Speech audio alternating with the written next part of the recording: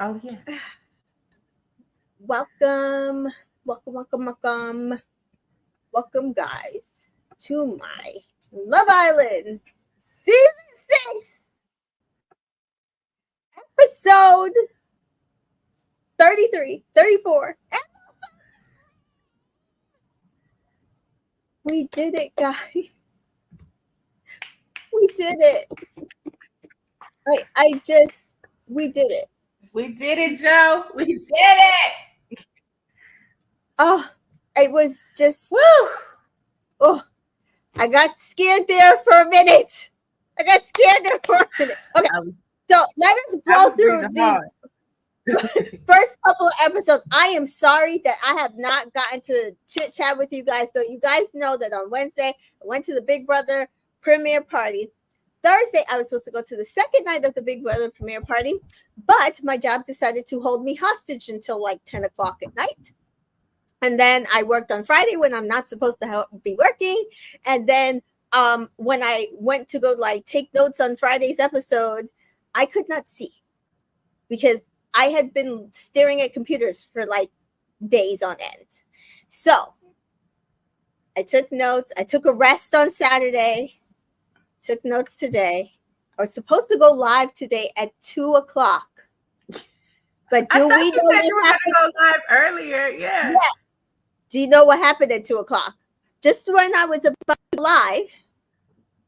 Oh, yeah. The president dropped out. Yeah. You know I was engulfed in it. You already know what was going on over here. My mind. I was freaking out. They better not come for my sober. I'm telling you. I'm like, I already had to fight for one to win tonight. And now I got to fight for the other one to win in November. Right. So I was freaking out. So literally, I was not in the mental space to go live. Right. I'm sorry, guys. Yeah. So we are here. We're gonna chat these for like last two episodes. There will be really quickly because we're just gonna focus on the two people we care about. Hello. Let's get to it. Yes. So we do see episode 34. Wait, 33. Sorry, we're 33. Which is we're supposed to be going into Family Day. And so obviously I was annoyed because why are we doing Family Day with three couples? Right. It is absolutely ridiculous that we are doing Family Day with three couples. It is. They all should have got it. Just plain and simple. And we should not be doing Family Day with three couples. Like, there's no reason that we should be doing Family Day with three couples at all.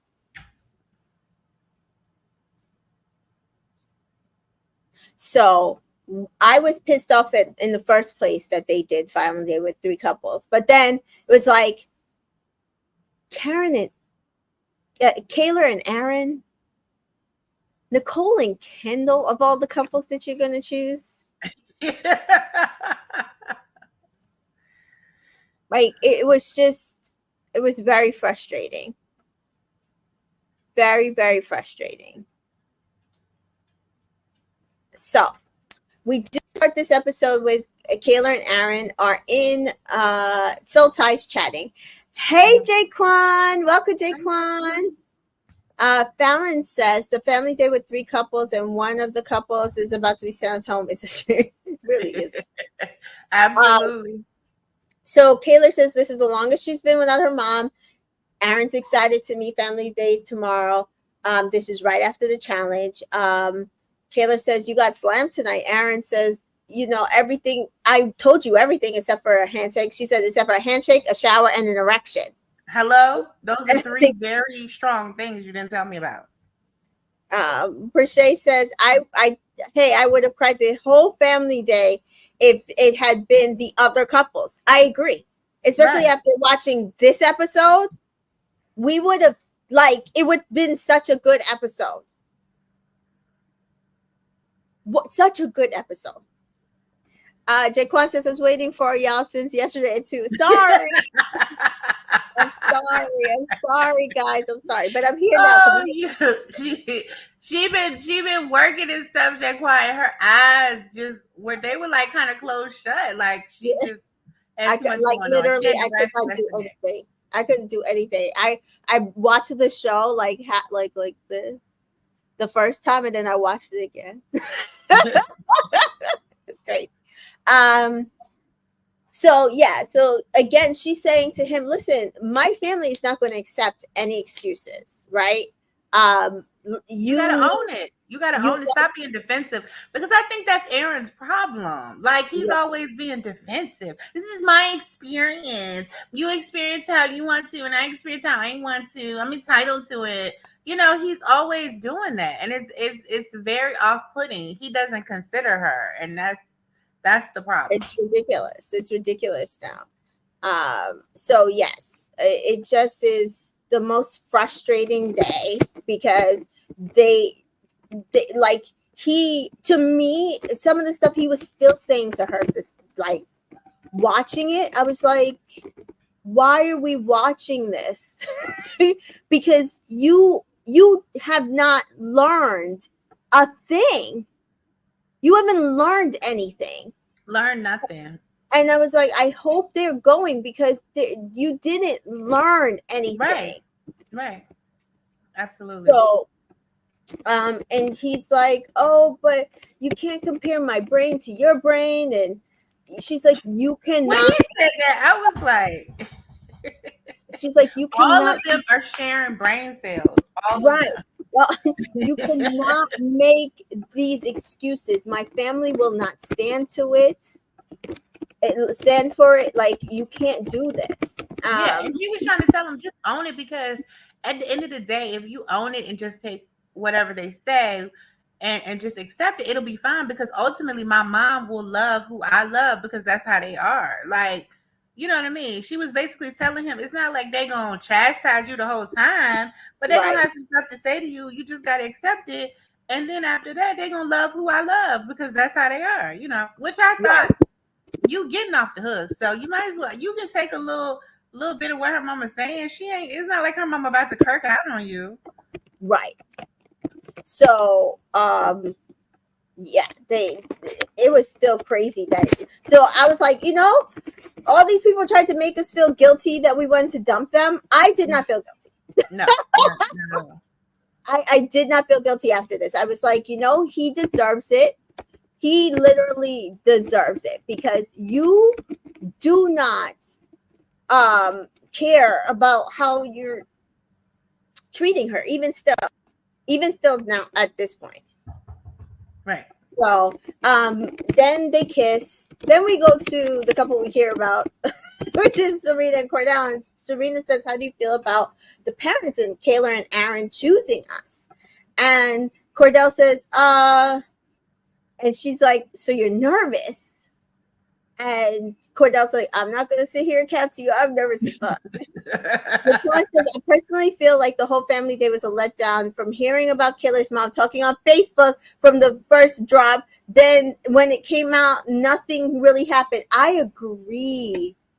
Her mama did not stand on business. But again, listen, you know what I'm saying? This is Kaylor. Kaylor's mama is Kaylor. She don't stand on business, and Kaylor don't stand on business. Okay? Now we see her mama folded as soon as she got on that screen, just like Kaylor be folding like a pretzel. So it is what it is. It is what it is. So Serena just says, I don't know who's going to be on the chat, because her mother had surgery. Right. And Cordell's like, I'm nervous as fuck, but I'm super excited. And Serena says, I don't know if my mom will be up and well either, but she does ITM. She's so close to her mom. They talk 3 times a day and she just had surgery a few days ago. So she's excited to speak to her, check on her, hear her voice. Cordell says, I'm just excited for you to meet. I'm just so excited to meet your parents. I'm not even thinking about my own damn parents.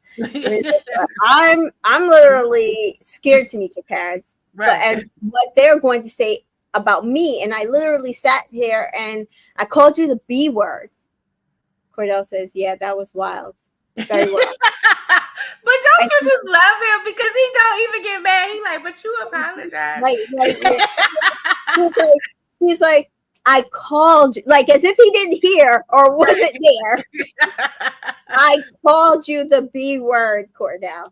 Cordell's like you said, well, you apologized. I mean, it's gonna. I'm gonna be backing you up, honestly, no matter what. And Serena says, same here. Oh, wait a second. Did I go live on Instagram? Let's find out. No, I didn't. There we go. Yeah, and my Twitter is still not working. Ugh. Anyway, Cordell says, oh wait, no. Serena says, here, hopefully they cut me some slack and they'll go off of me. And so we did see Janae and Kenny on the day beds, and Janae's like, I would have loved to meet your mom and you meet my brother, but it's okay. We'll do it on the outside. And Kenny's like, I'm really happy for Kayron, though. They got it. And Janae's like, yeah, that's good. And Kendall, I was so funny. That was so funny. She's Kenny was trying to be so optimistic. And then he was like, I never see Janae salty, but she was a little salty here. Yeah, and then he was like, and then Nicole and Kendall, and she was like, uh-huh. And then he was like, no, the 3 longest, relationship couples got it. And she was like, okay, yeah, you're right. Like, that makes sense. And so then we see Kendall and Nicole and all the feels, and they're like, oh, well, Kendall will technically we still lost, but we got the actual reward, which is seeing our parents. So I'm freaking excited. Nicole's like, I'm so excited. I waited so long. I haven't seen my family. And Kendall's like, I'm happy to finally show my family. Kendall's like, I know Nicole's like, I know he misses his mom and sister. Miguel says, oh, 3rd place. Miguel's like, Leah's like, I'm so proud of us. Miguel's like, we actually did really very good. Right. And we didn't even get no easy questions either. Right. Like on some other people who did. Right. And Leah says, no, we didn't actually. And Miguel says that history one, though, you technically would have gotten right. Although I generally hate history class because it's teaching some bullshit, but I do love history. And Leah says, and fucking PE, Miguel, PE is the best subject. He sounds like my son. My son, my youngest, same. That's his favorite subject. I tell him that's not a class. That's his favorite subject. It is a class. He gets a grade. Right. So I'm not sure why Leah thinks it was not a class, but yeah. So Leah's like, but that's technically a subject. Miguel, yes, shame on you. Rob and Cassie chat, and they talk about her shoe size and her heights, and then they look at the moon, and they're like, the moon is so big and bright.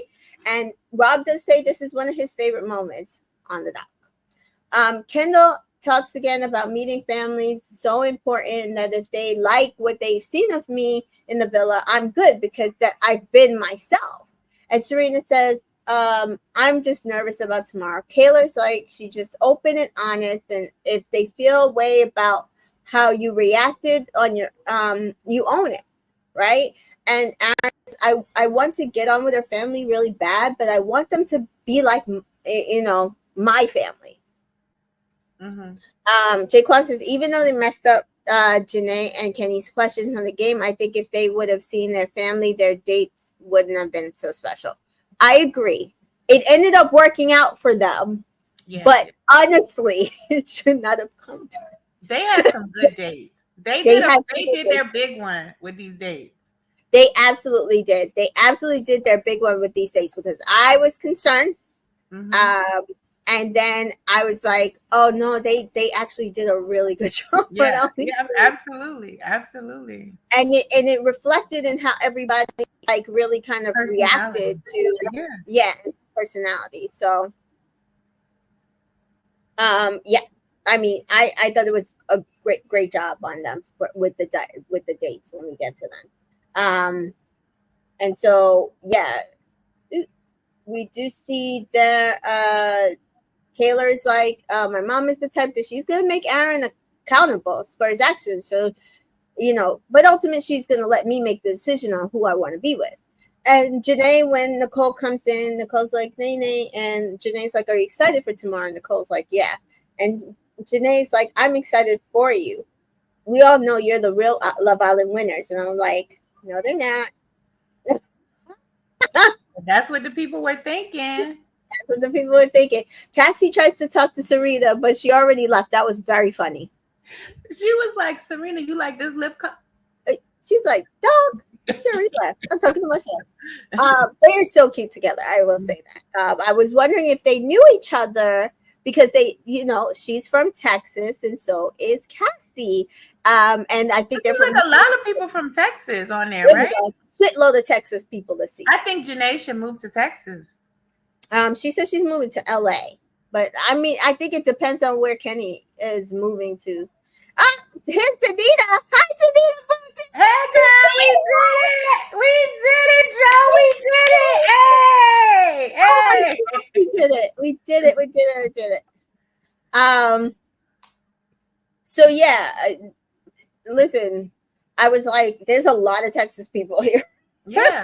But I was wondering if they did know each other, but it doesn't sound like necessarily they knew each other because Serena says probably felt like she knew her because she's seen her on the TV, Yeah, that, and plus they have the same kind of vibe. I think. Yeah. So Rob to Leah, like, what did you think about Cassie? And Leah's like, I like her a lot actually. And Rob's like, she's great, right? And Leah says she is, and Rob's like, she's funny. She's like so shockingly like witty sometimes. Leah's like she is. Nicole says Serena's from Texas but lives in, yes, that's what I'm saying. Serena lives in LA? Yeah, so that's why I was saying that I think Janae might end up moving to LA. Okay. But I also think it also depends on what Kenny wants to do too. But because one thing about Janae, she that traditional. Wherever her man at, that's where she'll be, girl. Mm-hmm. And Nicole says Cordell, Kenny, and Kendall are all in Dallas. Correct. But Cordell ain't staying in Dallas. Definitely ain't staying in Dallas after tonight, too. So Miguel says Miguel, Leah, and Sarita were all in bed together, which I thought was so cute. And they're asking, like, how do you think your parents will like Cordell? Serena's like, they know me. They know if he could deal with my crazy ass, he's good. Right. So bedtime, cousin K-Ron is making out. Kenny and Janae are doing something. I couldn't tell what they were doing, but they look like they were doing something. It was looking spicy. It was. And Miguel and Leah also doing something. And Cassie and Rob basically have sex. Again. Right? Because this is the second time. This is the first time. This is the first time. Yeah. Okay. So next morning, Cordell says, how is everybody this morning? Ready to meet the parents? Kaylor says, I'm fucking nervous. And Aaron says, I don't know what I'm going to do. And I don't think I can eat. I feel sick. And Kenny's like, you're nervous? And Aaron's like, yeah. All that big talk, now you're nervous. Zanita said, he sure is. And he already said once, Serena is settled and ready to come. He there. Exactly. No, that's right. Cordell, how is everybody this morning? Sorry. Kendall drops off breakfast for Nicole. Cassie, Kendall, you excited? Kendall, I'm buzzing. Serena, I can't believe it. Kenny makes pancakes. Did you see him making pancakes? And so Rob is like to Aaron in the shower. So we had sex. Which we all know that's what Rob was waiting for anyway. He been trying I just felt like, I'm not here to like slut shame anybody or whatever, but I just felt like, why though? It's not even like you liked him a whole lot. Like, why did you have to do that? You ain't even been there 2 days. I just was wondering, like, why did she feel that she had to do that? Like, she claimed she just horny, but I don't know. It was I don't know. So I don't know. Like, at the end of the day, some people just like having sex. Right. There's no emotional tie for them. I know of another influencer who said this and had conversations about this. For me, it's not easy to do that. Me neither. And I've tried. You tried to have some situationships and friends with benefits and stuff. Doesn't work for you. Yeah. No, I've been there. It doesn't work for me either. It doesn't work. So and now it's just like, you know what? It's not even worth it because I'm not trying to fall in love with any and everybody and keep having sex with everybody. Right, absolutely.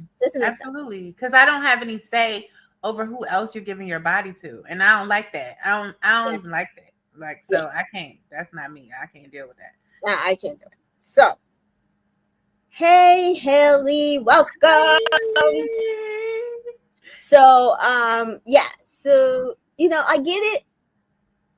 Hard for me, but I understand that for some other people, it is a thing. Well, remember, she was saying that she felt like she shouldn't have even had sex with Leo last season. Remember, she said that? She said that it was because he had sex with Johnny, and then after Casa Amor, she had sex with him in the hideaway. That's why she felt like she just gave him a gift and a pass for his bad behavior. That's why she regrets it, right? So, Haley says she's glad we're live because she can't sleep. I wouldn't be. I know, right? It's hard to wind down. It's been so much going on today, girl. I can't nobody mind rest. It's just so much going on. Jaquan says, I'm a fan of Cassie from last season, but her coming on this season was unnecessary. She didn't have to come on Love Island to hook up with Rob. Fair. Right, exactly. She could have caught him outside in Alabama. And so we do see Janae. Kaylor keeps saying her family's going to call Aaron out. At this point, when she kept saying that, I said, I don't care. Nicole said, my bad, I didn't say hi to you ladies. Hi, Nicole. No problem. So Janae's like, oh, those pancakes look good. And there was some on the plate. And Kendall's like, those are your boys. And Janae's like, what, Kendall? And Kendall's like, yeah. Because remember, last episode, he said he can't cook. Right. And so Janae's like, she turns around and Kenny's walking towards her with a plate. She's like, were you looking for me? And Kenny's like, I was looking for you. She was like, I was looking for you. And she's like, I thought it was so cute.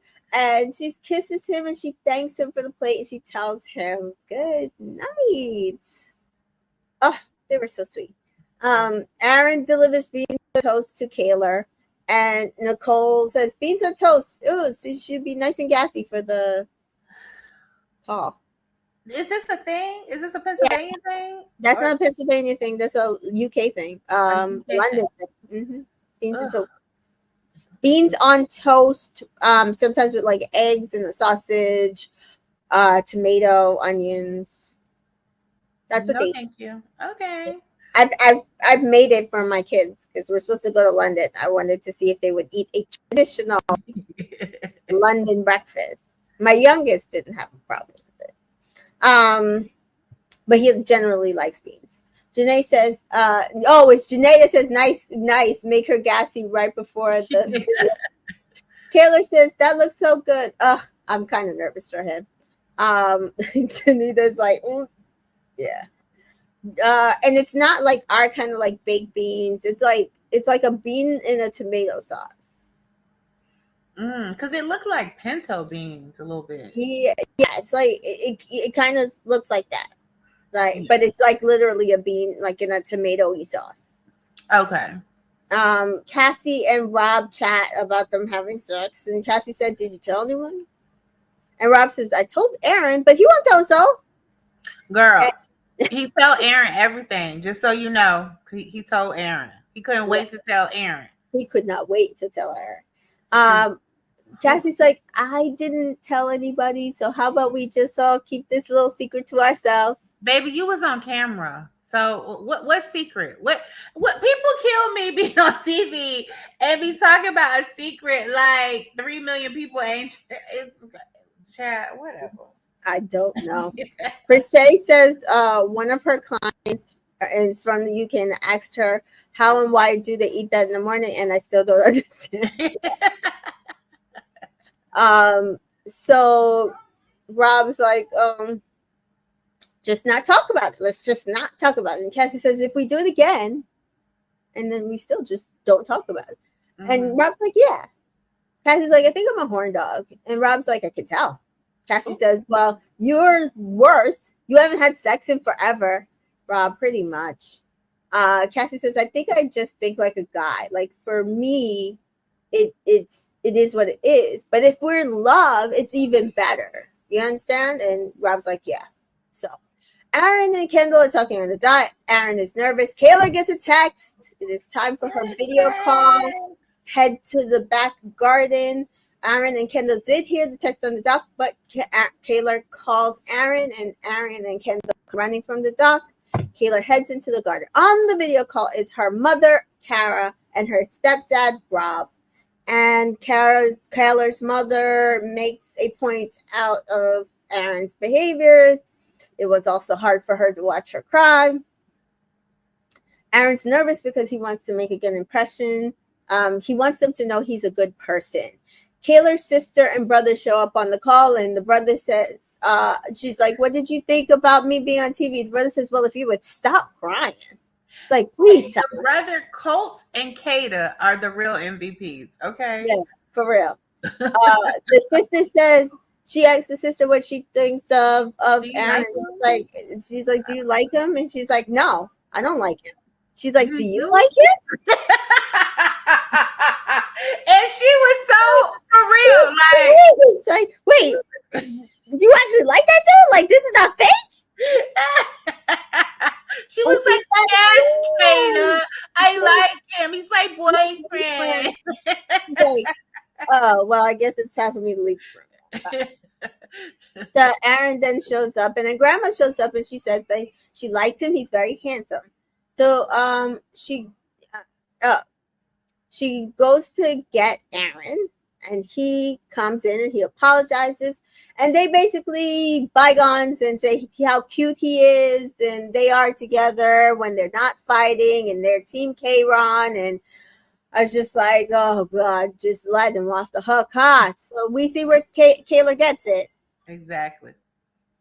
So his abuela shows up, Abba, and his mom Jenny and his brother Danny, and they tell them that the moms had been texting each other, and how do you think that happened? Like just on social media, them commenting or something? They probably reached out to each other. Okay. On social media. Yeah, like they happen to see somebody commenting, and then they realize, oh, that might be his mom, and then I guess so. Danita feels that Kata should have conducted the entire interview, and she said on TikTok that she didn't know why they were going to include her, but really, no. She thought they was going to edit that out. Why? All the brothers and sisters thinking shit was going to get edited out is hilarious. So we do see that they're shocked about that, but they're all Team K-Ron. Aaron's family says they knew that he would go for her, and they can't wait to meet her. So she does leave and lets him talk to them, and she goes and tells Rob how it went. And Aaron says everyone seems like good. They say to Aaron that everyone seems like a good group, and then he brings up Rob. This is what I'm saying. If it wasn't for Rob, I wouldn't have got through everything in here. Why you guys tell your mama about Rob? It's just, I'm telling you, it is crazy. From the way he was acting on After Sun with Rob, it's very unhealthy. And it's like, I need for Kaylor to wake up. Like, wake up. Wake up. It was odd. I will say that. So we do see they tell him, they see that he has a bromance going on. I'm like, that's it. That's like, how do you say it?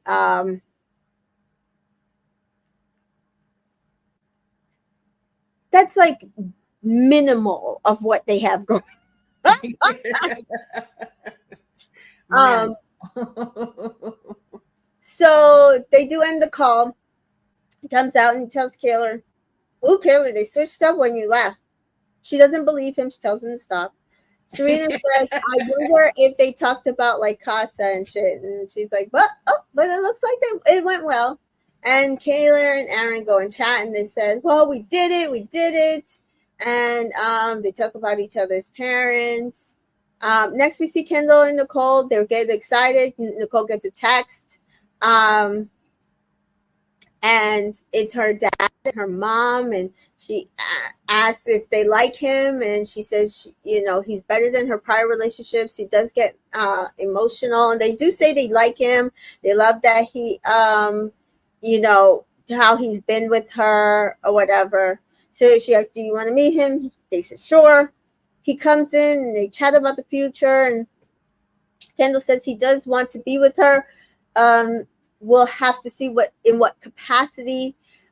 Kendall's mom pops up, and she likes how well they work together. Said they're scary together after watching them in the challenge. She sees how they're both so competitive. Yeah. Her family signs off, and then Kendall's sister pops in, and she is stunning, guys. Mm-hmm. His sister was stunning. Yeah, she was. Gorgeous woman. And then she says she was wondering if Nicole actually likes Kendall. You and me both, Taylor. You and me both. She was like, "But I guess you do, because the stuff I find annoying, you think is cute." Exactly. So Nicole does leave. And Kendall does say, "Hey, Taylor, you said that I was in love with her. I haven't told her yet." Yes, gorgeous, Janita. He's like, "I haven't admitted that to her." She's like, "Well, it's obvious." Right.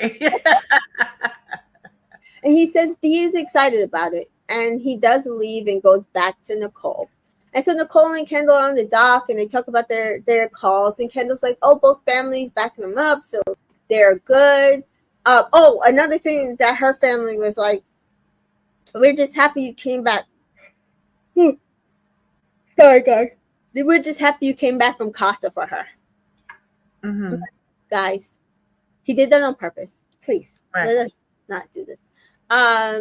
So Nicole thinks that there is that this is confirmation for him about how much he feels about her, and Nicole thinks that they've been through a lot in there. She wants to spend her life with him. I'm like, what have you guys been through? Do you think this is genuine? Like, it feels. I don't know. I don't know. It's something off about it. It was something off about it, and it was like at first I was like, "Oh, it's off about it on both of them." Then during this, I was like, "It's off on Kendall's side." I didn't believe a word he said. The way he was like, "Oh, if something progresses on the outside, possibly we can move towards that." Like, I felt like he kept hedging with her family. But that was very weird to me when you claimed you fallen in love with her. It was just very weird. Like, if I really feel like Kendall be doing stuff for show. Like, me too. That's how I felt. Like, I felt like he was doing stuff for show.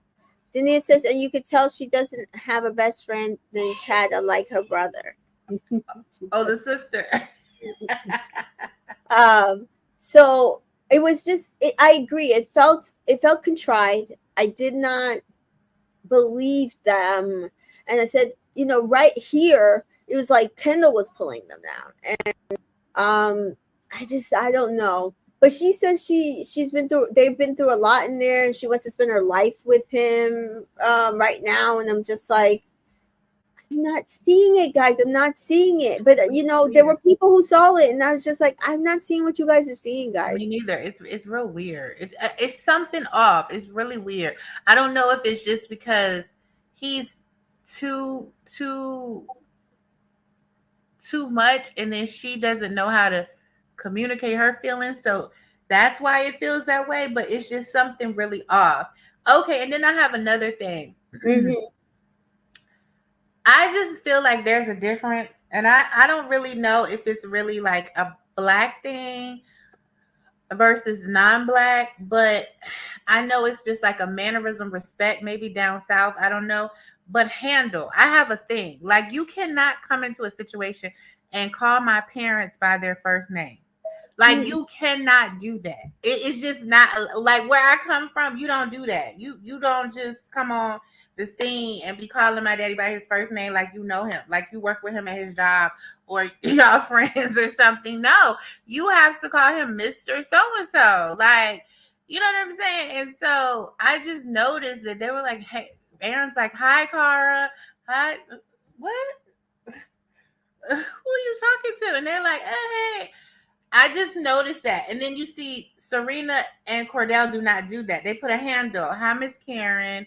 Hi, Mr. Odell. You know what I'm saying? Like it's I need to put some respect on your people. I don't know. I don't like that. I do It's not like definitely a black thing, I think, and Prochet is saying it here as well. I do think, for the most part, we are very much about respectability politics within across our generations. And when it's like, but I also think that we also, when we get close to people, we overtly familiarize them. So we go from the state, like, how do you say it, formal, to the overt, like, right? So when you're friends with somebody, you might call them aunt or uncle instead of calling them Miss or Mrs., right? We're still formalizing it, but then it's like, so then your children come, and it's like let's say my kids' godparents, right? Their godmother, who's my best friend, they call her Tanty. But their other godparents who are not like family, they call them auntie and uncle. Absolutely, because my godchildren call me auntie, even though I'm their godmother. They do call me auntie, Right. and I call my parents' best friends and friends. I call them auntie, aunt, Correct. and uncle because Yes. it still has to be a handle. You Handle. see what I'm saying? Right. There That's has what I'm to be saying. So some it's kind of still handle but on it. then it's like now you're family, right? Right. Right. And so we so then our children are like, what do you, wait, so you're telling me that they're not your brother and sister? Yeah, but it doesn't matter because their children are your cousins, and we family, and that's what it is, and that's what And it's that's gonna what it be. is. So that's it's such a black thing, and Such a black. I'm Caribbean. Not I was born in America, but my family's Caribbean. But we're all the same. Like we all do the same thing. Absolutely. Which is so funny. So Right. it's like it's just a cultural thing for us. It is very much a cultural thing across the diaspora. So yeah, you got to put a handle. Even people I work with, like that are older than me, that I feel like are much older. It's Miss So and So. I don't care that I work with her and we're on the same level. I gotta put a handle on Miss Edna name. I cannot be calling 65-year-old Miss Edna. No, no, ma'am. No, ma'am. I can't be doing that. It's Miss Edna. Like, it's just I have to put some kind of handle on it. It's just and I think it's a black thing, it's a respect thing. Yeah, and Prochet says even if you're gonna say the first name, put a Mr. and Mrs. Yeah, you have to. Yeah, until unless my mom and dad will be like, oh, you can call me, Dawn or Barry or whatever. Like they don't mind because my parents are pretty like liberal. But you do want to approach them in that way to start, right? Yeah. You want to be respectful. Rachel Singer, Rachel, welcome. Hey, ladies, I'm so happy. We did it. We did it, guys. We did it. So that is so funny because then once we get to that call, it was just like, wow, this is different. Right. Absolutely. So we do see he says, I'm sorry, he asked about what my intentions were with you on the outside. And And she's like, okay, I'm because he hadn't been telling her. And then what did we been saying? We don't feel like they've been having those conversations. Right. And I think this shows that they have been having the But they conversation. kept saying they had been having. They kept saying we've been talking about the outside. We've been talking about the outside. What were you talking about? But right, like not where you're going, right, not what you're doing. Exactly. What conversation about the outside? You want to have McDonald's? Yeah, they was talking about who they prefer, Wendy's or McDonald's. They was talking about their favorite ice cream to go ice cream parlor to go to. They must have been talking about stuff like that, what they watch on TV, because they sure won't talking about their intentions. Because I mean, first of all, they, like someone pointed out already. I think it was Nicole. They are long distance, right? Nicole's in Miami. Oh, and he's in Texas, right? And he's in Dallas. Okay. Which I think it might be on the other side of Texas. I have to look at a Dallas map, but where Dallas is at. And so you're long distance. Did you talk about navigating that? It doesn't even sound like you talked about whether or not you guys were going to actually grow into something else coming outside the villa. Exactly. Odd to me. The way Nicole talks and what happens in the finale does not match it up. None of it does not match. It was something off. Like every conversation is disingenuous. It was disingenuous to me. And people are like, what are you talking about? Nicole and Kendall, they're so great. And I'm like, no, they're not. Where? And so when we got to the finale, I didn't feel so bad. It was just like with this episode, I didn't feel so bad about voting them out for Kaylor and Aaron, because I was like, he was still doing some of the same thing. Rachel says, I thought Kendall was in Miami. No, Kendall's in Dallas. Yeah, Kendall, Cordell, and Kenny all live in Dallas. Nicole lives in Miami. And so when the next episode happens, and then I was like, oh, now I don't feel so bad about shitting on them and not wanting them to win. Exactly, because we knew all along. Something was off. And I'm not saying what was off should not have been off, because basically now we're finding out she's been in an abusive relationship. Right. And so she's being probably just as slow as Serena. She's doing everything that Serena did, but getting less shit. Right? So because she's also sleeping with him, because she's doing all this physical stuff. Really, like emotionally, she's just as guarded as Serena, right? But she's covering it up by doing all of these physical things with him. Overt physical things, because like if you watch my edit on TikTok, 90% of what I put in that edit was prior to Casa. The kissing, the holding hands, the hugging, the cuddling, all that stuff was prior to Casa. I put in that edit. I did it on purpose. Because people want to make it seem like Serena didn't do nothing for him. And it's not true. Right. But we see here, because Nicole is being overt with her physicalness and her sexuality, which again is the other side of the spectrum. They're the same thing, but the other side of the spectrum. Some people, they show it overtly, and some people they withhold or do it lightly. Exactly. So it's the same thing, but overtly. Either way, the emotional stunting is still there. Yeah, because some people want to be chosen so badly, they overtly are physical. Daniela as well. Like Daniela does it as well. Yes, it's overtly physical because they want to be chosen so bad.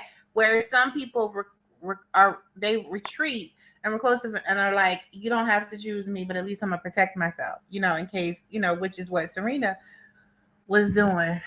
But the boy was patient. Let me tell you, my daddy always told me it's a live for everybody. Somebody is going to be patient with you. Somebody is going to be just what you need. Yeah. Just what you need. Absolutely. I'm still waiting on that person.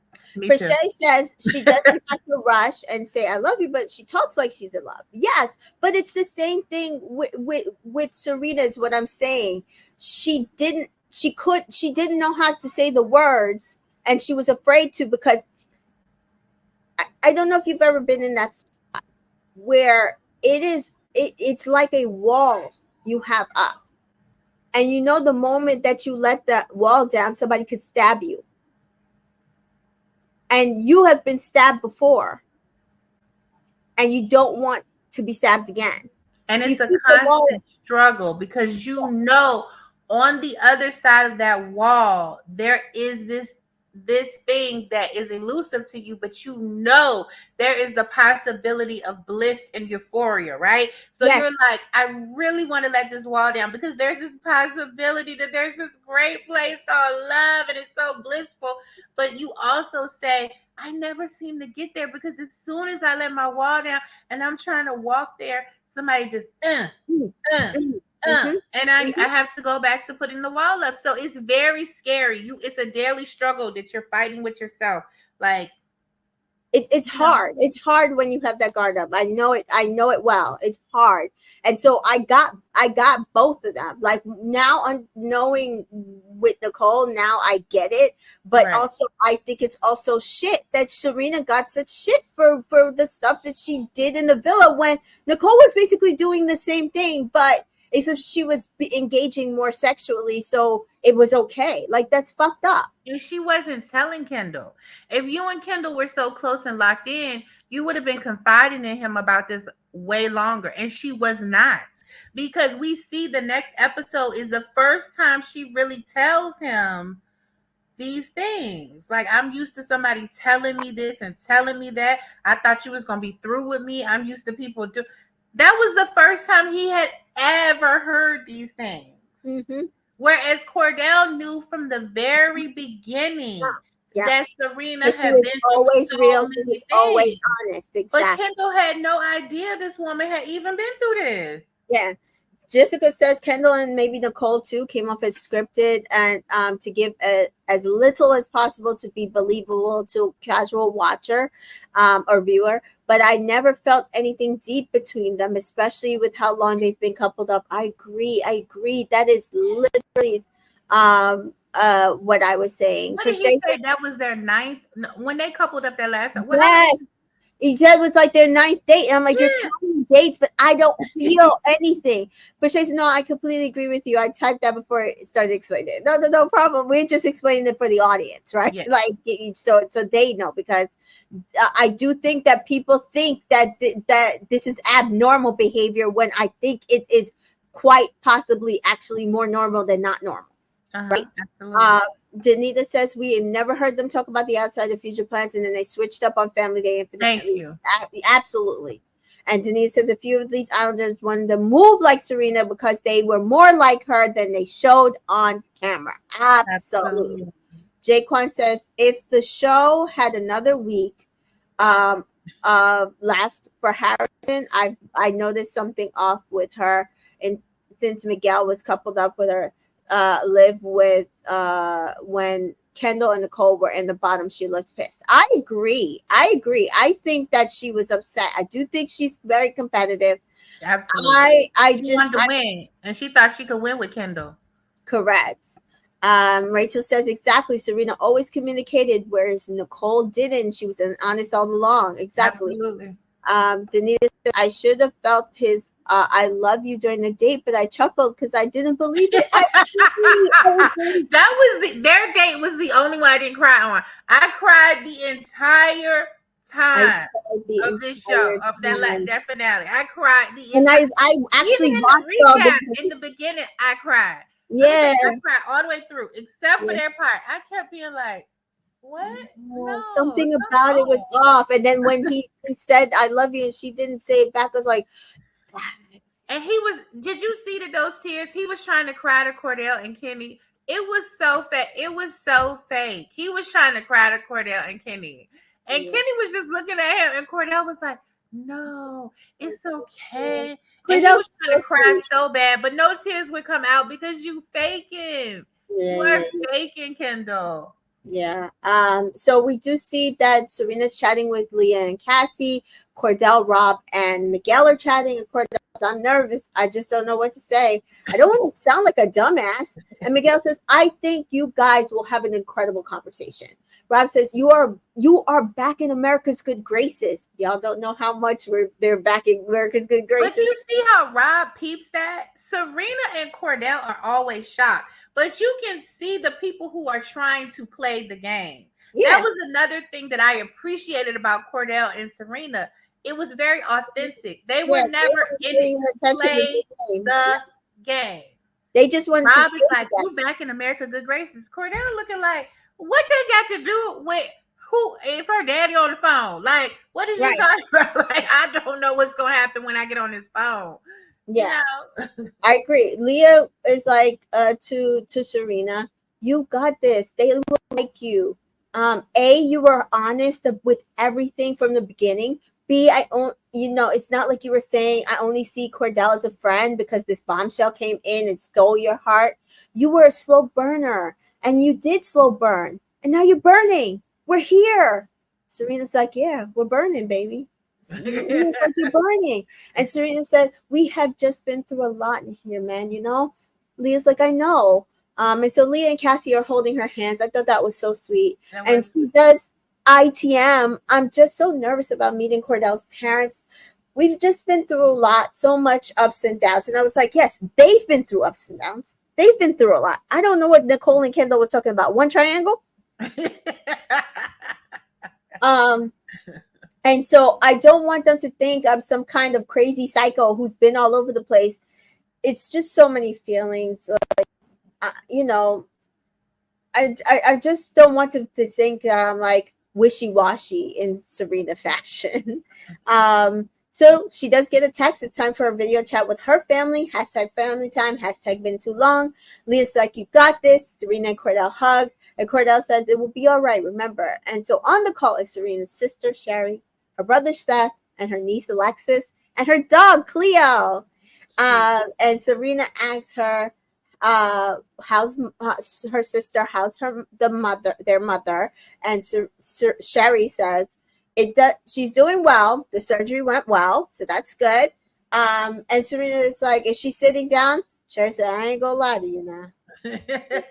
Sound like my mama. Now she doing what she can, but she can, right? But Serena says, "Well, what do you guys think? How does everybody think like I handle myself?" Sherry says, "Everything I've seen, everything is like I looked at it as like that's her."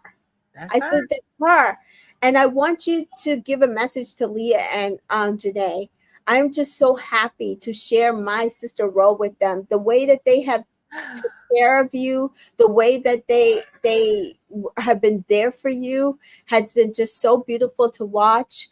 And so, please give them that. That was so sweet. Was so sweet. And so then Sherry says, Serena says, well, how about Cordell? She's like, listen, with Cordell, I was ready to pack my stuff, come to Fiji, pack your stuff, and walk back here with you.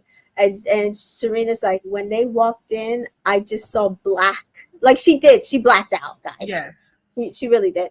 And as Sherry's like, I know. And Alexis is like, I loved it. You ate down. Such a Gen Z type thing to say, right? I love that part. And literally Alexis speaking for us. And so the babies were speaking for us today. Seth says, I need to meet him in person though. Like I can't tell you what I would think of, about him. Haley says, I love Serena's sister so much. Yes, me too. I did too. Everybody's talking about how he laughed.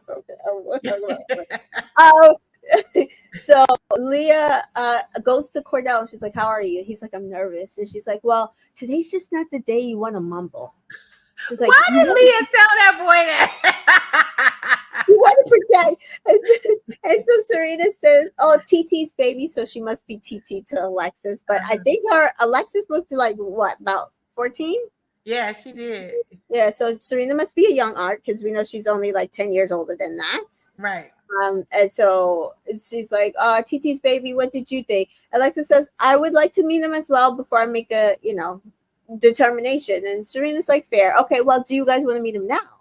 And they're like, yes. And so she goes and gets him, and Leah's trying to school Cordell, not mumbling. Like, let's pretend.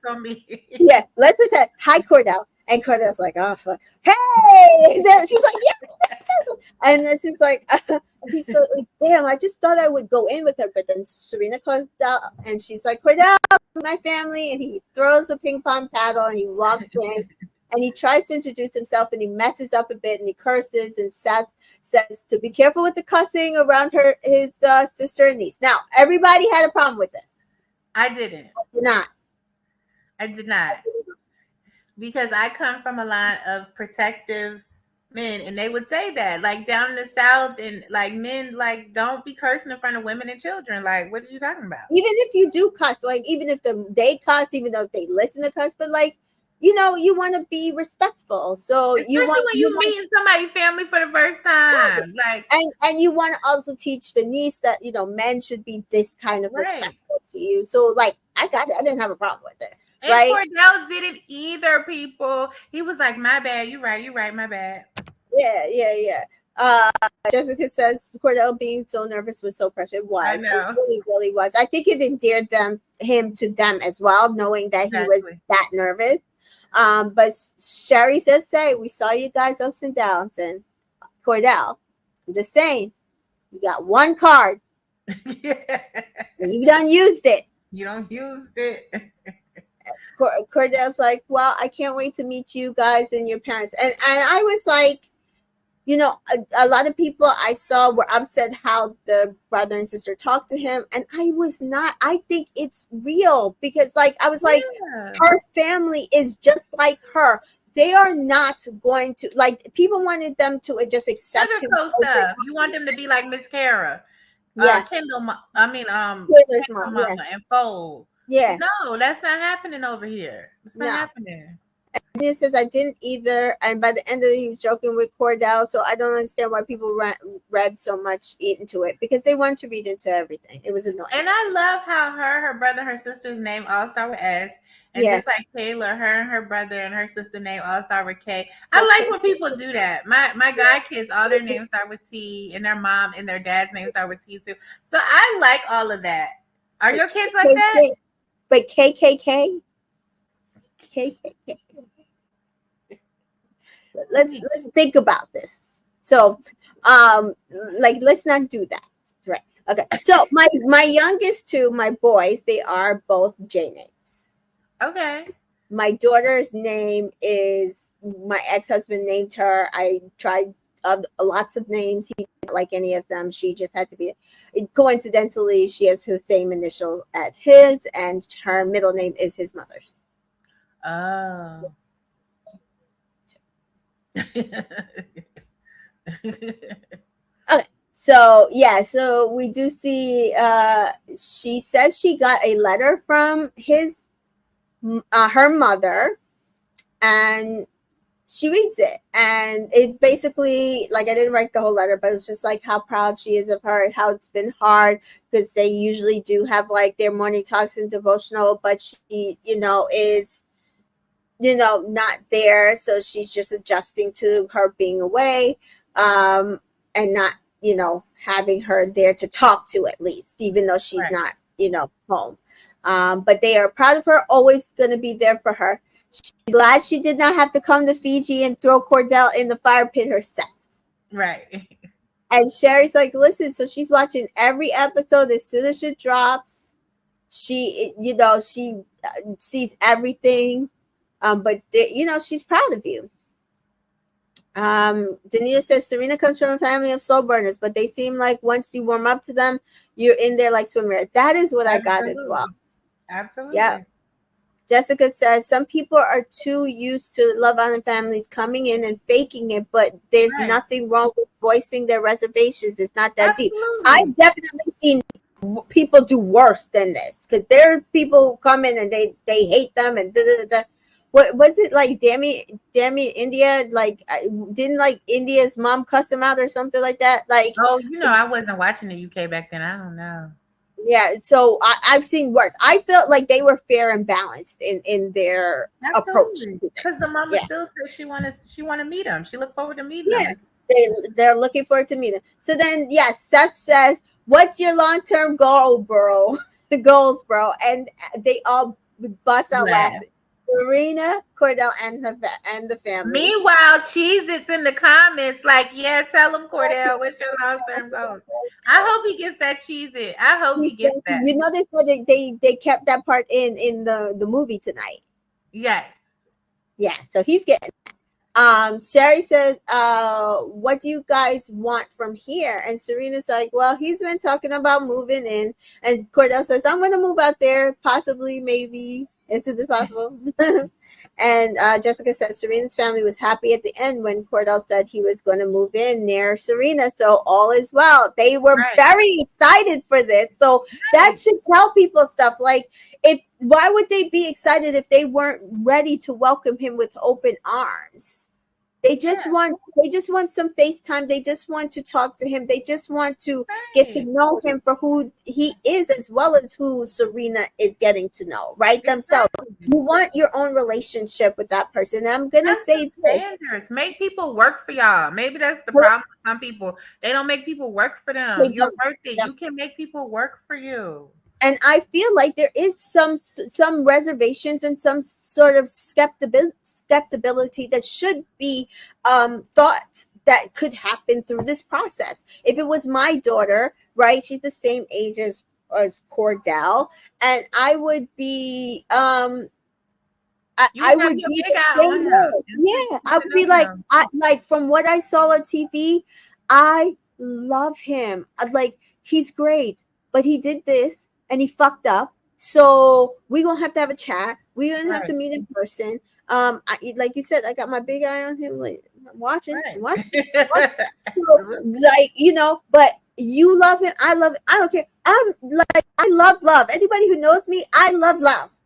But my child is my priority. My sister's absolutely my child is my priority. Yeah. My niece is my priority. My aunt is my priority. Like, you're not going to want to see any of these people hurt. So yes, you are not going to be just like, oh, like everything I see on an edited program is everything that I see. Denise says, did y'all see the PLT posted Serena and Cordell when asked if collabs were coming? They said the eye emoji. Have we ever seen a Love Island USA Islander before? No, this is big, guys. Big. Pretty little thing posted in a collage with Serena and Cordell. And that means to me, a campaign is coming for these two. Love Island USA contestant collaboration has ever happened. They've never gotten a large campaign. This is big. Like, everybody needs to be ready to go when their shit comes out. I'm telling you. And I'm not surprised. They have good style. They're very hip style. They're not afraid to wear bold colors. Yes. And I'm just saying, the green in the beginning and the pink in the end and the pink and the green. I'm just saying, do y'all get it? The pink and the green. Do y'all get what I'm saying here with this pink and this green? Yes. Vote for Kamala. And so we're what I'm thinking is there's going to be a joint campaign, but also Pretty Little Things Men and Pretty Little Things, and they're going to like have their own like collections, and I am ready. I will buy. I will support. Haley says nice. OPLT is really cute, and they have crazy sponsorships to get that. Yes, that is a crazy sponsorship. Yeah. And Tito, hey Tito says, yes, honey. Yeah. I'm so excited for that. I am so excited. Okay, let's wrap that up. So next pops up is Cordell's godmother. Karen. She pops into the screen and she's like, that it's so nice to meet Serena and thanks for doing Cordell's hair. And I just love that they kept giving them little bits of what we wanted them to know from us, right? Yeah. They were feeding them as much as they could of like what we were. And she's like, Serena, you are beautiful. And Serena says, thank you. You are beautiful. And Cordell, and the thing is, what I love about Serena is when she said that, it wasn't like facetious, like she was just saying it to just say it back. Like you felt it, like you really felt it. Absolutely. And Cordell says, "What do you think about her?" And Karen says, "She is beautiful." And when she like makes you when she smiles, it like makes you want to laugh and smile too. And Cordell says, "That's what I said the first time I saw her. I just saw green and a beautiful smile." And Karen says that laugh, like when she laughs, it makes you want to laugh. And Cordell says, "Right, I tell you all the time. That's the one best thing about her is her laugh." And Serena's like, "Oh, I hate my laugh." And then he recreates, like he did a good Serena laugh. I know. And Serena's like, "No." And they laugh, and then the family laughs, and then Karen says, "Yeah, you have to do breakfast right, the right way, Serena." Right? Yeah, she said, "We'll do breakfast the right way." Yes, and she's like, "Yeah, I know," and everybody laughs. Like, even I know Serena was like so embarrassed. You could tell Serena was so embarrassed at that like, point. "Oh, okay, got brought up." And Cordell was like, "I thought I was doing the right thing, though. I don't even know what I was thinking now." And Karen's like, "Y'all are so goofy together. I love it." And even on After Sun, because I've said on here and I said someplace else, and people got upset at me, but even on After Sun, Hannah said he should not have done that. Like it was not. It was an error. The guy who was telling him to go ahead and do that was trying to set him up, because like Rob and Kendall. Yes, like you should not have put that out for both of them at the same time, because no, you didn't make either woman feel like they're special, and you also it was just an error. It was an error. It was an error, and it was like, he's 22, and it's like, yeah. Somebody should have taught him better. Hey, Case Burner, good morning. All didn't know you were all on. Yes, we are on chatting these last 3 episodes. Haley says, "I watched that scene of him doing her laugh 3 times. It was too darn cute." It was so cute. Denise says, "Cordell be studying that girl and her every mannerisms down." Yes. And not to like use it against her. Like he didn't do this to make fun of her. He did it because he genuinely loves it about her. Like that's why it like came from a pure place. Yeah, because like he told her, sometimes even when you laugh, you snort. Remember, he told her that like a while ago. He loves her laugh, like everything about it. Yeah, like a while ago. And so it's I just love that's what he does, right? That he takes what's pure about her and he lifts it up, right? Even the parts that she hates. Like when you have somebody who loves the parts of you that you hate, you learn to love them because somebody. That's a good thing. Yeah, that's a good thing. That's somebody who accepts you fully for who you are, and they love every bit of you. That's something. That's something great, because that gives you more self-confidence for you and acceptance of yourself, so that you love every part of you. You like, if they can love every part of me, I definitely need to love every part of me, and it just only makes you a better person. And then so I love it. I loved it. So everybody signs off, and then Cordell's dad pops up on the screen. Odell Beckham Sr. And so Cordell looking fine. Listen, the man is fine. Now we know the genes are gening. Okay, everybody in the family is attracted. Now we know why he got so many damn kids, man. Handsome. Tita says Serena and Cordell hands down from the best date. Are you saying hands down? Hands down the best date. I think so.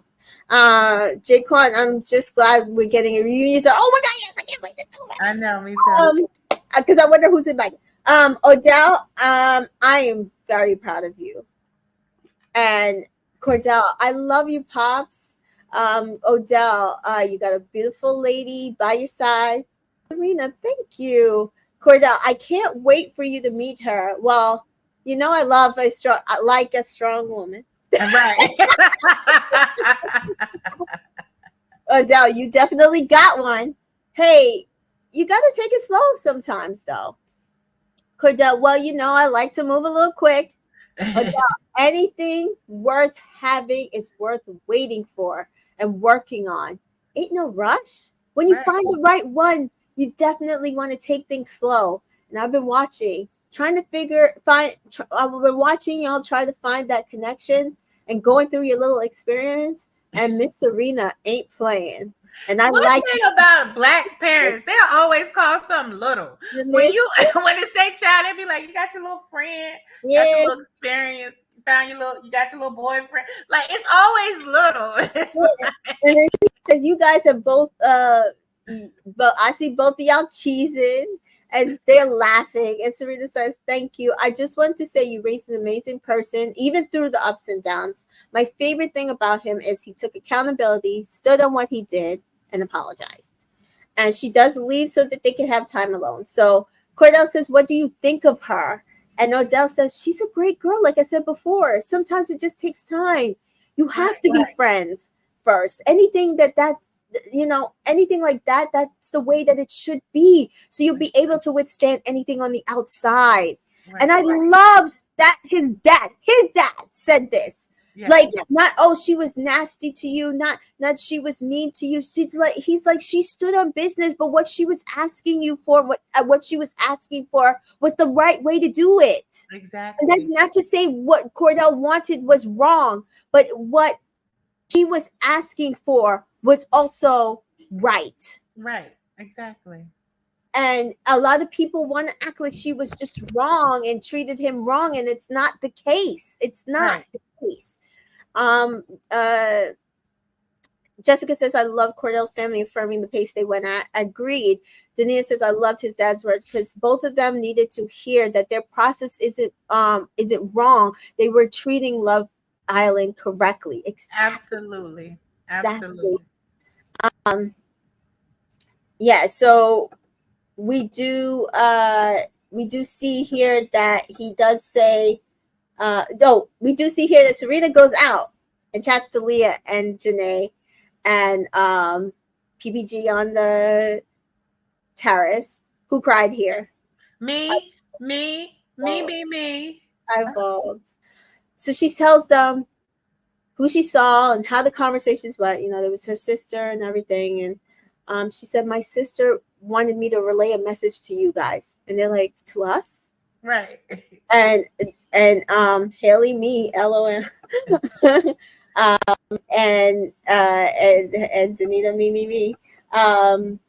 So she says, "I want to extend my sisterhood to them and be like a sister to them as well, because the way that," and by this time they're all crying. So we're all crying. Hello. We're all crying. She haven't even finished. Everybody is crying. She haven't even finished. She hasn't even finished. And so they're like, she wants to thank you for taking care of me, because it's just been so real. And Janae's like, "That's so special. That felt really good." And they group hug and like, "Oh my God." And Janae's like, "That felt really good." And Serena's like, "My fucking baby." And Janae's like, "I'm happy people see the love we have for each other, And I just in tears, guys. Every time I've watched this scene, because I had to watch it a couple of times, I did just Me too. Haley says, "I'm going to miss their friendship the most." Anything? Yes, me too. Please, people, stay out of their DMs. Leave them the fuck alone. Let them enjoy this friendship. Let them have this. What do you mean? People in their DMs saying what? People being in their DMs talking about, "Oh, she's not really your friend." They did it to Cash. They done it to people, Justine and Shelly, and also said, "Don't stop. Leave them alone." Right. Oh yeah. But I think people celebrate their friendship. I don't really think a lot of people will be doing that, because people really celebrated Justine and Sally's friendship. This hard, and they were in their. Justine is also a Pisces. I'm just saying, Pisces be making up stuff. Well, no, they were saying the issue was on Sally. I don't know. They're back friends though. They're in a good place, right? They're in a good place, but yeah, people, they had to stop posting with each other because people were always in their DMs. It's crazy. Jessica says, I love that theme because it kind of felt like Janae and Leah got a little bit of a family day as well. I agree. Yeah. I agree. Tito says it's going to be hard to top this season. This is now my absolutely favorite season ever. Mine too. Ever. It is top season 2. It is top every season prior to this. I'm sorry. Yeah, best season ever. Jaquan says the big 3 remind me when I watched the Cheetah Girls when I was at somebody did a video with them with that song. Oh really? We are sisters. Yeah. I love their bond. Unlike Rob and Aaron, I hate their yes. Jaquan. So next, Odell is saying, we're just so proud of you, the entire family. Cordell says, I appreciate that. That's so good to hear. He's like, she got me a little bit, man. And Odell's like, I knew she had you from when you chose her again, right when you came back. Cordell's like, right. And Odell said, because you knew it from the beginning. Cordell says, I knew it from the jump. And Odell says, you tried to test out to see if there was another connection, better connection, but there wasn't. And Cordell agrees. And Odell says, you came right back to the feelings you already knew you had in your heart. Mm-hmm. And so Senior leaves and surprise, Junior pops up on the screen. And so Cordell laughs and Odell laughs. And Cordell says, what's up, baby? And Odell says, you getting dark, baby. What's up? and Cordell says, I went from caramel to milk chocolate. Probably getting dark chocolate now. And Odell says, yeah, you're getting chocolate. And Cordell says, fuck yeah. And Odell says, man, it's so good to see. I feel like you've been gone for a minute. And Cordell says, fuck, you've been watching? And he's like, I've been watching Superstar and I love it. And Cordell says, dog, time has been flying in this experience, meeting Serena. We've had our ups and our downs, but like relationships, how they go through their ups and downs, you just have to build on them. And you're going to do nothing. It's going to do nothing but make you stronger. And Odell says, yeah. And Cordell says, what do you think of her? And Odell says, I love it from the jump. It was funny how you two linked up, but everything was meant to happen for a reason. But yeah, it's always going to be ups and downs. And like life, there's lessons to be learned. Love it. I think he needed it. I think hearing from his dad, like, proud of you, you did the damn thing, was good. But it's nothing like hearing from an older sibling that you look up to, that you admire, that is in an adjacent industry. Like, I love what you've done and gotten out of this, right? And it says, yeah, them Janae stands wanted her to drop Serena and Leah so bad. Like she's not dropping them because you're telling her to. She loves them girls. Yeah, I don't think that they're going to be able to try to break them up. I just saying to leave them the hell alone. I don't want them to even have to go through the tournament. So I will put out my PSA, leave them the hell alone. And we'll see.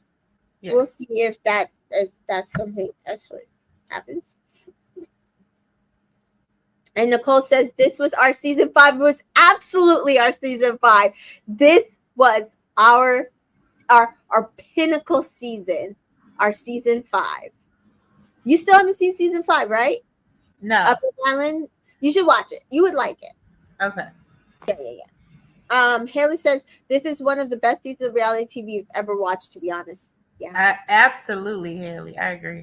And Jessica says this season has topped season 2 for me as well. And it's nothing to do with the outside. Literally, it's about the journey and the final couple in the end. The fact that the journeys lined it up the way I needed it to line up, and that the person who won the way that they won is the only reason why it's topping season 2 for me, because you guys know that Justine is my girl. And you know that I love that season. But regardless of what happened, I still believe in that love story. I could have still watched that love story 10 times out of 10. If I didn't get so invested in the outside that I know that what that man did. But that was a great season. It was a great season. 6 is good. Season 6. I didn't watch season 1 of Love Island USA. I came in on season 2. Okay, so I came in on season 2. I did go back and watch season 1. I will say that season 1 was okay. It was nothing anywhere close to any of these seasons, right? It is probably still to this day the worst season of Love Island USA. And yeah, still to this day. Jessica says, I don't know why, but I couldn't stop cheesing when OBJ came on the screen. It's something about my siblings, especially. That's how I felt with Serena and her siblings. So it's like kind of like that's like feeling like that. I think that's normal. Like it's like, okay, yeah, he's Odell Beckham Jr., but he's ultimately a big brother. Right? Just like Sherry was a big sister in that moment and was telling Serena what she needed to hear, affirming to Serena that her she even said, oh, that little twerk that you did down the slide, I was loving that. Like those are the things you're not going to get from your family, right? I mean, your parents, right? Exactly. You're not going to get those kinds of affirmations. You're going to get, we're proud of you, and you kept God close and you did what you're supposed to do. No, I get what you're saying. Yeah. And so Jaquan says, I always was watching the show at 8:40 instead of 9. If my sisters wasn't home, I started watching them without it. And he says, I think I'm going to watch season 5 to fill the void after this, but I just don't see how anything could be better than this. Yeah. Oh, you talking about you're gonna watch season 5 of UK? Of the UK, she said. Okay. Jaquan says, my 3 favorite seasons are 6, 5, and 2 in that order, with season 1 being the worst season. Season 4 I stopped watching. That's season 3. Season 3 you stopped watching after Josh and Shannon left. Okay. Yeah, that's season 3. Yeah, Josh and Shannon and Cash and them. That's so you gotta figure out where Josh. So Josh and Shannon were season 3, but season 4 was Timmy and Zeta. So Jaquan, where does season 4 line up for you? Denise says, I felt like my face was in a permanent grin watching Cordina's family day. I was sitting there saying, crown my winners now. Oh my God, me too. Me too. So Kenny to Rob is like, who do you think that is? You think it's Odell? And Rob's like, yeah. And Kenny's like, oh, that's fucking wild. Because they must have realized he's been sitting there for longer. Wow. Yeah. And he's still talking. And Cordell's like, do you want to meet her? To Odell, and Odell says, yeah. And Cordell's like, Rena, I got one more person you want to meet. And Janae's like, oh my God, you're going to meet his brother. And Janae's like, which brother? And she made me laugh. It was funny. Cassie's like, oh, his famous brother. And Miguel, I think, was like, yeah.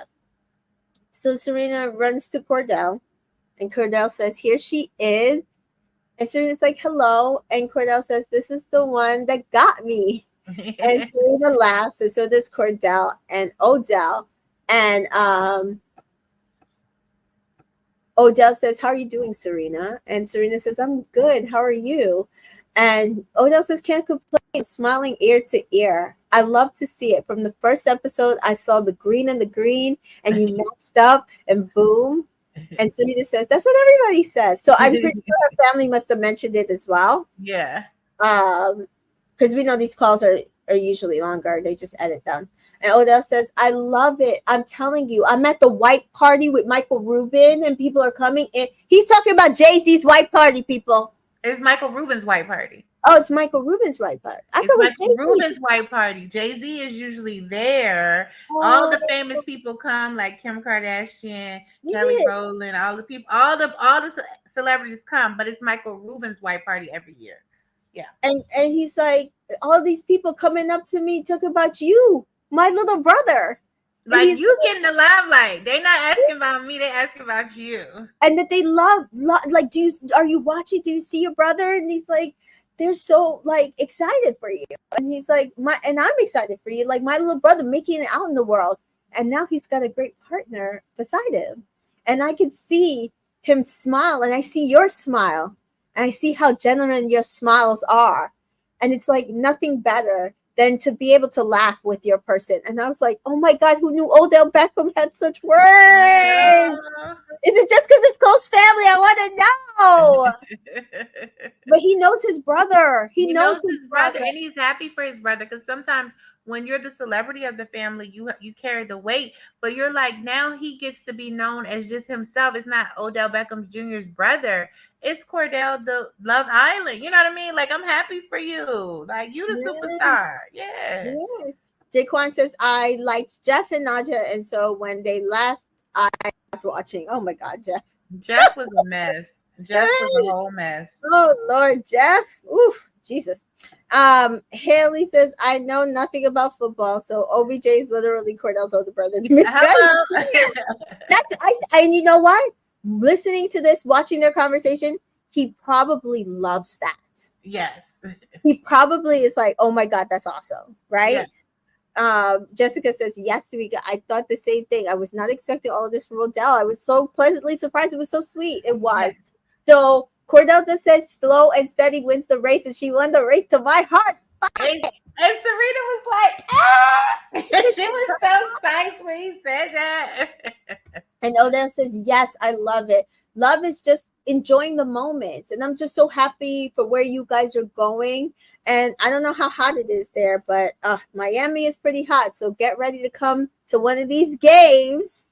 And I've been saying to everybody, he would, if he did not like Serena, he would not be invited. No, he would not have said that. He was not. No. He would not extend that invitation if he did not like. He liked them together. The family liked them together. Both of their families liked them together because they get it. They get it. Yep. And I think they like that she's real. They like that she's not like worried about his money and his fame. And she was just trying to make sure that their correction was real and strong and could be taken on the outside. And that's all they wanted. They wanted to be real. Right. And so he's like, but y'all keep enjoying yourselves and see you soon, brother. And Serena says that this family did meet our bond stronger. Cordell and I are both so big on family, and this just added another piece to the Jenga. Yes. And they kiss, and they are just completely. They are on cloud nine.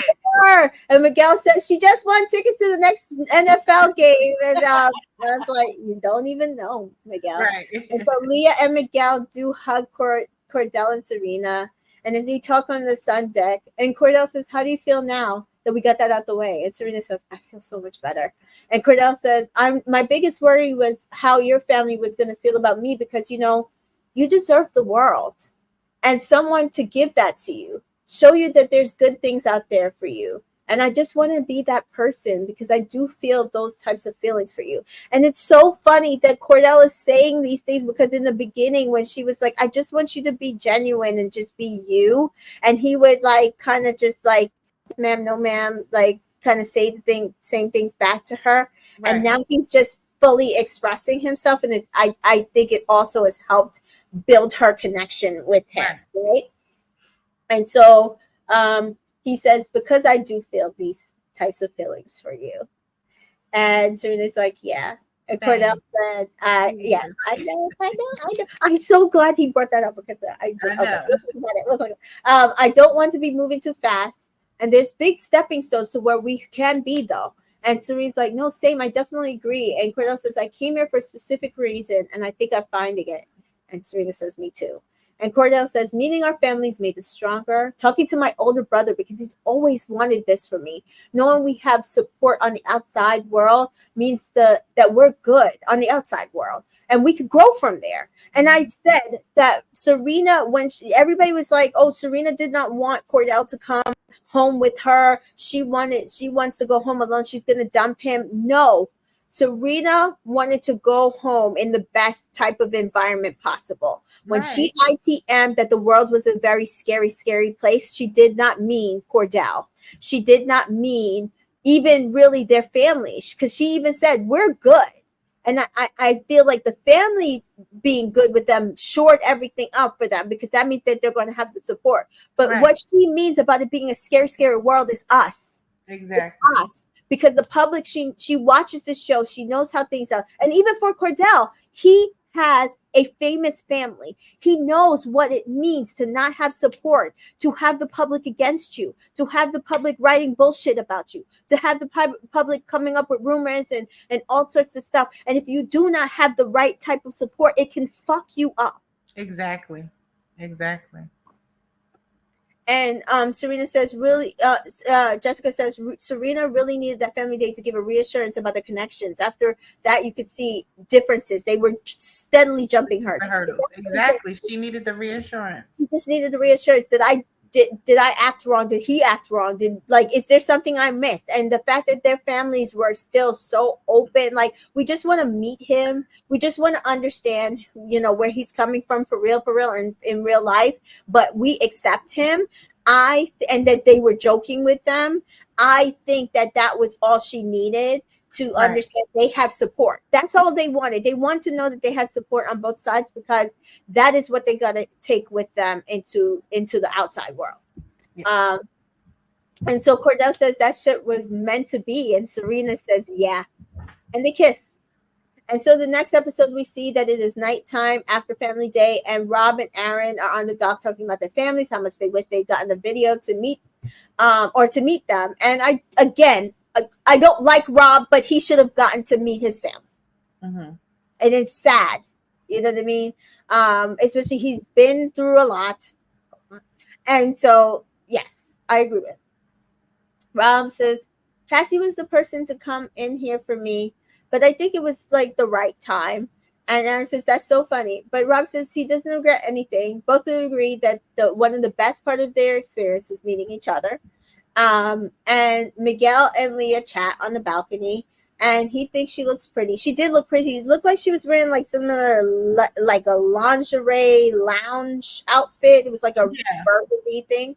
And he says he loves the person that she is, and that she is dope. And it's rare to find someone that you can connect with. Oh, Leah says, it's rare to find someone that you can connect with where you're really understanding each other. And they kiss, and Leah says, we get along so well in so many ways, and it makes me happy hearing him say that, because I like him a lot. And Miguel tells her, though, she has to be careful at nighttime because they don't want to do anything bad. And Miguel says, I really love the person she is. I want to continue what we're building in here on the outside, regardless of anything. And so Rob and Cassie are talking in soul ties, and they try to, get out without having sex, and Cassie wrangled the snake, and they get Miguel tells Kenny. I have a feeling it's like a baby snake. Yeah. One of them ones that just be in the garden and you just go like that and chop it and then throw it in the trash. Oh my God. Miguel tells Kenny that he and Leah have a great vibe and that they can take it on the outside. And I love the fact that I love Cordell, Miguel, and Kenny's relationship. Me too. I love it. Kendall's there, but he's not the dynamic. Like, they are just so there for each other, right? As a collective. Cordell carries Serena to the makeup room. Is always carrying her. And then Serena to Cassie, did you guys kiss yet? And she's like, yeah, we did. And so nearly everybody makes out at nighttime. And Leah and Miguel are being nosy over at Rob and Cassie because they were going at it. But the next morning, Janae says, how's everybody feeling? And I feel like this entire conversation was totally PPG. So if you do not know what PPG means Powerpuff Girls. And I thought this conversation between Janae, Leah, and Serena was totally PPG. So Serena, Janae, how's everybody feeling? Leah, feeling pretty good. Janae, great. Serena, no. Janae, great. Love you too. Serena be wanting to sleep. She be wanting to sleep. Listen, I'm not a morning person, so I get it. She be wanting to sleep. And they always, especially Janae, she always want to be cheerful at 7 o'clock in the morning. Cut it out. She's so bubbles. Yes. Oh my God. It's so funny how they like embody the 3 characters from Powerpuff Girls. Oh my God. So Leah says, Cassie, how was your night? Cassie says, really good. We get some cuddles and kisses in. Kaylor says, somebody was getting down last night. She doesn't say who. Janae, Kenny is we know who. Cassie. Kenny is so funny. If you guys think I'm funny, he's funnier. Cassie, I don't think you're funny. And they both laugh. And Cordell says, how are things going with you and Janae? To Kenny. And Kenny's like, really great, bro. Like, it's just effortless at this point. Yeah. And Cassie and Nicole chat. And Nicole says, how are you feeling with Rob? And Cassie's like, we just talk about random stuff. But she's saying it in not a bad way. Yeah, no. Ooh, this is also fair. Janae is Joy from Inside Out. Yeah. Absolutely. Absolutely. And I feel like Leah's anxiety. And I can't even think of who Serena is because it's not. She is. It's not fear or anger. It's like something in between. Caution. I haven't seen Inside Out, so is cautious one of them, or what is That would be more fear. But fear is like really a scaredy cat, and she's not as scared. She's more of a bold personality, and she's not like envy. Oh yes, she's disgust. She's disgust. Yes. Okay. Yes. I have to watch it. Is this from 1 or 2? Because they added new. Well, I feel like Leah's more anxiety from 2, but okay. Yeah, disgust I think is in the first one, and Joy. Okay. Yeah. And so Nicole says, since you came in, it reminds me of how happy he was when he was with Andrea. It's like, we hadn't heard that name in a while, Mr. I'm about to leave with her. He's like, she's like, I can't believe I'm saying that. And she's also like, I can't believe I met Kendall and his mom and his sister. And Cassie said, but the real test is when you get outside. And she's like, I know. She's like, she does like talking to Cassie because Cassie's been here, but she's also been on the outside. So she knows like what we will expect. Exactly. And that is why I appreciated that Cassie said, when she was asked who should win on the after time. Yeah. She was saying Cordell and Serena, because she's like that they went through the entire thing, they've been tested, and they will last, they'll be strong, right. but they can handle all, like you know that there's fame that comes with winning, right? And she's been in a similar place with second place. Yeah. So she would know like what should be the difference between first and second place, in my opinion. Daquan said Cassie and Rob had sex before they kissed. I know. That's what I'm saying. So Kaylor and Aaron and Rob are sitting there and talk about peanut butter jelly. Anyway, they get a text. Aaron, I got a text. Serena's like, oh hell no. I was dying laughing because I was like, I know she was like, not anymore. Like, we still getting texts. Can we not? All right. So it is Islanders' time to tie the knot in today's challenge, Newlyweds. Hashtag first dance, hashtag wedding crashers. And so Kaylor says, future wifey. And Serena's like, I do. And Janae says, Kenny, aren't you glad we're going to have a fake marriage? And Kenny's like, yeah. And Janae, it's like a practice round. He's like, yeah. Kenny just go along with it. Just go along with it. Just be going along with Janae. I do not understand. People were riding in arms. She's a pick me. She's going to scare him off. I said, has not scared him off yet. This man was sobbing because he thought she was going to go home. She ain't scared him off. He ain't scared. He told you he came in there looking for a grown woman and he found one. He's scared. And so Janae's like, Mom, I'm getting married. Thank you, Love Island, for giving me my husband and my first wedding. And put a ring on it. Or put a ring. That was funny. No, so the Newlywed game, you lift the veil, slide down the slide into champagne. You get on the dance floor. It's a slippery dance floor. You're covered in champagne. And then you eat the cake. You try to find a key. and then you get on the bed while the other islanders go right to so Kendall and Nicole went up first. I had nothing about anything that they did. There was nothing standing out. Kaylor and Aaron go next, and she does the worm on the dance floor.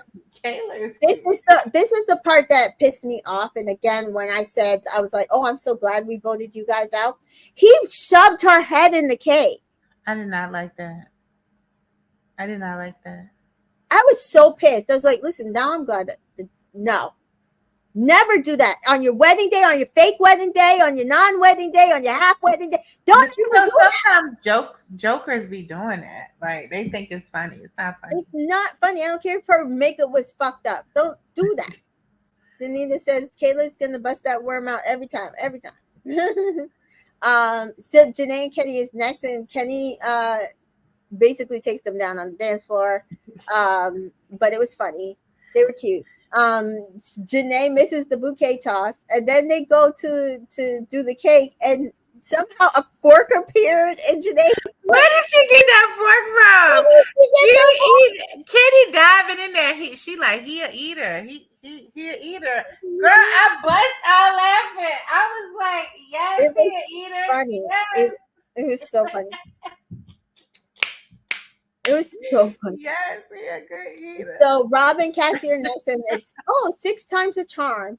And so they slide down the side, and then they on the dance floor and they fall. And Aaron's like, "Get off of my boyfriend." And he thought that was cute. He thinks these things are cute. When really we know you're telling the truth out loud. Like you're trying to laugh it off, but we know. Like yeah. Haley says Janae with the fork was one of my favorite things all season. So on brand for her. Jessica says Janae was cracking me up with the fork. She really was just like eating it with the fork too. Like it was crazy. And the thing is, it's not like she was trying not to mess up her makeup. The makeup was already messed up on their face. But she was like, I ain't about to dab my face in it. Dab my face in it. Cordell and Serena next, and she throws the bouquet and she tries to run away, which I thought was funny. That was so funny because she would be the runaway bride, would she not? Yeah. And so everybody's like, girl, we try to beat the allegations. And so they go on the dance floor and they slip on the dance floor and he starts breakdancing, which was cute. And Serena gets like down also, and then he starts humping her on the dance floor. And she's like, he made a mistake. Like, we're not supposed to hump in on the dance floor. My mama would rip me off the dance floor. We had to like be doing it in the honeymoon suite. Right. We'll get on the bed. It was funny. Leah and Miguel go, and they both fall. And then we didn't see them get on the bed, I don't think. So the thing about this challenge was there was no winner. So what? No, nobody won. Oh, but didn't everybody catch a bouquet? Who didn't catch a bouquet? Because it was like, I feel like everybody caught a bouquet. Well, no, because I think Leah overthrew and Janae underthrew. So that's two. Oh, okay. Didn't one of the guys try to catch the bouquet? Yes, Rob. And Janae ripped it out of his hands, I think it was. Yeah. Danita says, and Aaron always doing stuff like that to Kira. Like there's a scene where they were in the back pool and she was sitting on his shoulder and he slams her into the water uncalled for and weird. I agree. Like somebody was like, guys, Aaron is 27 years old. 27 years old. 27 years old. Younger than Cordell. He acts like Cordell's age. It's odd.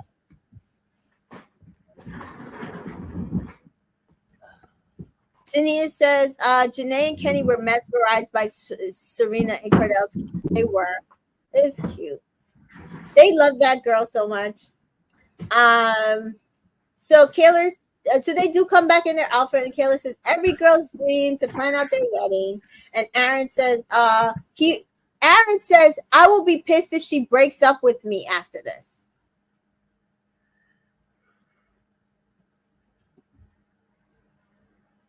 I was even more like, your ass better get dumped tonight because what the fuck?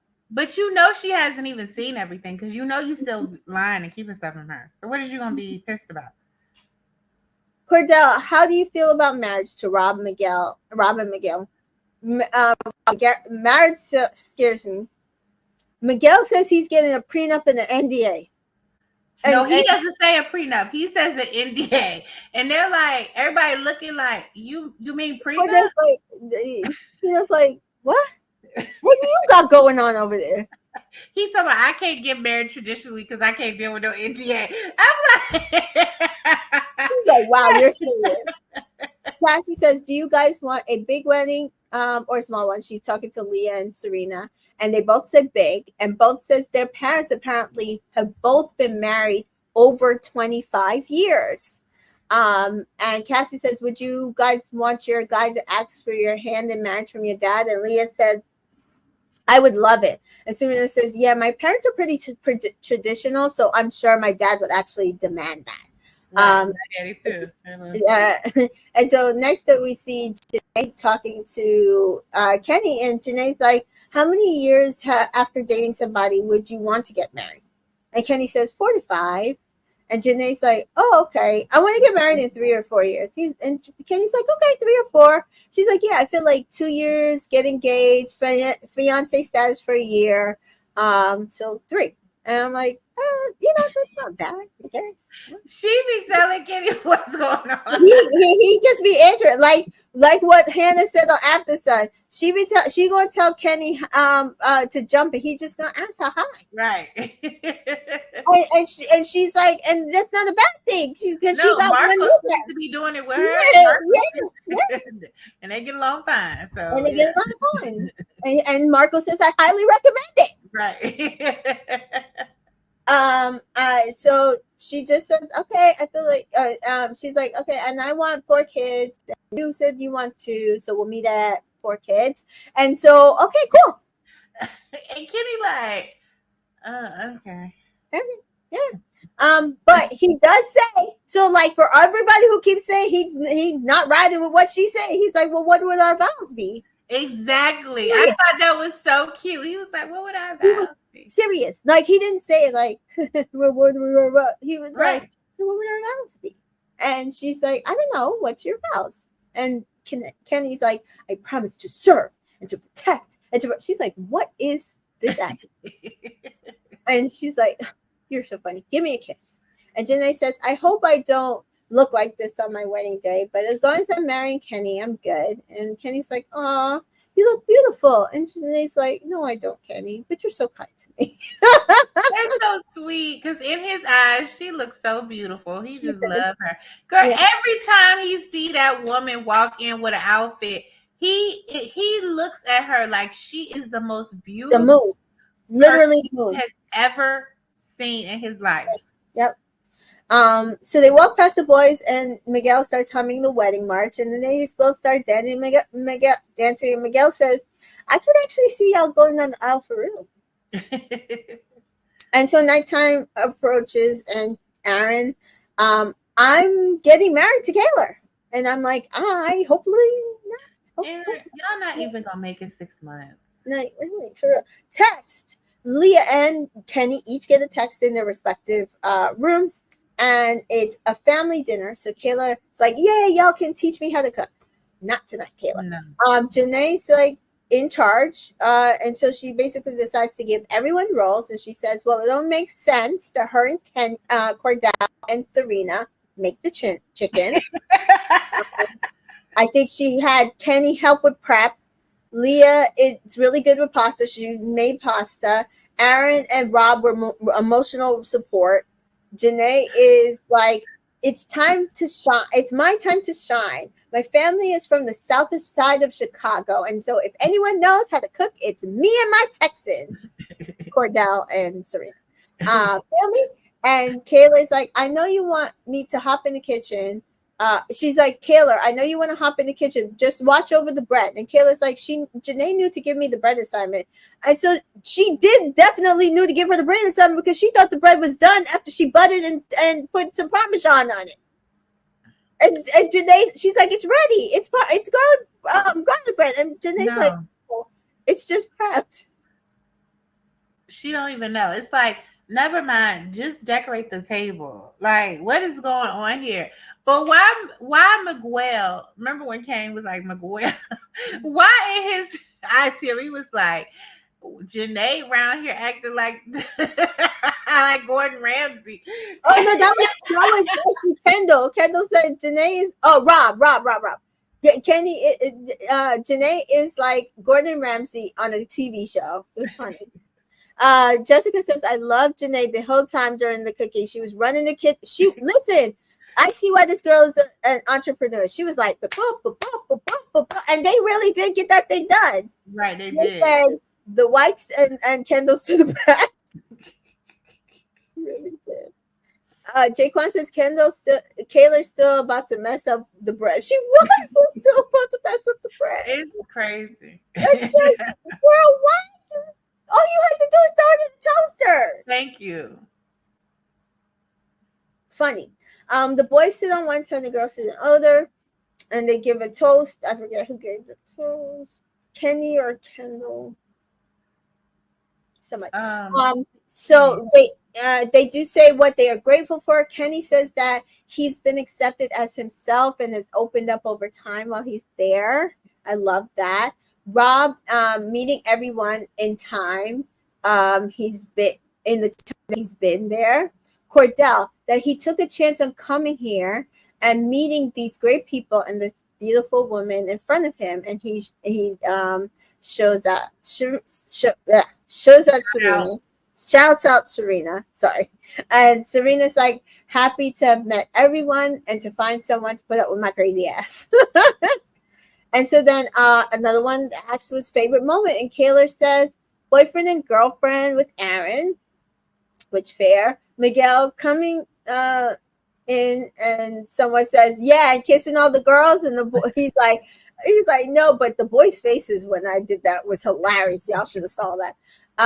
Cassie says her and Rob on the deck with the moon, which also, I can understand that was a nice experience. Leah, Serena and Janae have made this experience everything and more, and it will break my heart not to see you every second of every day. Janae, fine. I'll just move to LA.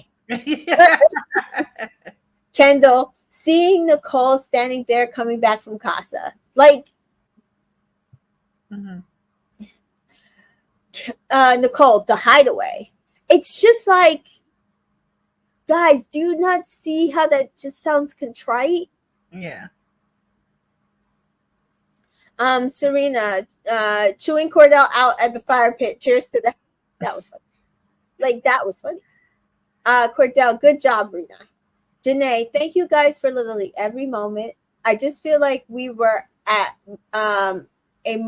we are at this moment where there's more days behind us than in front of us, and I think we did so great together. She's so real because it's so true. And she's such a positive person. Yeah, I could rewind time and I wouldn't change a thing. You guys are such amazing souls, and let's stay connected forever. You guys are invited to our wedding. Kenny's face. Now, again, this is where Kenny has a problem. Every time she says you guys are invited, she invites like everybody in the village to their wedding. That's when Kenny makes a face. That is when Kenny has nothing to say because he don't want all these fucking people at his wedding. It's the second time she did it when he closed things off, and it's like, you are all invited to our wedding. He did the same face, and he's looking at her like, what are you talking about? It's not about the wedding, guys. It's about him and her inviting all these people that he don't want at his wedding. She said it's the group chat, so that's what she said. She said this is the group chat, and I love you guys. And so they do get a text. All Islanders must gather at the fire pit. # good things must come to an end. And they're so upset. Kendall's like, I was gonna say, Rob, we can't have any fun. Janae, not the Last Supper. That's crazy. That's crazy. Kayla, I'm going to cry. Miguel, don't cry. Don't you dare. Nicole, America has been voting for their favorite couple. Cordell, will all Islanders stand up? Leah, in no particular order, the first couple to make it to the finals. And when she said finals, faces dropped. Yeah. Mm-hmm. Danita says it was low-key crickets when Kaylor said becoming Aaron's girlfriend her favorite moment. So Kenny says the first couple, and it is Nicole and Kendall. Next up, Kaylor says, love you, Nikki. So they're happy for her. Cassie gets a text, and the second couple into the finale is Miguel says, Janae and Kenny. And Serena says, period, Nene. She's so happy for her. And again, I keep telling you, Serena did not expect to make this final. So she was just happy that her girl made the final. Right. Kaylor's like, the third couple into the final is, and Rob says, he looks down, he gives a big smile. He's like, Serena and Cordell. And we do find out that Rob feels like that they are a good couple and that they will last. So he was so happy for them. He didn't pick them to win though, but he did. He didn't pick them to win, but I think that's because he realized that Leah making that final meant the public was not on his side. Mm-hmm. I think.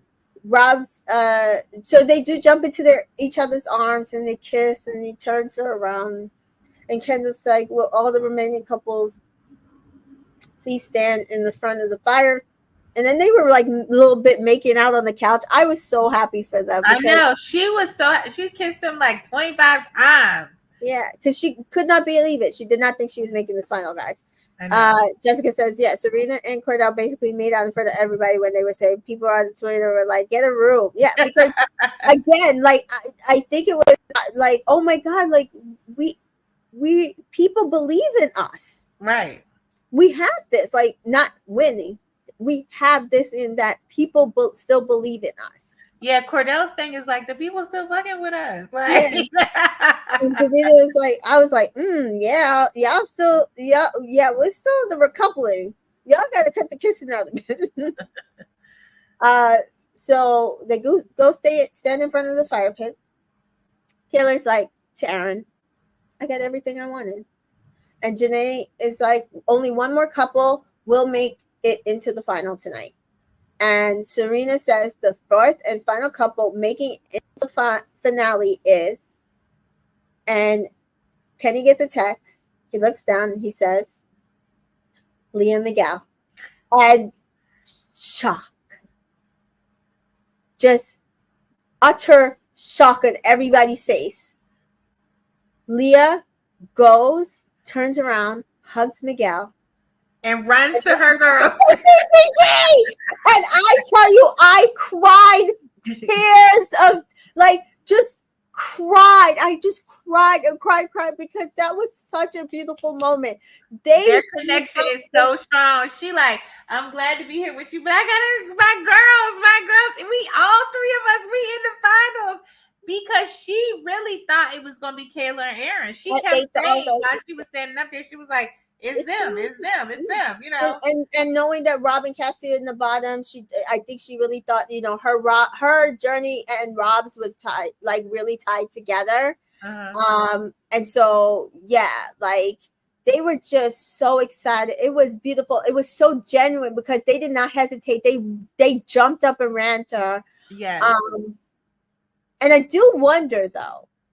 And you saw Nicole and Kendall didn't jump up. I was gonna say, was this something that impacted their vote? Yeah, I wonder if it impacted their vote because going into like at this vote, they were second to Cordell and Serena on the app. Who Nicole and Kendall were? Really? And so I'm wondering if part of this made them end up fourth. They look salty, and I do think it's a little bit to do with that Kaylor and Aaron did not make the final, but I also think that they wanted a better shot to win. Matt says, "Hi, Matt." That moment with the trio was everything. It was everything. It was everything. It was so beautiful, and you can see that their friendship was just so genuine. So genuine. So genuine. So yeah, Aaron and Rob are just happy to be leaving together. We are happy that you guys are leaving together. We're very happy. So yes, Cassie and Rob, Kaylor and Aaron, you are dumped. You had 3 minutes to pack your bag. I was like, 3 minutes? What? What's going 30 on? minutes. They said 30. You said 3. No, they said 30, Tamika. Well, that's what my caption said. It said 3. So the OT girls cry that Kaylor is leaving, and then we see Serena cries. She's hugging Rob, and then she's crying for Aaron leaving. And it's like these are her OGs. Like these were her closest boys, and we know that they had. I don't think we've seen as much of the relationship her and Rob have, but now it's like too, like with the eye rolling and all that stuff. That's like her brother. You know what I mean? Mm-hmm. And so we know now that they were very close. Leah says, I'm gonna miss Kaylor. Aaron repented a lot for what he did in Casa, and so I do think that they are a strong couple. Kaylor, Aaron and I think it's time. We need to grow on the outside, and I agree with her. I think they needed to go. I think as the loop of what was happening in Casa was making things worse, in my opinion, on how Aaron was behaving. They needed to just go and be away from everybody, outside the public eye. However you're going to accept him, however you're going to take what he done, and away from Rob. I hope they get some alone time. I really hope that he's not trying to pull Rob everywhere they go, and they really do get alone time. Yeah, because it's ridiculous. Because for him to take Rob and for them to have another moment, their last moment, and you didn't do that with Kaylor, like make sense. It's very weird. It's just very weird. Yeah.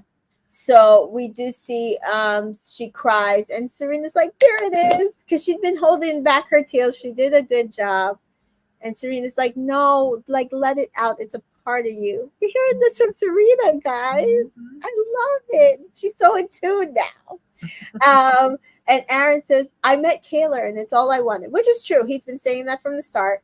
I just think that he needs to understand, and maybe if he watches it back, maybe he'll understand like why his behaviors are inappropriate for what he's been doing to her. Mm-hmm. Danita says, they got saltier each time a PPG got saved. They were fuming by the time it got to Leah and Miguel. And I also think that they felt like they could beat. That's what I'm saying. I feel like they would. Ultimately, they felt like they could beat Aaron and Kaylor.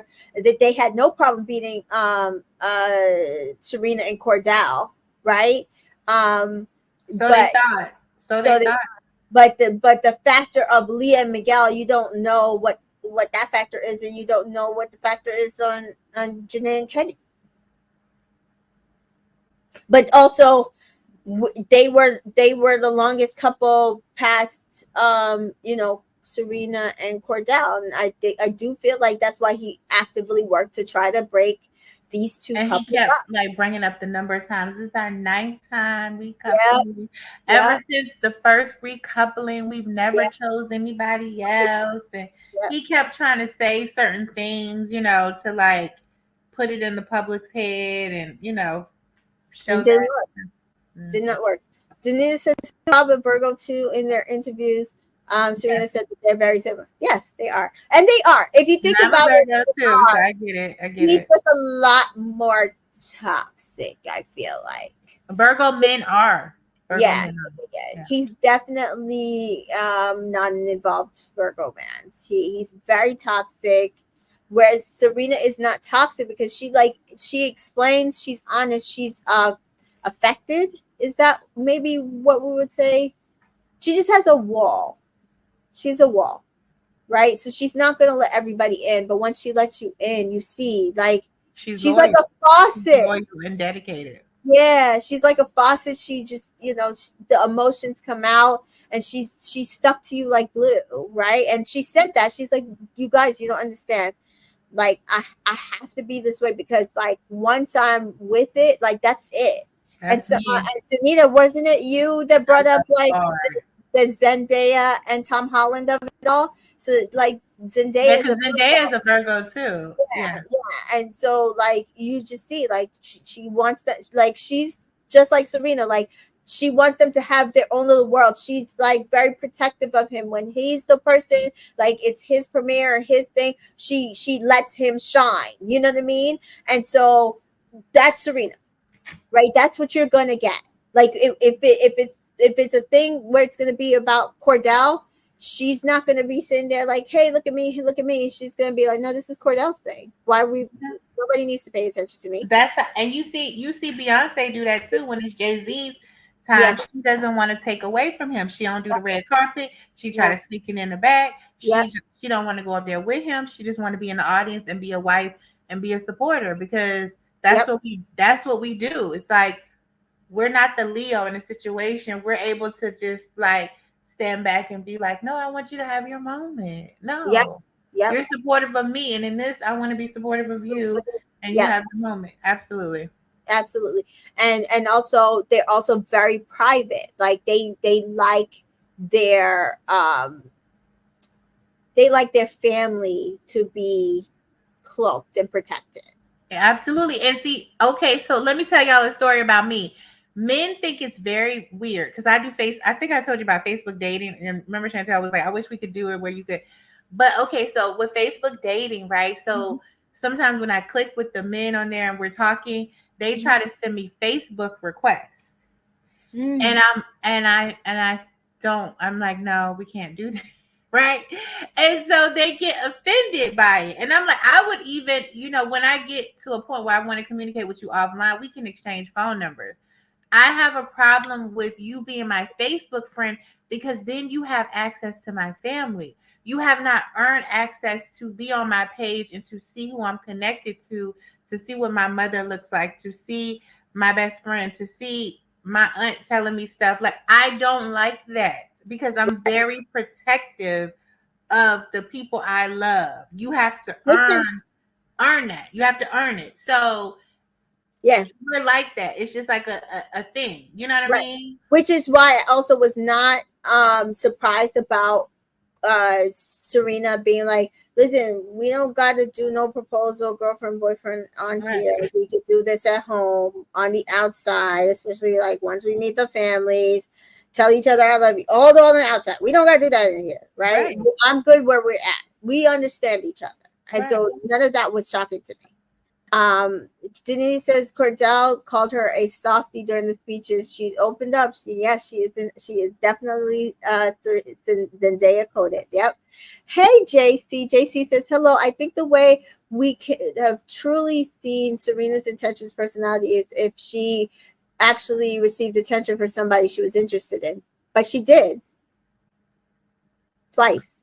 She thought she was kind of interested in Nigel, and she received attention from him. But when he went to try to like kiss her, she was like, nah. You know what I'm saying? She was interested in him, but she felt like, I'm not gonna disrespect Cordell. I'm not even kissing on him like that. I'm not gonna be kissing on you. And she just went back to Cordell because she liked him more. And then also, Coy act like he was a little interested in her, and then somebody else. So it Miguel. was people that were interested in her, and she just wasn't. She She's a chose slow Cordell burner. every time. Yep. So Coy has said that he was interested in her. If he said it to her, she wasn't obviously open to it because she chose Cordell. Mm-hmm. And Miguel, she had one conversation, and Cordell's like worried, and he goes to her. He's like, "Oh, so what's up with you and this new guy?" She's like, "Oh, I talked to him once." She's like, "You're my number one." Like, I don't know him. Like, Absolutely. and then she literally, her type walks in, her type on paper walks in, literally, which is Nigel. He's older. He is got a good job. He is, Likes from to the same travel. area Yeah. that she is, likes to travel. He was interested in her. He tried to kiss her. He took her out on a date. She decided the connection that she would ever have with him was nowhere near as strong as Cordell. Yep. Danita says Coy, Miguel, Nigel, and Jacoby and Josiah talked to her a little bit. We did find that out. And Kane. We did find this out. Also Kane. And they said that Jacoby, Josiah, and Kane all said, like, they thought from what they saw that she was going to be open to like getting to know them and all this stuff. They're like, all she did was talk about Cordell from Jump. All she did was talk about Cordell from Jump. Oh, Pershay says 82. Yep. What people are not understanding is you look at it as if Serena did not show at all that she was interested in Cordell. Instead of that, this is an edited program, and that the producers removed most of her other, like, I have an edit on my TikTok, and so on that edit, most of it's the connections that I put in there. If you look at it, it's all pre-casa. It's kissing and hugging and jumping on each other and all this stuff, and people keep saying, oh, she wasn't into him. She didn't like do anything with him. She did a lot of things with him. She also told him that she was a slow burner. What people are misconstruing is emotional connection versus physical connection. She was giving him bits of the physical, not overt. Like Nicole, like we were saying earlier, Nicole was giving him overt to Kendall. She was withholding the emotional till the thing that happened right after Nigel coming in. Then she was like, no, you're it for me. This is it. Then the producers hid the fact that they had a conversation after that where they agreed that moving forward, they were still going to stay open because he hadn't had a chance to explore.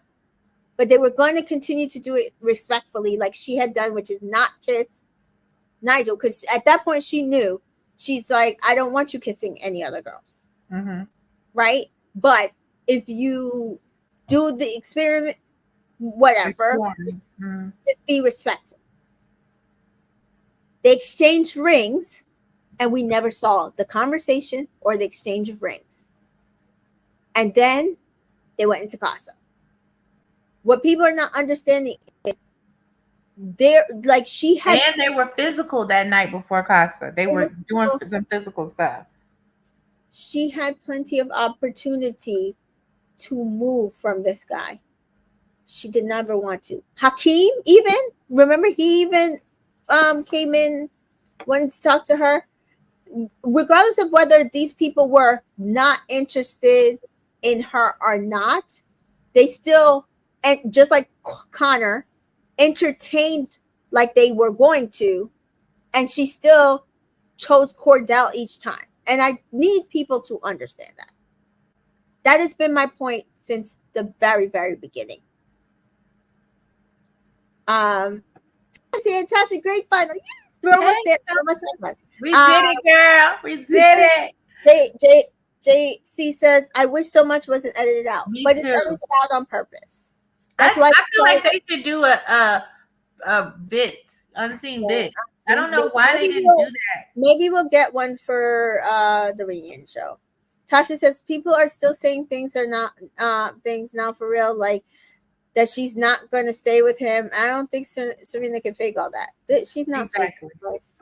There's no way she's faking what happened this last couple episodes. Danita says, will they be able to talk about the ring exchange in interviews, or will they be under the NDA? Well, we've noticed it, so they might be able to tell us about it, but they might not be able to tell us everything about it. Right. I don't think it's a thing like The Bachelor, where The Bachelor, if it didn't make the edit, you can't talk about it. Right? I know people have talked about stuff that's happened like outside the edit, if it's noticeable on camera. Jason says, yes, I'm glad that they won, regardless. I'm screaming back, hashtag back up. Hashtag back up. I love it. So we do see that Serena, again, I said earlier, it's glad to see Cassie. And then, they'll be great friends on the outside. Everybody tells Cassie they're glad she came in. And Rob needs to have a conversation. He grabs Leah in the makeup room, and I'm like, leave her alone, leave her alone. And Per se says NDA doesn't even exist the way some of these people are talking. Yeah, some of these people are really talking off their contract. And, that's why we having a reunion. Thank God. He grabs Leah in the makeup room, tells her, run away with me. She's like, let's go. And they do make amends. They do agree that they will be friends. They are special to each other. And I wish people would let it go now. Just let it go. And so that was it for me. I was like, please stay away from each other, but that's fine. Aaron and Rob say goodbye to each other on the dock. So glad that they walked in together, and now they're leaving together. Rob says 6 couples, hard as hell. Aaron said, so glad he's got Kaylor. Nicole says she didn't want to see Kaylor go. Cordell says, I thought Kaylor and Aaron would be right there with us. And I do feel like it's like kind of, survivor's remorse, right? Like you feel like you did the same thing as somebody else, maybe even worse, and they don't get the prize at the end and you do. But Cordell doesn't understand. You did so much work that he never even thought of doing. He never thought of doing. Yeah. And when that thing at the movie night, Cordell sat back. He was so ashamed that he had made her cry. He sat back with that pillow over his lap, and you ain't hear another word from him the entire movie night. No. Aaron still tap. This is my experience. Tap. So it's such a different look from a 20-year-old versus a 22-year-old. You would think the 22-year-old would be doing that, but it was just he never did. He took responsibility for it. It's crazy. They all cry, and Kaylor says, "Stop crying." And so it's imagine the irony of that. Yeah, I was like, imagine. I was laughing. I have an LOL here. It's like that's crazy. But they do walk out the villa and leave the final 4 to hug each other. And we get a text. Islanders, congratulations on making it to the Love Island finale 2024. #Fabulous4. #It's the 4 couples for me.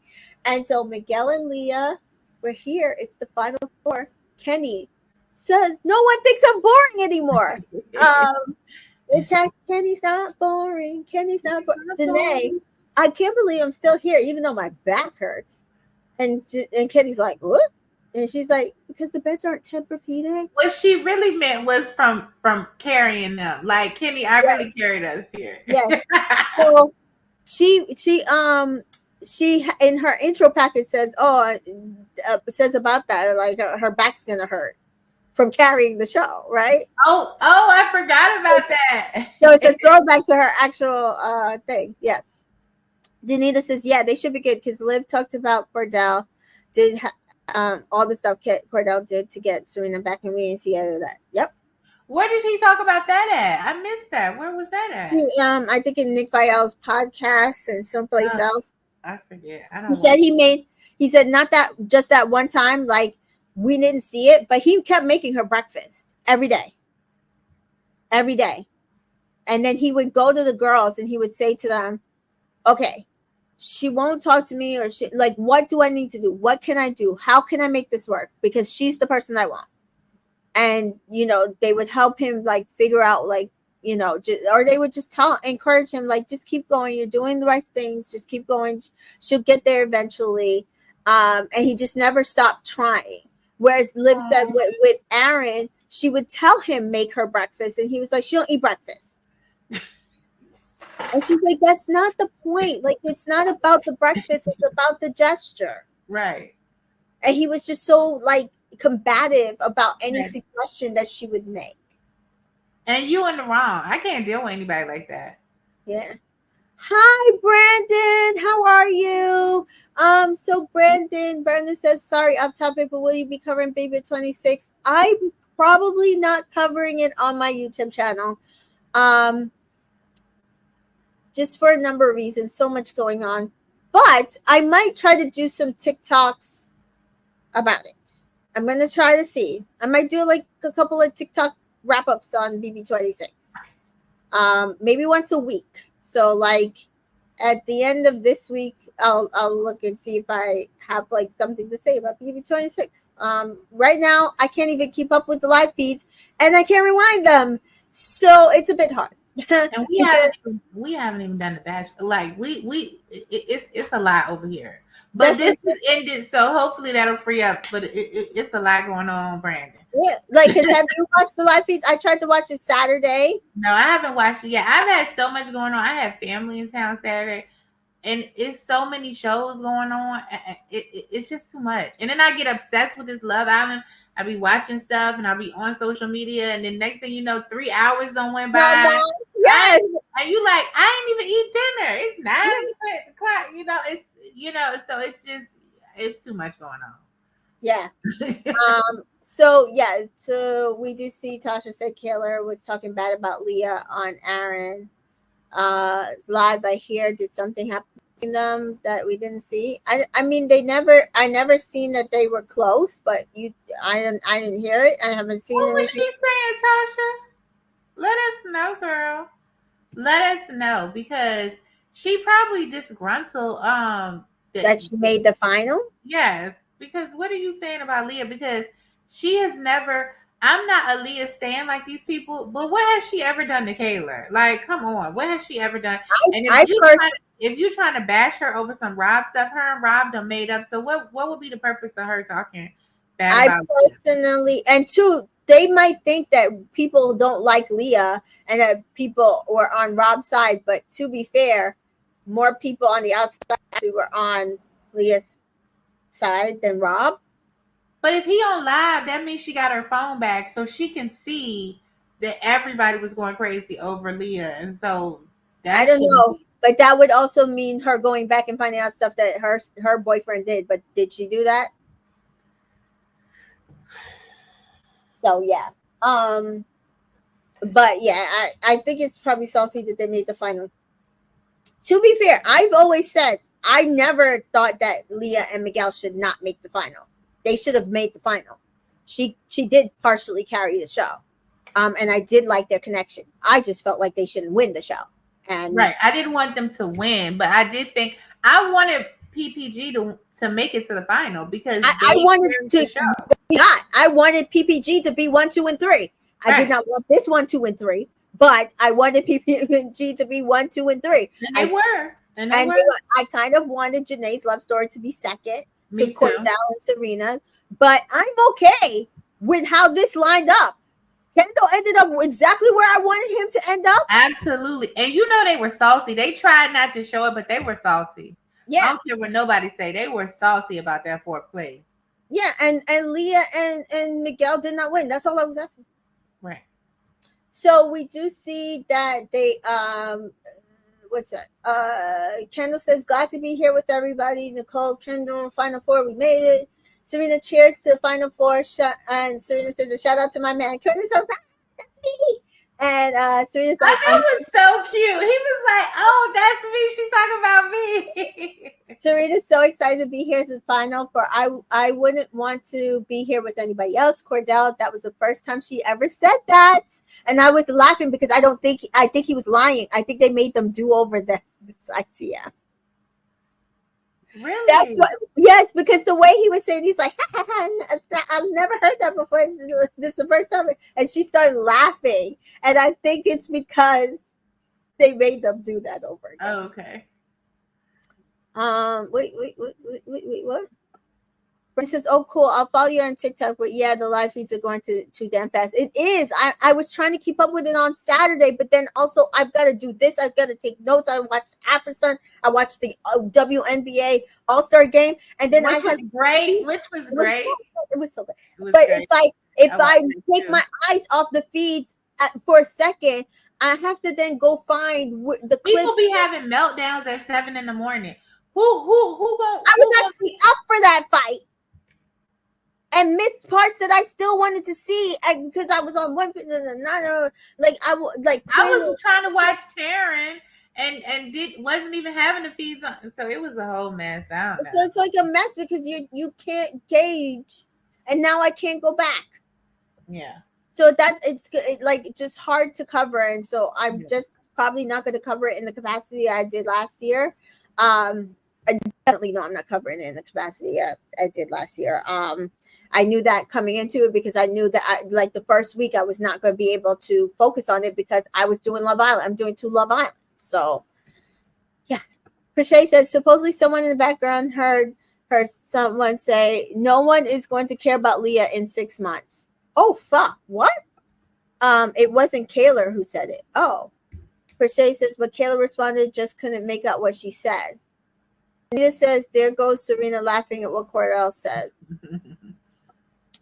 Janita says it was so high pitched. I keep telling people, I said, nobody laughs the way Serena laughs at Cordell, like that giddy, just no nonsensical laugh, unless you were really into somebody. Mm-hmm. Tasha, they are on her Instagram page saying she was agreeing.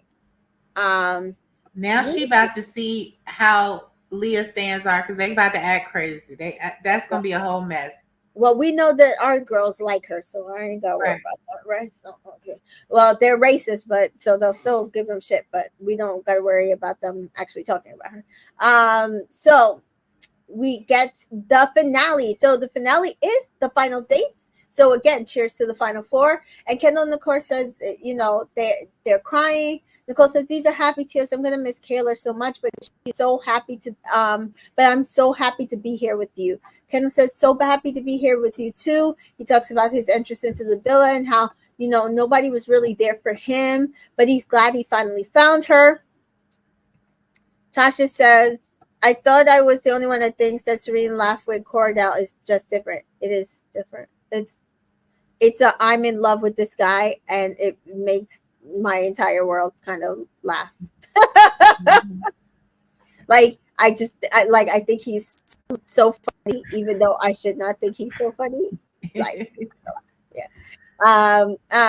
Serena and Cordell. Oh God, Cordell says, Serena, this just doesn't feel real. It does not. Serena, when they said our name, I was like, no way.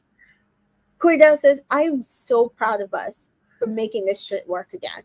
And Serena says, the fact that no one but 4 couples is left in this big ass villa, it's crazy. Cordell, the first moment I stepped into the villa and I was like, damn, who is that? She's wearing green like me.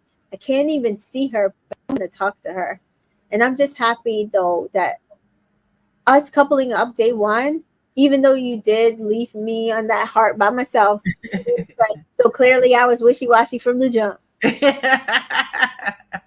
So Leah Miguel chat, and Leah says, actually, I don't think I've ever been more shocked about something in my life. To be here together, you know how crazy that is? Miguel says, yeah, but you're a kind soul. You deserve to be here. Janae says, it has been a long journey. Kenny says, I don't think I've ever talked this much about my emotions in my life. They says, really? That's impressive. You do it so well. Every speech you've ever given me, it's like beautiful. You express yourself very well. Yes, he does. Aw, that's sweet. Janae says, I don't think I want to go back to the outside world, if I'm going to be honest. I wish we could just spend summer here. So they go to bed, and the final 4 says, you know, they can't believe this is it. Like, it's almost over. And Cordell says, yeah, you literally are my guys. And I said that. It's like, these are Cordell's guys. Yeah. Right? These are his close. Because him and Kendall have been close. Right. He's the common denominator. Yeah. From the get-go. And he's really become close to Kenny and Miguel. So these are his guys. Yeah. And Nicole says, I can't express how much I'm so happy to have gone through this with you guys. And you guys have been open and accepting of me since the beginning. And Leah's like, yeah, like, you know, we love you. And so everybody goes to bed and everybody cuddles. And Miguel says, yeah, this is just crazy to see these empty beds. And Leah says, Island gets a text the next morning, and Islanders, each couple will leave the villa to go on your final date. And Nicole gets a text first. And Nicole, it's time for your final date. Hashtag liftoff. Hashtag alone time. And so we did get a preview from Ariana on After Sun that yeah, like they outlined the 4 dates, and we were just like, oh, those dates literally went to each couple. Yeah. I went parasailing in Aruba, and I had the time of my life. I felt like so close to God, and it just was so beautiful to like look down at everything and just the land and the water, and I just loved it. I loved it. I loved it. I loved it. And when I came down, I asked to be dipped in the water. So when they brought me down so I could dip myself and then bring me back out the water. And I was with my friend. She was like, "Don't dip me. Don't dip me." Oh, no. And so I just thought it was really fun. I thought that was a really befitting date for them. Yeah. So. Yeah. Danita says we saw it during After Sun 2 when he named 3 things about her. Sis is gone. Who did that? And what episode of After Sun? I don't know if I saw that. He named 3 things about her. Was that Miguel? Oh, yeah. Oh, yeah. When they were talking to Leah and Miguel, the episode before. Maybe. Nicole says, all I want is to be alone with Kendall. And I did like that they let them go first. So obviously, it was a day. It was something that would have been done in a day anyway. But it also gave time for like PPG and their 3 to I think that's what they wanted. Yeah, to have time. Yeah. Yeah. So it actually worked out. Like, no shine on Nicole, but PPG needed their time. And we always get this if you have watched since season 2 at least. Best friends always get their final dates with each other on finale if they are still in the villa together. So Sally and Justine got a final date together. I think they are the ones that started this. Season 3, I don't remember if they did that because there really was no real friends left. Season 4, still winning. Don't sit right with me. Yeah. Sure. Okay, season 4, I can't remember who was top 4, but season 5 last year, Hannah and Bergie did it together. So yeah, we did get that. Zeta and on season 4, Zeta and Deb. It was Zeta, Deb, and somebody else. They were together. Okay, Zeta, I can't remember. Denise says last night's episode when the final 4 answered questions about each other, Cordell answered. Oh, he did say she was fiery, sleepy, and something else, and she was cracking up. He did, and what he said was like perfect for them. Yeah. Oh, he said fiery, sleepy, and petty. Yeah, something. It was good. Yeah. So we do see. They go up and change it. She changed her outfit, looked really good. And Kendall says, I'm gonna tell Nicole that I'm falling in love, and it's the right time. And Cordell is excited for him. Yeah. And he then goes to the makeup room, picks up Nicole, tells her how great she looks, and they head off to the boat at the dock, and they realize they're going parasailing, and the boat does take them parasailing. And then they go to their own private island for a picnic. And just going up progressively, they say they never want to hear another thing about a triangle. Now, too, with the dates. As of last year, they changed around the date, even though somebody did get a helicopter date. I think it must have been Cassie and Leo got the helicopter date. So we all thought they won. But this year they did not do a helicopter date, they did a boat date. And so it's usually boat date or helicopter date, and usually that means that one is the winner. But it looks like they're doing things a little different. I do like these dates because these dates actually literally went with absolutely. I did not like Marco and Hannah's date last season. What they do again? Right, they would went into like a tree house restaurant type of thing, and they just sat there and talked. Oh yeah. I didn't think it was special enough, and they ended up being the winners. Last season really tampered off and got boring. Like the last 5-6 episodes, it was boring. It became boring. Yeah. So we do see. She says she can't wait to go onto the outside with him. He's so much better than any other guy she's ever dated. And Kendall says he has been holding back, but he is falling in love with her. And Nicole says she wants to say it. She feels the same way, but she's scared. She does say she does care about him. So we do see PPG eating breakfast on the terrace together, and Leah says how rare it is that a best friend trio, make it to the final. And Serena says the entire time they're all OGs. And Janae says we're going to be soul sisters for life. You know what I mean? And Leah says for life. And Janae says you guys will be godmothers to my kids and be in my wedding. I already see it. I cannot thank you guys enough. But I want to thank you for always putting me in my place. That's what I needed the most.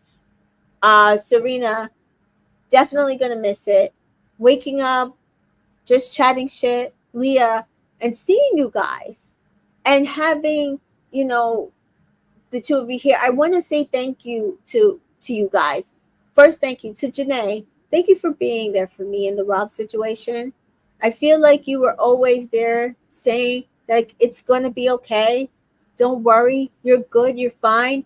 I can't express what that meant to me. Janae, stop. I'm going to cry. And then Serena, I want to thank you for always putting me in my place and literally reading me for filth.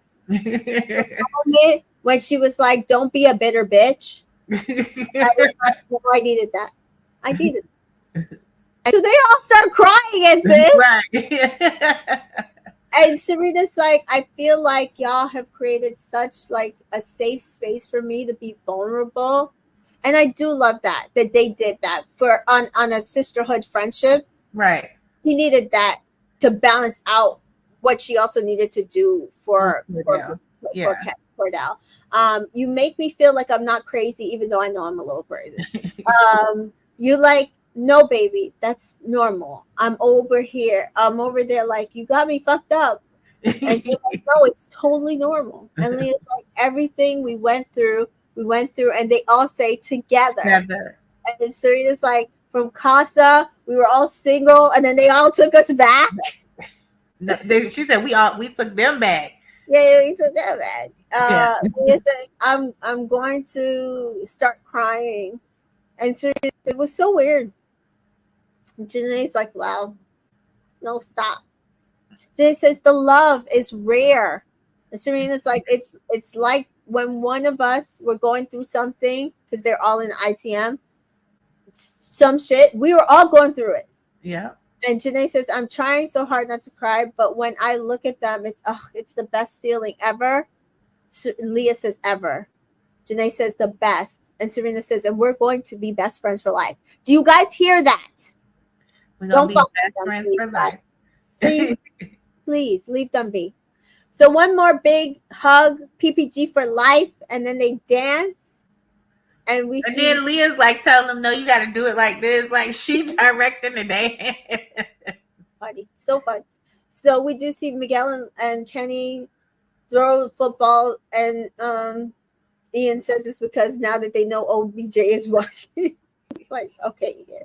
So Miguel gets a text, Leah and Miguel, it's time for your final date. Hashtag fast love, hashtag quality time. So Serena hugs her. The boys dance. Leah, this is my first time out of the villa. I know. I hadn't realized that until she said it. She never got a date. So, like, Kenny got a date. I think Cordell got a date. Yeah, Cordell got a date. Miguel got a date. Right? Well, Cordell went to Casa. The guys went to Casa, so they were out of the villa. Right. But also, Cordell got a date with Nicole. Yeah. Kendall got a date with Nicole. The only person I think that did not leave the villa at that entire time was Leah. Wow. Crazy, right?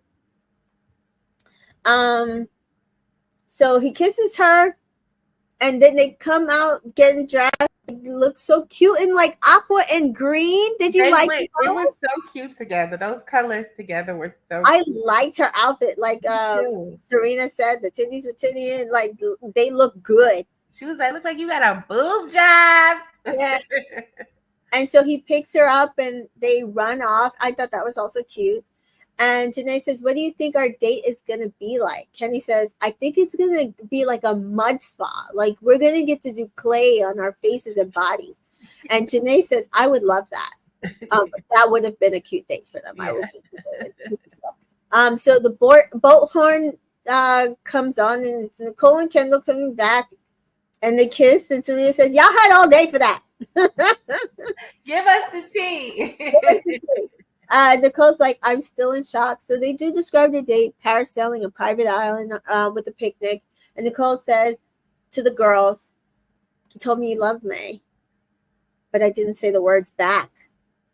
And he's upset. And Nicole is upset because she feels like that she kind of ruined their date. Yeah. And Janae and Serena console her. It's like, it's okay. Like, you did not ruin the date because you should do things in your own time. Right. So we do see that Kendall is talking to Cordell and Kenny. He is getting upset, although yeah, some of us No in here tears. was like, Kenny ain't shit. He almost laughed at him crying. Rachel says, "I thought Kenny was gonna bust out laughing." Yeah. Yeah. Cordell was being so supportive, but Kendall wasn't really crying. It was like he was faking. I just whatever. Denise says, "I should have felt bad in his 'I love you' during the day, but I chuckled because I didn't believe it." Yeah.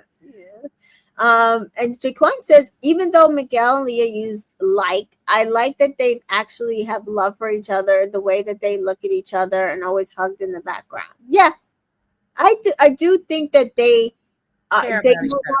care about each other. I don't think they're as advanced in their feelings as some other people, which makes sense. Right. But I do think that they care about each other. And he even says that. He said that, about her. So we do see that Miguel and Leah go ATVing up a mountain, and then they see wild horses, and she's so excited because we know she loves animals. Mm-hmm. And then they get on the top of a hill overlooking Fiji. And I'm going to tell you the truth. I was like, oh, shit, they won. Really? That was a gorgeous date, guys. It was a gorgeous setting on top of that hill. The arches and the flowers. And yeah. It's like, damn, I think they might have won. I thought it was gorgeous. It was also very Leah. Yeah. It was romantic. Uh-huh. I don't feel like the parasailing part was romantic. No, it wasn't. The picnic part was, I guess, supposed to be a romantic part. With the little private island and stuff, but yeah. So Miguel's like, "How will life be for you outside the villa?" And Leah says, "I don't know. I'm nervous, but excited to see my family, my horses, my animals, and excited for us." Miguel, what would you like to do on our first day outside? What would you like our first day outside to be like?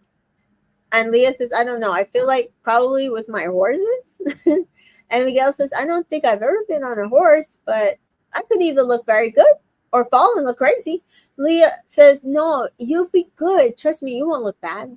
And I don't normally let anybody on my host, so it's kind of crazy that I actually even said that to you.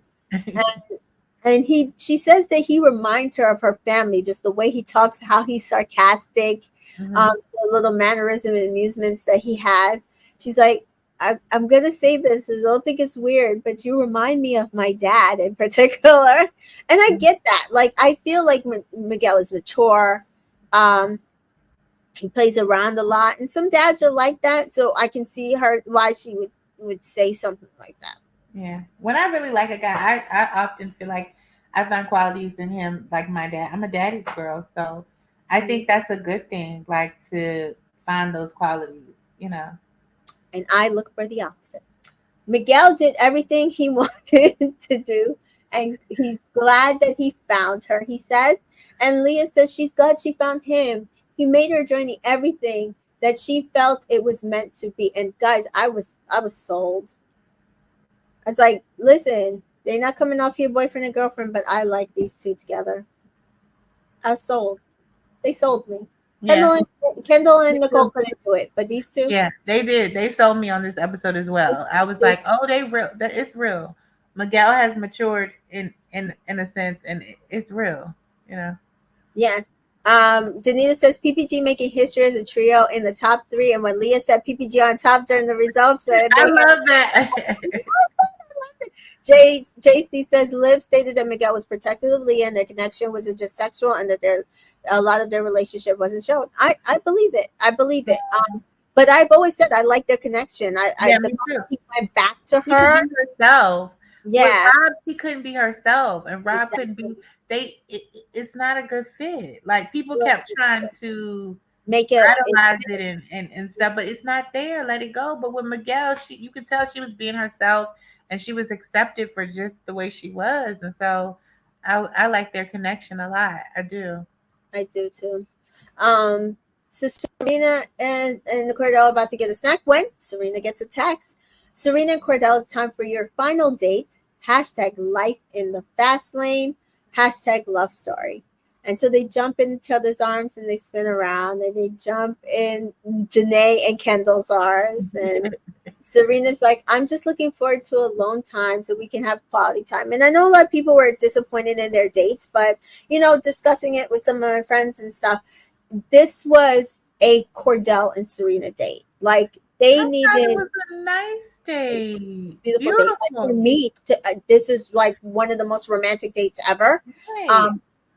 And if you think about it, it is very them. And they do confirm that this is something that was on their bucket list. Yes. Yeah. So I loved this date. I'm sorry, but they got the best date ever other than Janae and Kenny. I think Janae and Kenny was probably second. But I agree with somebody who, I think it was Jaquan, who said, like, if it had been that they got to meet families, I don't feel like their date would have been as meaningful. Right.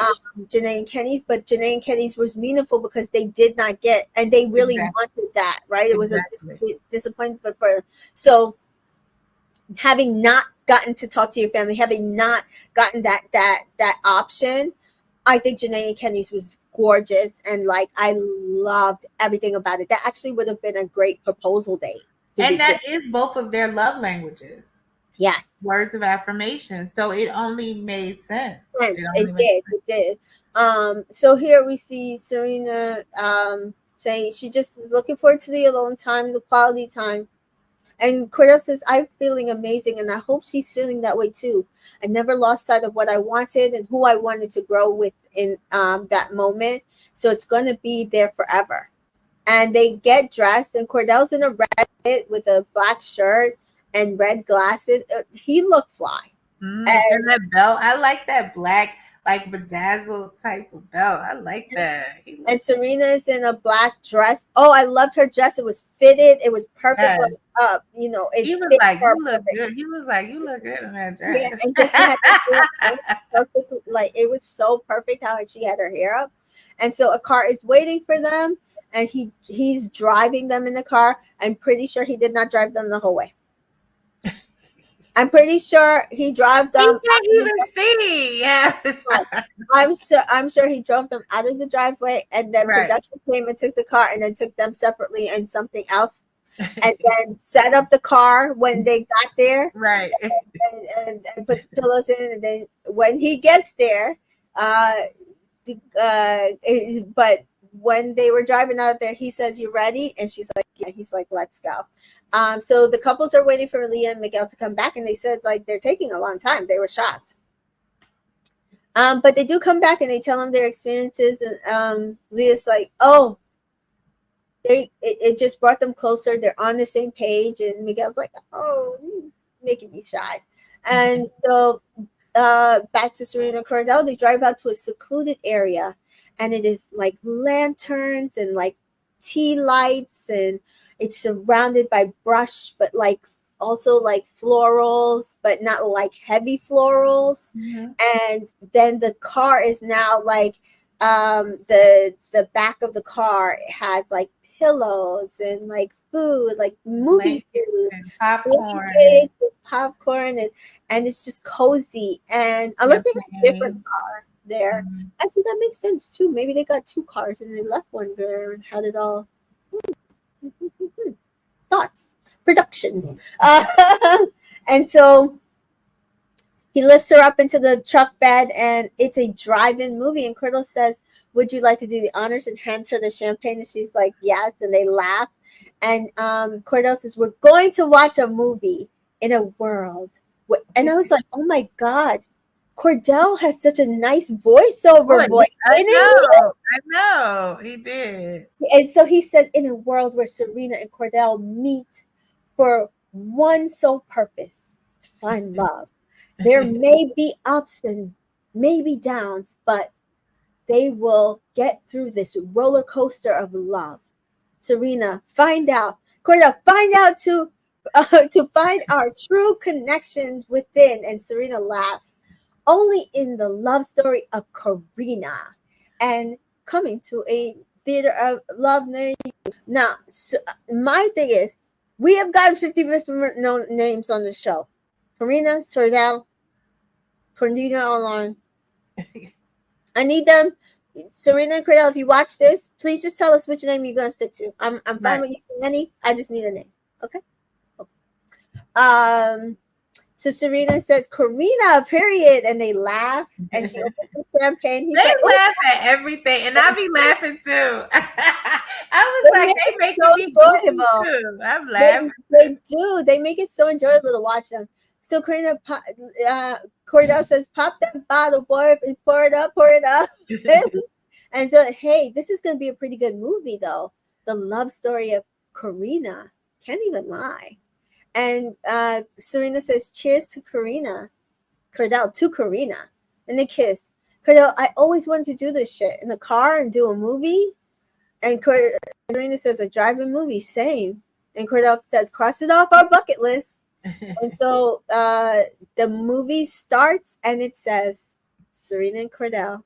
And it was almost like your edit. It was a lot of stuff from your edit. Did you notice that? I was looking at it and I was like, Tamika chose such good things because a lot of stuff from her edit is in here. So I thought that was cute. I thought about Like, this looks like my edit. I did know. the I thought movie. about you. I was like, oh my gosh. I really did think about you. Yeah. And so it's so funny because I want to be a screenwriter, right? And that's something I said I was going to work on this summer. I haven't been able to, but I was like, oh wow, so like my vision Right. is Should have a validated that you have a vision. good Yeah, eye. I Yeah. did. I hope that gives you the confidence. I Like did. you have a good eye. Yeah. Yeah, for the storytelling, I did. Yeah. So on the screen, we do see like they do like little edits of their journey, and even the casa part of Yeah. it. Yeah. And we do see like Cordell holding her hand, and he's kissing it, and he's hugging her, and you know she's tearing up, and but it wasn't a sad story. It was just, it was beautiful. It was a really beautiful story. And it she does say at one point, "You look cute." And he's like, "I look weird on TV, but you look beautiful." And on the screen, we may not have like the average experience, but it's still real though. And we never saw that part. That part was new. I don't know if you noticed that. Yeah, I did. Yeah, so we did get like a little behind the scenes cut, which I was excited for. And Serena says, "Karina." Mm-hmm. And Cordell says, "Encore, encore." And Serena says to Karina. And then the end comes, and the end says, "The end." And then takes off END and puts the beginning. I thought that was cute. And Cordell says the end, the beginning. Serena, the beginning. We're getting all sentimental and shit. Serena, no, but why am I crying? And Cordell kisses her because it's a beautiful story. And she's like, oh. And Cordell says, that was beautiful. They showed our ups and our downs, what we've really been through. And Serena's like, right. And Cordell says, I guess what I said in the beginning was perfect. It played out perfectly. And Serena's like, wait, that was so cute. Mm-hmm. And Cordell says, it was one of the best things I've ever seen. And he likes movies, so remember that. He wants to be an actor. I thought that was so sweet. So sweet. And they stare at each other a little bit. And Serena says, it's crazy. You stuck it out with me and was patient with me. And Cordell says, oh, I know. Trust me. Talk to me. Serena says, I'm not the easiest to be with, but you were so consistent. There was in a time where I was like, I don't know how Cordell is feeling. But I know there were plenty of times where you were like, what the hell is this girl feeling? Right. And Cordell said, maybe. And Serena says, never did I not know what Cordell was feeling. And I couldn't ask for anybody better. And she continues and she stumbles on her words. She's like, oh, you over there fumbling over your words and stuff. Hey. I was so, like, how can you think this wasn't real? Like, how can you think this is not real? Coming, Chantal, coming. And I was like, oh my God, I can't believe that people think that this isn't real. I know. Because it's so real. Because who would have thought Serena would have been able not to speak? I know. Because she was so nervous about being with Cordell in this way, like being able to give him like reassurances. Absolutely. It was so beautiful. It was so beautiful. I was crying again. I mean, I cried the whole show. Really. Until I sent it. Tasha says, I hope they actually do the vlog they're talking about. I hope so too. That would be great. So yeah, oh my God, it was just, guys, it was so beautiful. I don't even know what to tell you. I'm just like, I love this date so much. I love it, and I love them, and I want them to be together forever. Welcome, Chantal. Hello, welcome. We did our big one. We did our big one. I know we did win. Oh my God, I literally just finished like watching the episode, record. Like I literally ended. I looked at him like, let me see if you're still live. You're still live. I'm like, I need to talk about it. Yes. I literally just wiped off all my tears. Yes. The last thing that I said was, we always talk about like, oh, we're gonna get the ending that we deserve, not the ending that we want. But they lined up the ending that we wanted and the ending that we deserve. It all lined up. Oh my God, it all lined up. So yes, right now we're discussing Serena Cordell's movie date. And you're only there. Yeah. Well, we talked about 3 episodes. This is the 3rd episode. We had to do 3 episodes. Yeah. Okay. So yeah, Serena does say like she can't finish her words and they laugh and he's like, oh, I got you choked up on your words. Uh-huh. And Serena says, I couldn't ask for anybody else to be in this experience with. And I'm just so happy. And Cordell says, you know what? I just realized this is the first time that you've actually told me that. Instead of saying same. I enjoyed your little speech you just gave. And Serena laughs. She's like, oh my God, shut up. And Cordell says, that hit right here. Because I know usually you don't know how to like say it, like what you mean. Serena says, express my feelings. And Cordell says, yeah, you expressed it. And I like that. See, this is growth. This is what we've been trying to do from the jump. And Serena says, no, this experience has been great. And I'm just so ridiculously happy. I'm so excited. Oh, I started crying even more. I'm so excited to get on the outside and go to our amusement park and go eat and go travel. And it's like, oh my God, like every time she kept talking, I got excited and more excited and tears were falling. Because I'm just like, see, this when you're talking about the outside, when you're real and when you're believable, like, you get this. You can be excited for them because you feel it. You feel it. Well, it's like they're making plans to do things. Right. Not just saying like arbitrary, I can't wait for us outside of here. Okay, what does that look like? No, it looks like you meeting my family. It looks like you coming to games. It looks like us going to the amusement park. It looks like that's what I need to see. Absolutely. To believe. In order to feel, to believe. And so it's Cordell says, yes, take you to he's the one who said it. Take you to a football game. Let you meet my family. Because that is what's important to his family. But that's funny because it was not on Serena's list. Right. Because she's not fake. She doesn't care. Right. She wants him for him. She's talking about stuff that they do like together. And he's like, but I want my family's got to embrace you, and these are the things that is important to my family. Football is life, probably to them. Yes. Imagine what the sliding doors world would have been if him and Serena didn't get back together and he stayed with Dea. I said that. Epic fail. Epic fail. Epic fail. Oh my God! Like Polly. Yeah, I think his brother would have been like, no, I don't need him. Right. Popped on. He might not have been popped on. Right. Yeah. I don't think so. They wouldn't even got the votes to get to the final. Like it just would have been a wrap. That's true. Been a wrap. You're fair. Yeah, it would have been Aaron and Kaylor. Yep.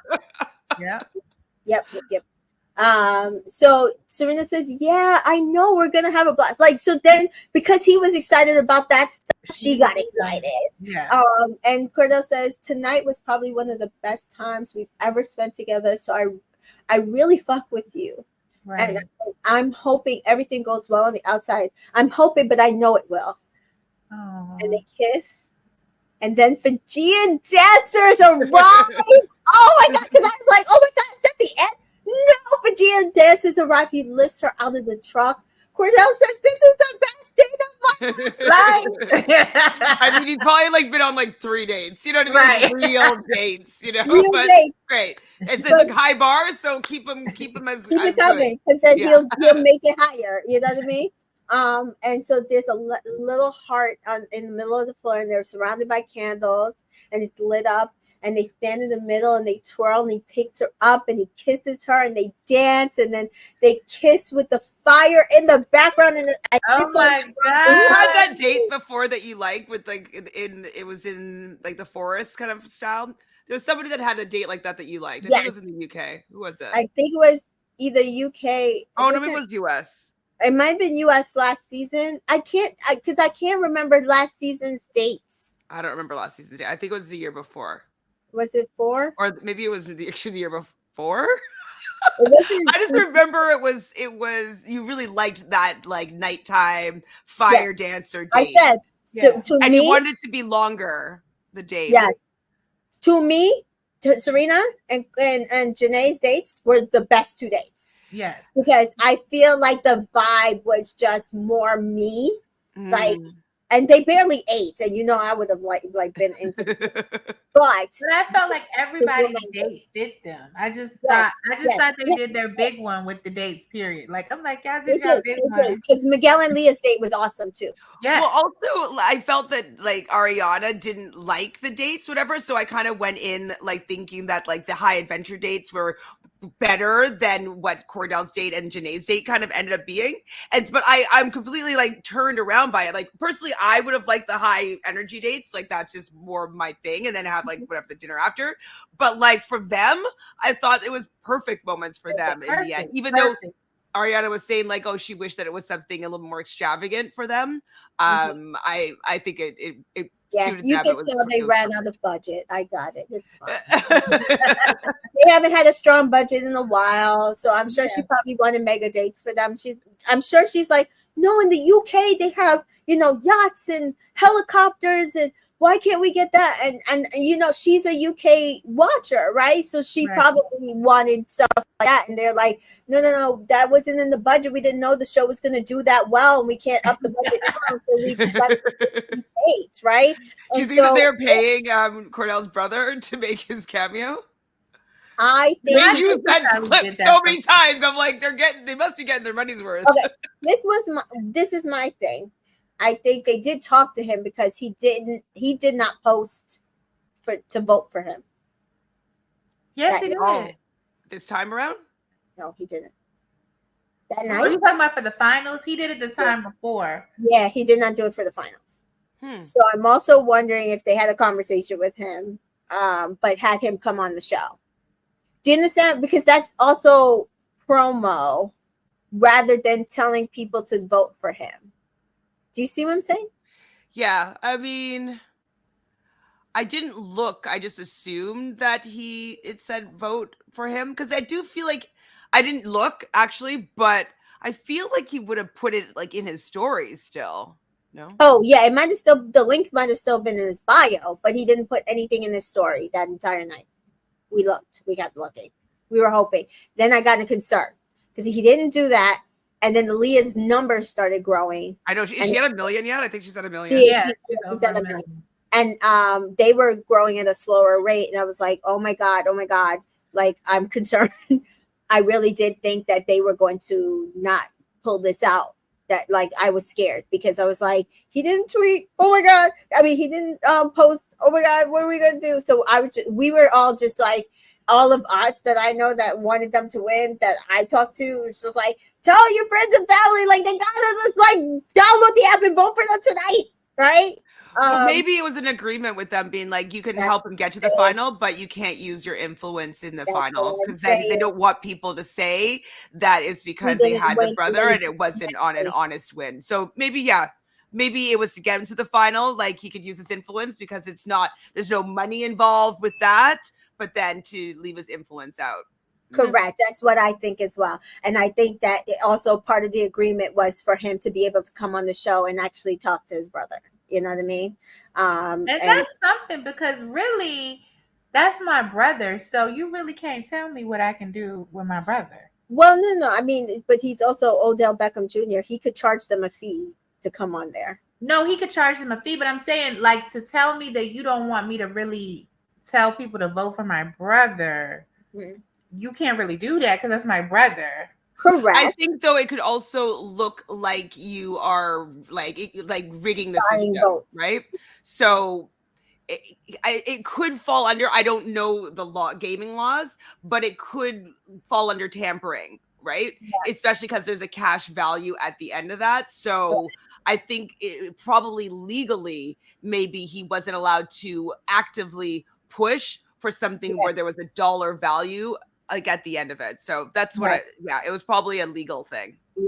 That's what I thought as well, because like I said, he did it twice. He did it the 2 times right before, but he did not do it finale night. And also people were already complaining about him doing it the 2 times that he did it. And again, yes, he's his brother. And it's like, wait, what do you want his brother to do? Not support him. But I also think it does take less value off of, oh, well, he helped his brother win the show, because he didn't put it in his story. Right. Tasha says, yeah, I was worried too. CJ says, maybe Odell might be in negotiations with NBC, Universal, Peacock in the works. And that's also fair too.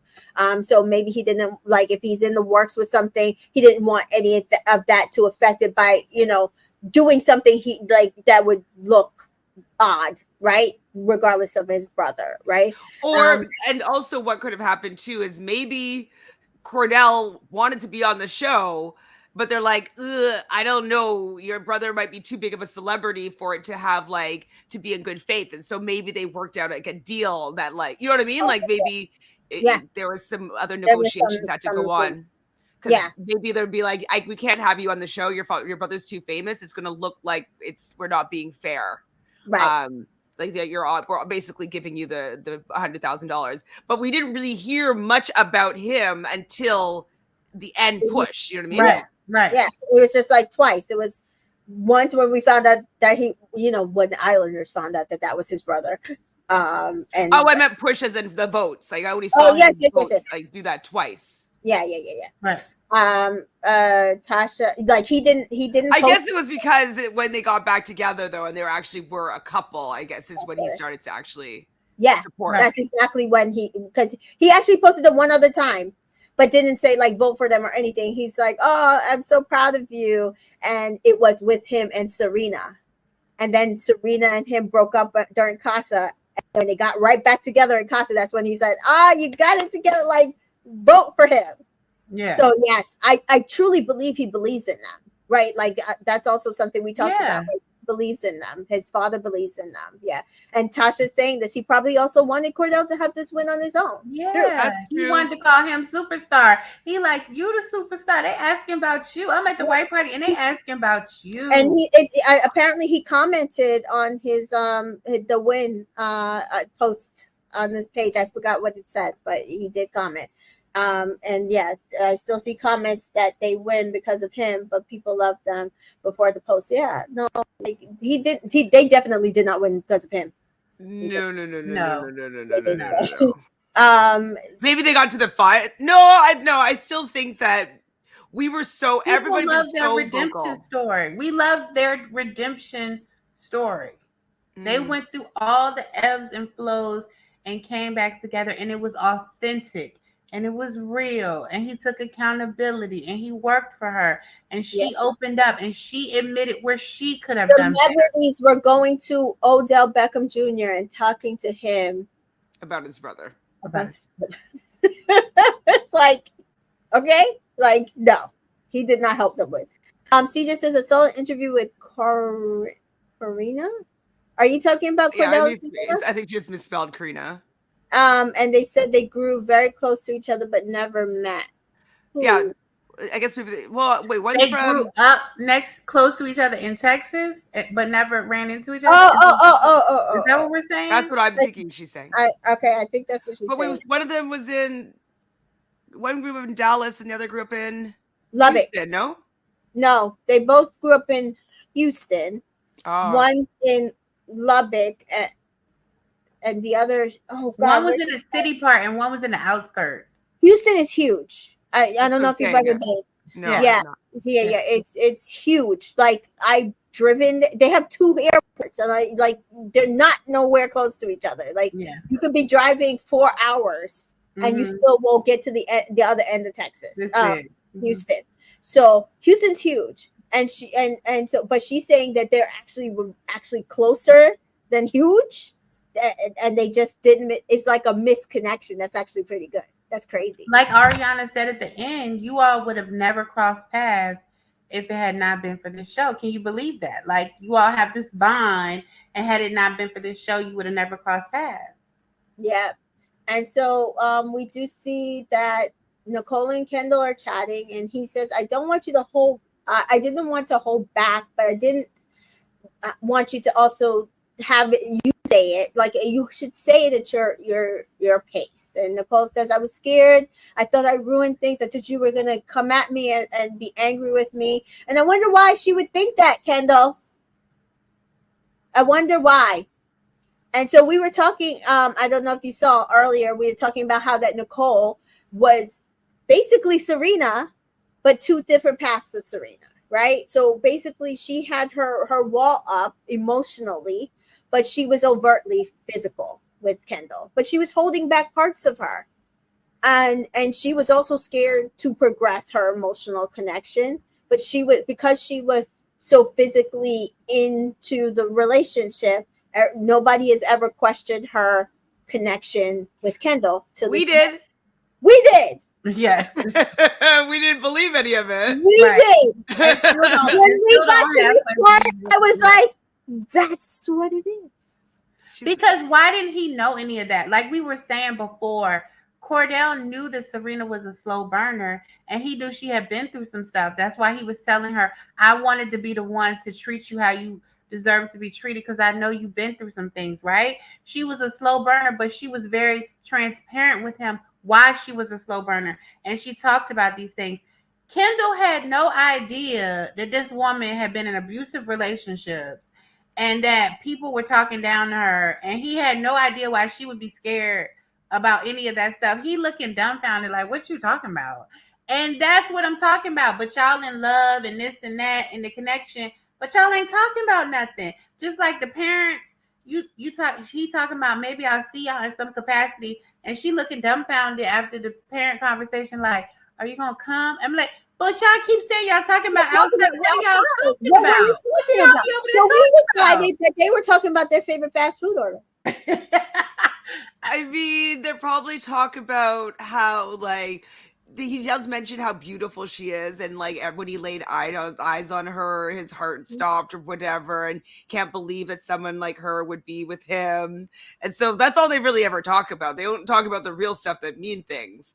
Like, you know, a lot of people have been so mad at Serena for being a slow burn, but like, it's really frustrating that people are not realizing that sometimes it's because you've been through something traumatic that you are terrified of allowing that to happen again.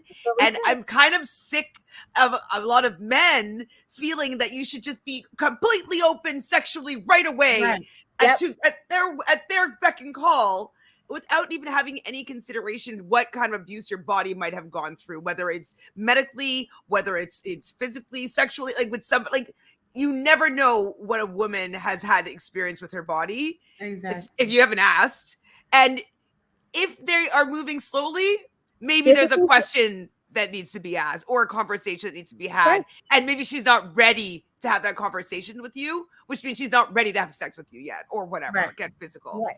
And so it just was it's so maddening that people were so mad at Serena for not just like being so open. Okay. We don't know what she might have gone through.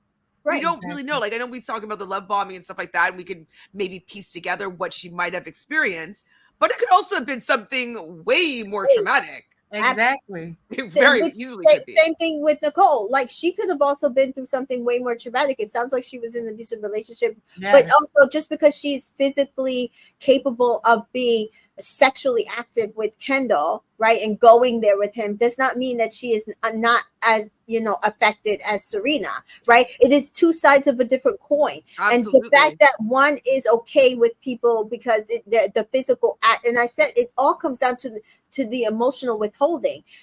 Withholding emotionally, there's a reason. There's a reason on both sides, whether it's the same reason or a different reason, but there's a reason, right? But just because somebody is more physically able to go where they need to go, and somebody is not, that she was not physically able, she was less because she was stuff. If you look at my edit, most of my edit. Oh, did you notice that most of my edit was like the movie that they did? Yeah. So most of my edit was pre-Casa, and I did that on purpose because I saw a lot of people saying that, oh, she's doing a lot more physical things with him now. I'm like, she did a lot of physical things with him. Day 1 or 2, she jumped into his arms in the bathroom and was like, you know, hanging off of him, right? He's been picking her up since day 1. Mm-hmm. But what people was upset at is they weren't going fast enough for it. Yeah. Absolutely. And the thing is too, is that I find that sometimes people use being sexual so that they don't have to have those conversations, exactly. Right? And that's they're like, okay, if I'm like, that's exactly. It's exactly what Nicole did. She's like, if I show him that, like, I'm making out with them, I'm, you know, being sexual with him, then he's not going to realize that, like, I'm not emotionally there. And it's a really good point for you to say that he couldn't even see that she wasn't there emotionally because he's disingenuous. Exactly. Yep. Exactly. Yep. If they were really in love, thank you. Like Serena and Cornell, to ask those and prod those questions and like, well, why are you like this? And what do you need? And what can I do for you? And I'm going to show you that, you know, there are good guys out there. I know you haven't had it. You've told me your experiences, but I'm going to show you that I'm different because you deserve the world. I'm going to give it to you. I'm going to give you the world. And I want your family to know that I'm going to give you the world because they're having the conversations. And that's what I've been saying for weeks. And that's why Serena was so upset when he basically broke those promises. He said that he's never going to break her heart or he's never going to make her feel those ways. Like, of course, when he was being influenced by the guys, and he knew deep down that he shouldn't have done what he did. He knew, but they didn't know those conversations that they were having beforehand. Yeah. And it's also because they weren't having those conversations beforehand. Exactly. And so they just assumed that he was like, oh, just, messing around with this girl. Like, doesn't have like deep feelings for her, like, or whatever. There's nothing more going on. And it shows to me that he is a lot more emotionally mature than any of the other guys that were in Casa. Exactly. Absolutely. And it did not take, it only took when they saw Serena's video on movie night with her on the floor crying out for him when she's like basically in turmoil before he even came back. Mm-hmm. Waiting for him. And I don't even think she had seen the video at that point. No, she was just missing him. She was just missing him and afraid to lose him. And because she hadn't showed him, and knew that she hadn't showed him how much she liked him. Right.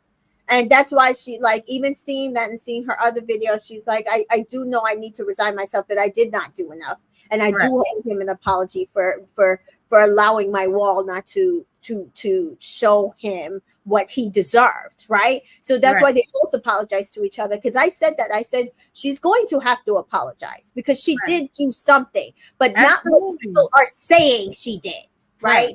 And that was my whole thing. They did it right, guys. I wonder how, like, all the people that are not fans of her, how they're gonna feel about this win. I don't know, and I don't care. I'm just happy they won because I got scared. So Janae, I got scared. Okay, go. Actually, we'll talk about what we got. We'll talk. Janae says you either want to be the first date or the last date, and so last date. Best for last. And Janae says text, and she and Kenny are going on their final date. # words of affirmation. # under the stars. And Janae is like, I'm going on a date with Kenny. And Leah Miguel says, oh, that words of affirmation. That makes sense. Well, Miguel says that makes sense for Kenny. And then Leah says that makes sense for Janae. I was like, yeah, because that makes sense for one of them. That's their love language. Yeah. So while Kenny and Janae are basically like, I feel like with Cordella and Serena, they're very similar, right? They have a lot of similarities in traits. They just move differently, I would say, right? They're not as similar in their emotional communication, right? Janae and Kenny are similar in their emotional communication, but not similar in personality, right? And so it works, like both sides, it works in this situation, right? So he is wearing blue. He looks like he is going on the biggest business trip, but he looks always. But he comes out wearing a red dress, and it was so cute. It's like, because it's red for his favorite color, and it was like hearts on the boobs, right? Like, Maybe the way this man looks at her every time she walks down the steps and he sees her, it is like he is seeing her for the first time, and it's like she is the most beautiful woman in the world to him. Absolutely. I mean, like, he probably realized that he's punching to a certain degree. Right. He really has the aesthetic to be dating gazillionaires. You know what I mean? Right, absolutely. Like, when you look at her, she's definitely trophy wife, arm candy. If Serena brings her to a game with her, like, right. Yep. So he's probably just like, whoa, she likes me? Right. Okay. Thank you, Lord. That's why # blessed. He's always like, I'm blessed. So we do see he is excited and ecstatic, and they arrive at a tree with words hanging down from them on tags, and they look, and it's words from their family. There's one from her brother, and one from her dad, and one from his dad. And they do read them. I did not write down everything that it was saying. And says the So fact you that know Mika, write it down, Sharon. listen, they of course they did a 2-hour finale, and I was like, I gotta take notes on 2 hours. Anyway, Janae says the fact that they didn't do the video chat with our parents, I was devastated, but this makes up for it. And Kenny says, I forgot that they were watching. Janae says, I didn't even know my dad was watching. I didn't tell him. I'm pretty sure her brother probably told him because her brother has been watching her every night. He posted, he's like, I'm watching you. Oh, really? Yeah, I followed her brother. He's like, I'm watching you. He's record younger? Older. She's the youngest. Okay. So she has an older sister and older brother. Okay. And yeah, she's the youngest. Like Serena. Okay. Like Serena. But older.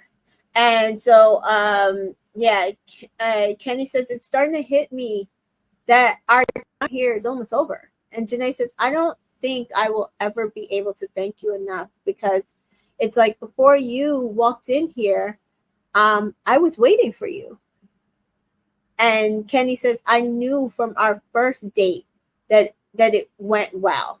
And when we were on the floaties, I knew we had something. When we just sat there in silence.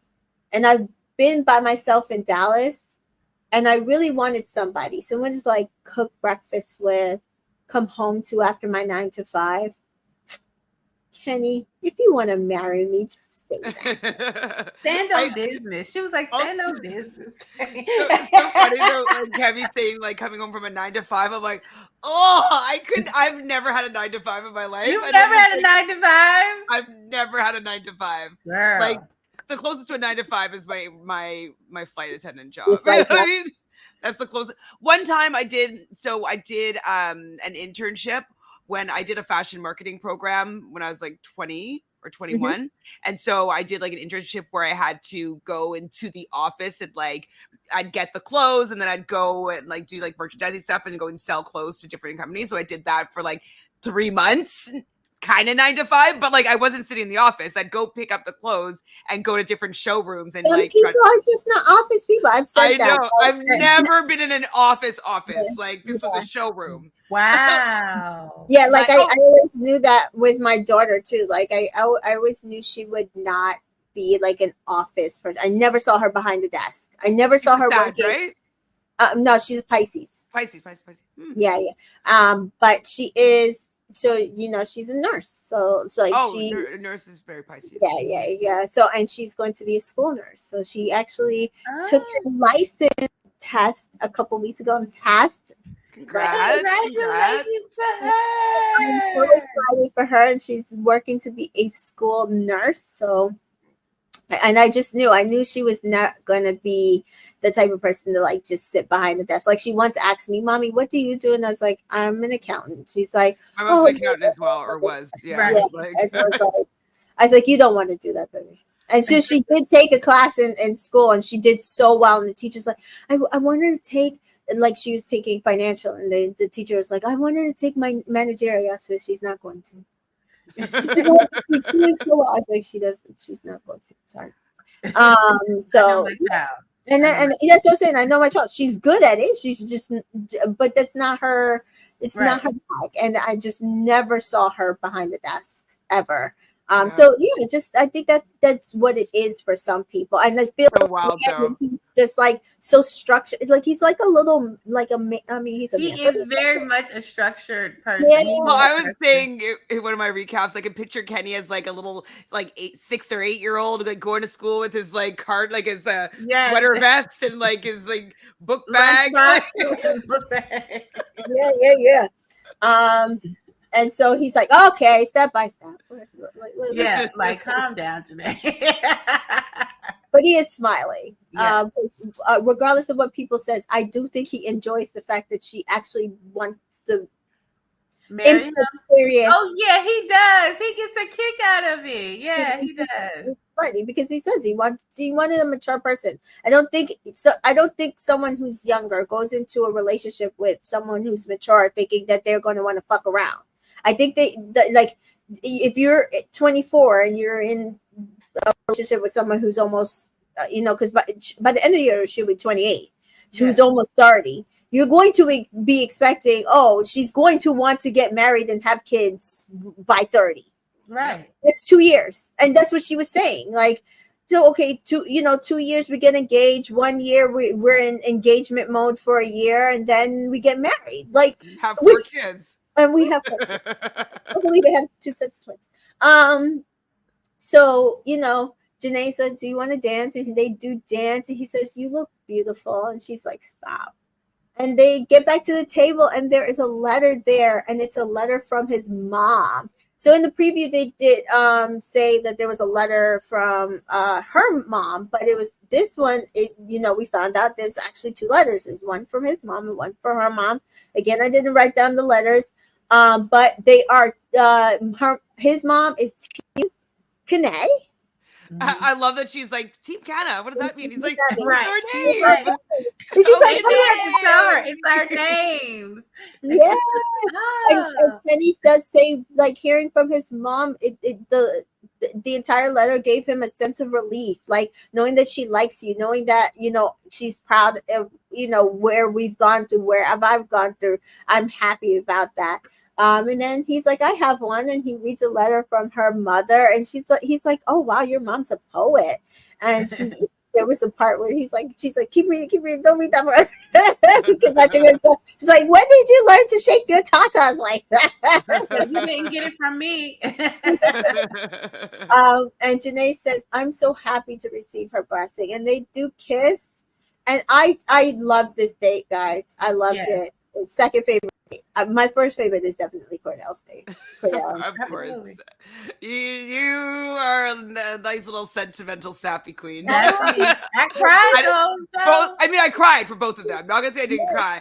I cried for both of them. Those would not be the dates that I would want. I'd be like, oh my god, it would be too much. Like too much for me. You could not pull me away from those. I gotta go back to the villa. For real? I know, because it was just so romantic. Like I was saying, I've been parasailing before and loved it. I love the adventure part, but like just for our last dates and all that, I want it to be so romantic and watching our love story. I would be so hyped. So Serena and Cordell do return to the villa, and Serena says, she couldn't have asked for a better date in real time, like how we are, and I'm just blessed and grateful to have him here. And you tell the rest of the Islanders about their movie date, and then they got up and walked away, and they were know.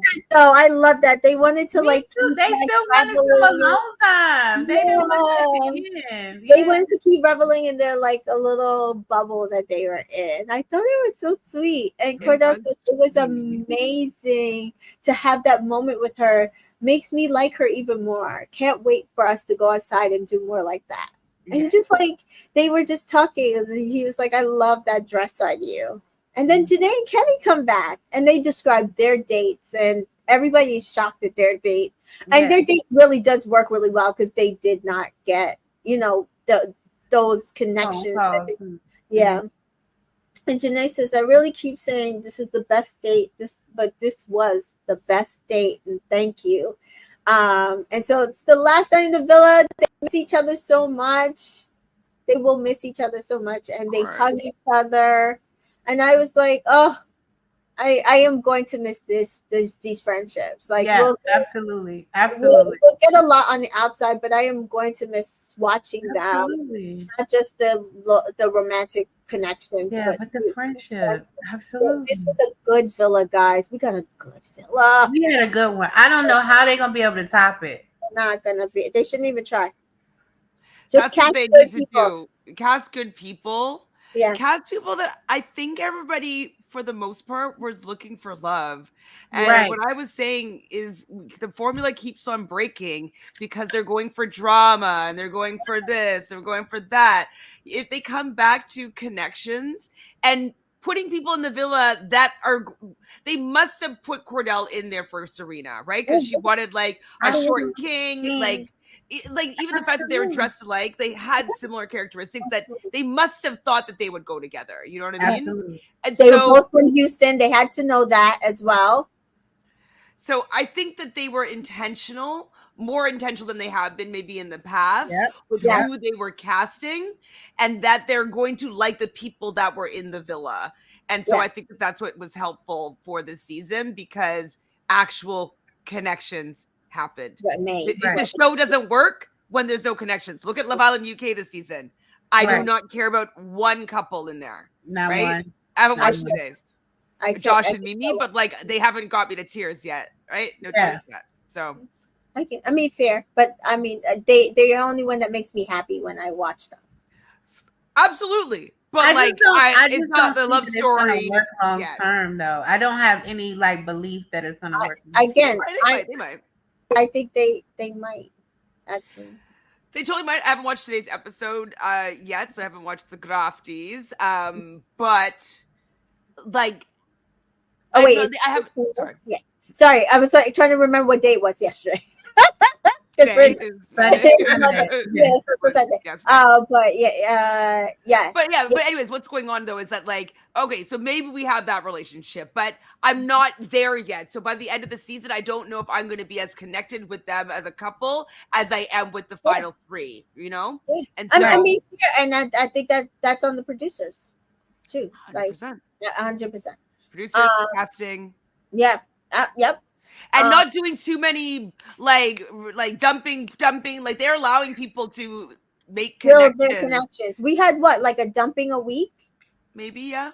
Yeah. Whereas Love Island UK, they're dumping twice a week, which is ridiculous because they keep bringing people in and then dumping them right after. And then making them like just break up a couple and then like have a recoupling and then a dumping, and you're just like, ugh. What was the point in all that? It's no point. That's why I don't even care.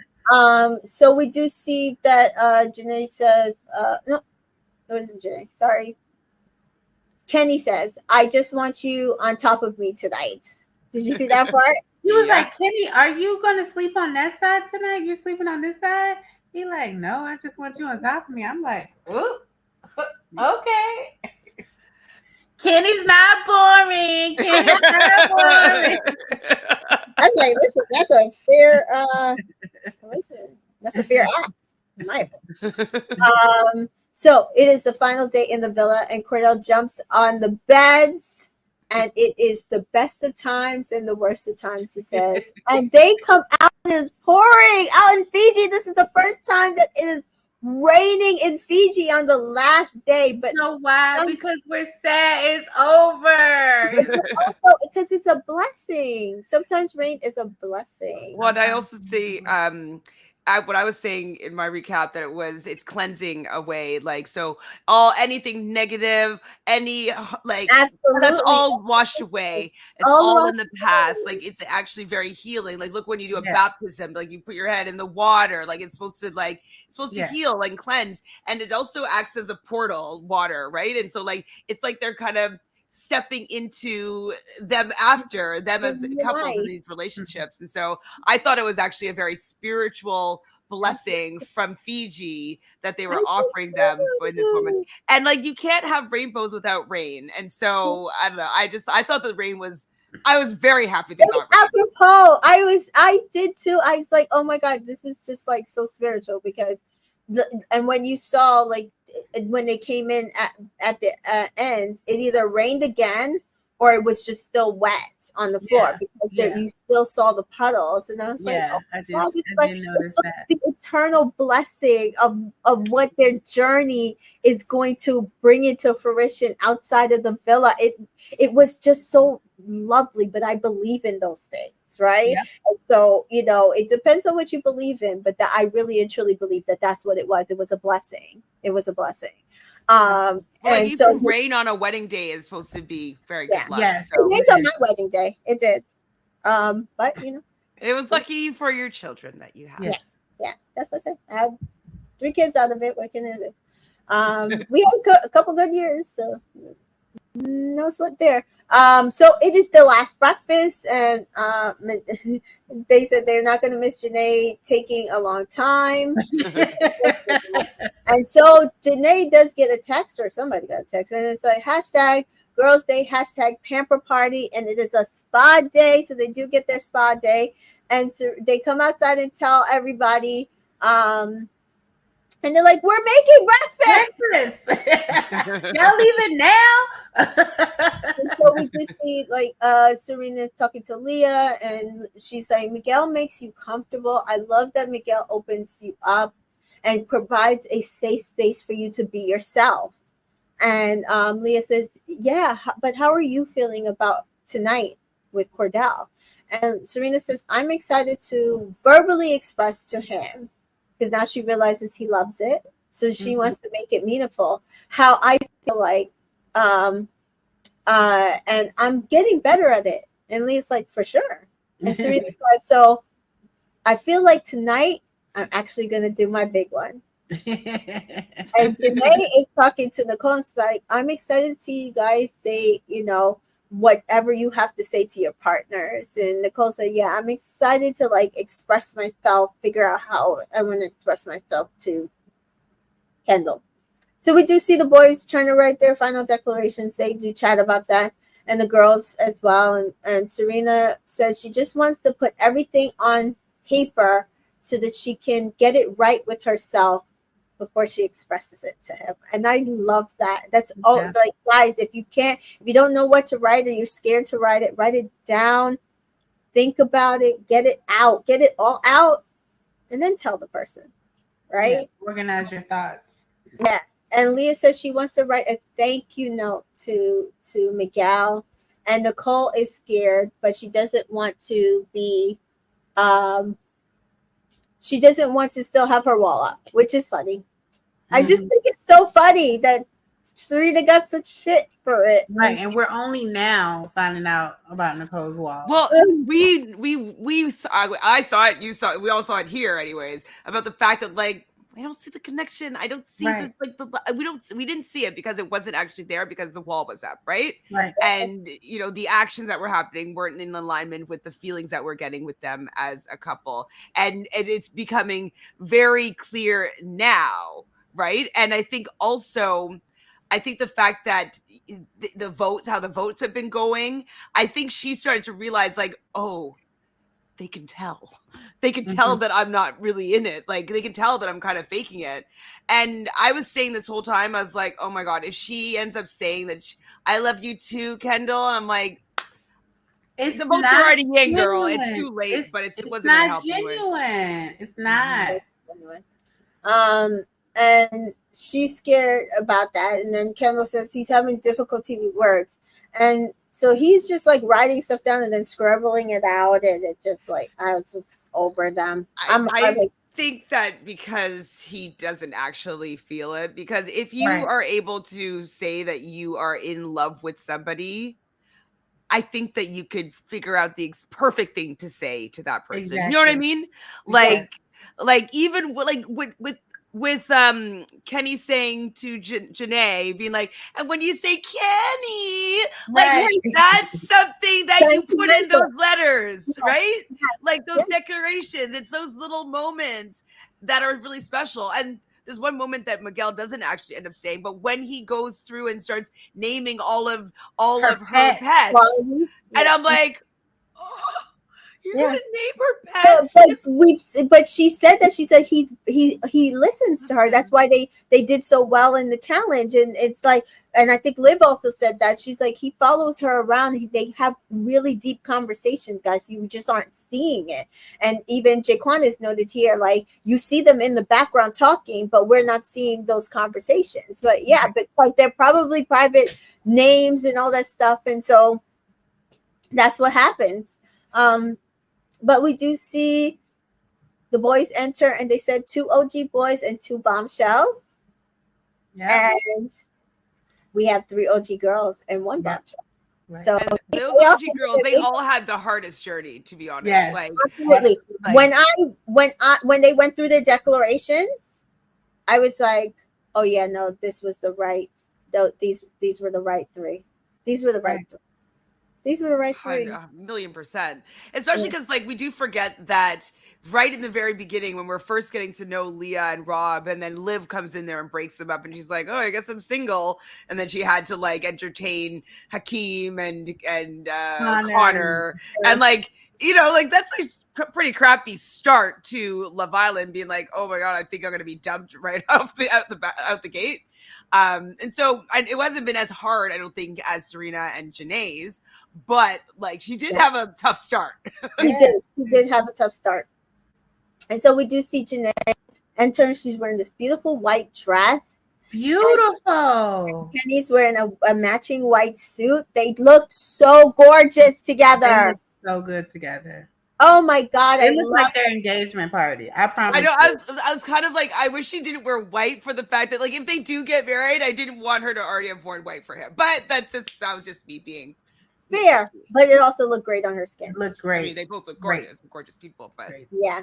So I could also see her why she was like, listen, I'm going. Well, she wore red already before, and she's wore red twice already. Yeah. So, Kenny says, "You look beautiful." And she's like, "Oh," and she's so happy with him. His mouth. Yeah, he looked. Listen, every time. I mean, he could be faking it, but I don't see it. Cordell comes in to meet Serena, and he is wearing a black. Was he wearing black underneath? Because I think he had a black top, black shirt, a black shirt, but he's wearing a hot pink jacket and pants.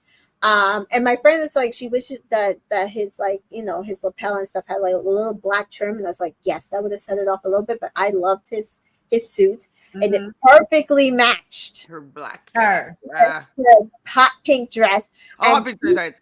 Whoever dressed them, thank you. Yeah. Yeah, no, I like her dress and Leah's dresses were my two favorites, right? Like I love bright dresses. So yeah. Leah's dress was like perfect for her. Statuesque, classy, very loved Leah's dress. Yes, I agree. I'm a red person. I prefer pink. Wasn't your mom like my mom every year for Christmas buys me like a red turtleneck sweater because she's like, I just love red on you. I love red, so I always have red. red does look good on us. And like, I'm not wearing red right now, but I always wear red lipstick. So. Yeah, you do always wear red lipstick. I have just always had an aversion to red.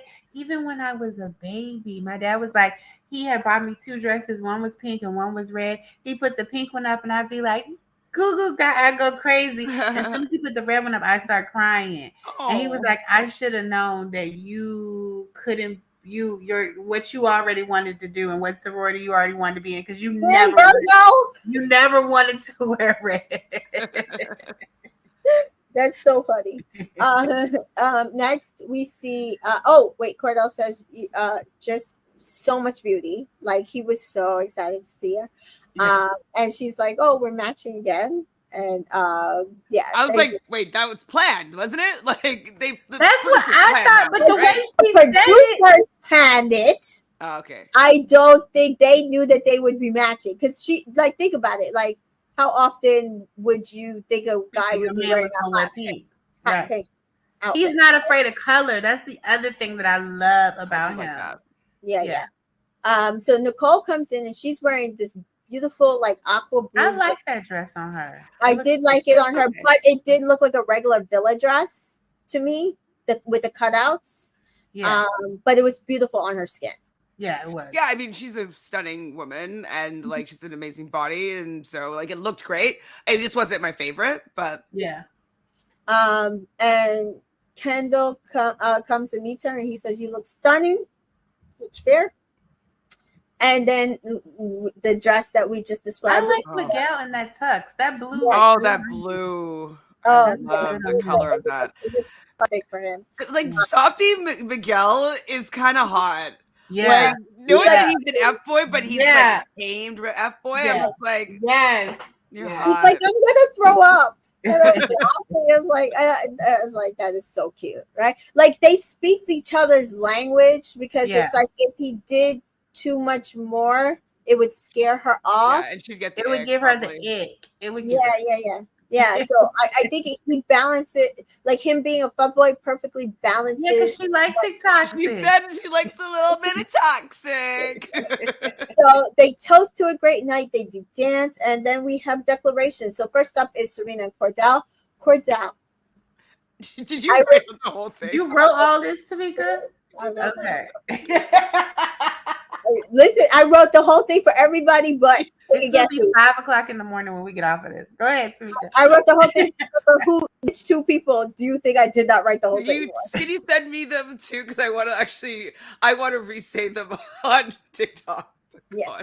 I remember laying my blurry eyes on you, seeing the green, thinking, who is that?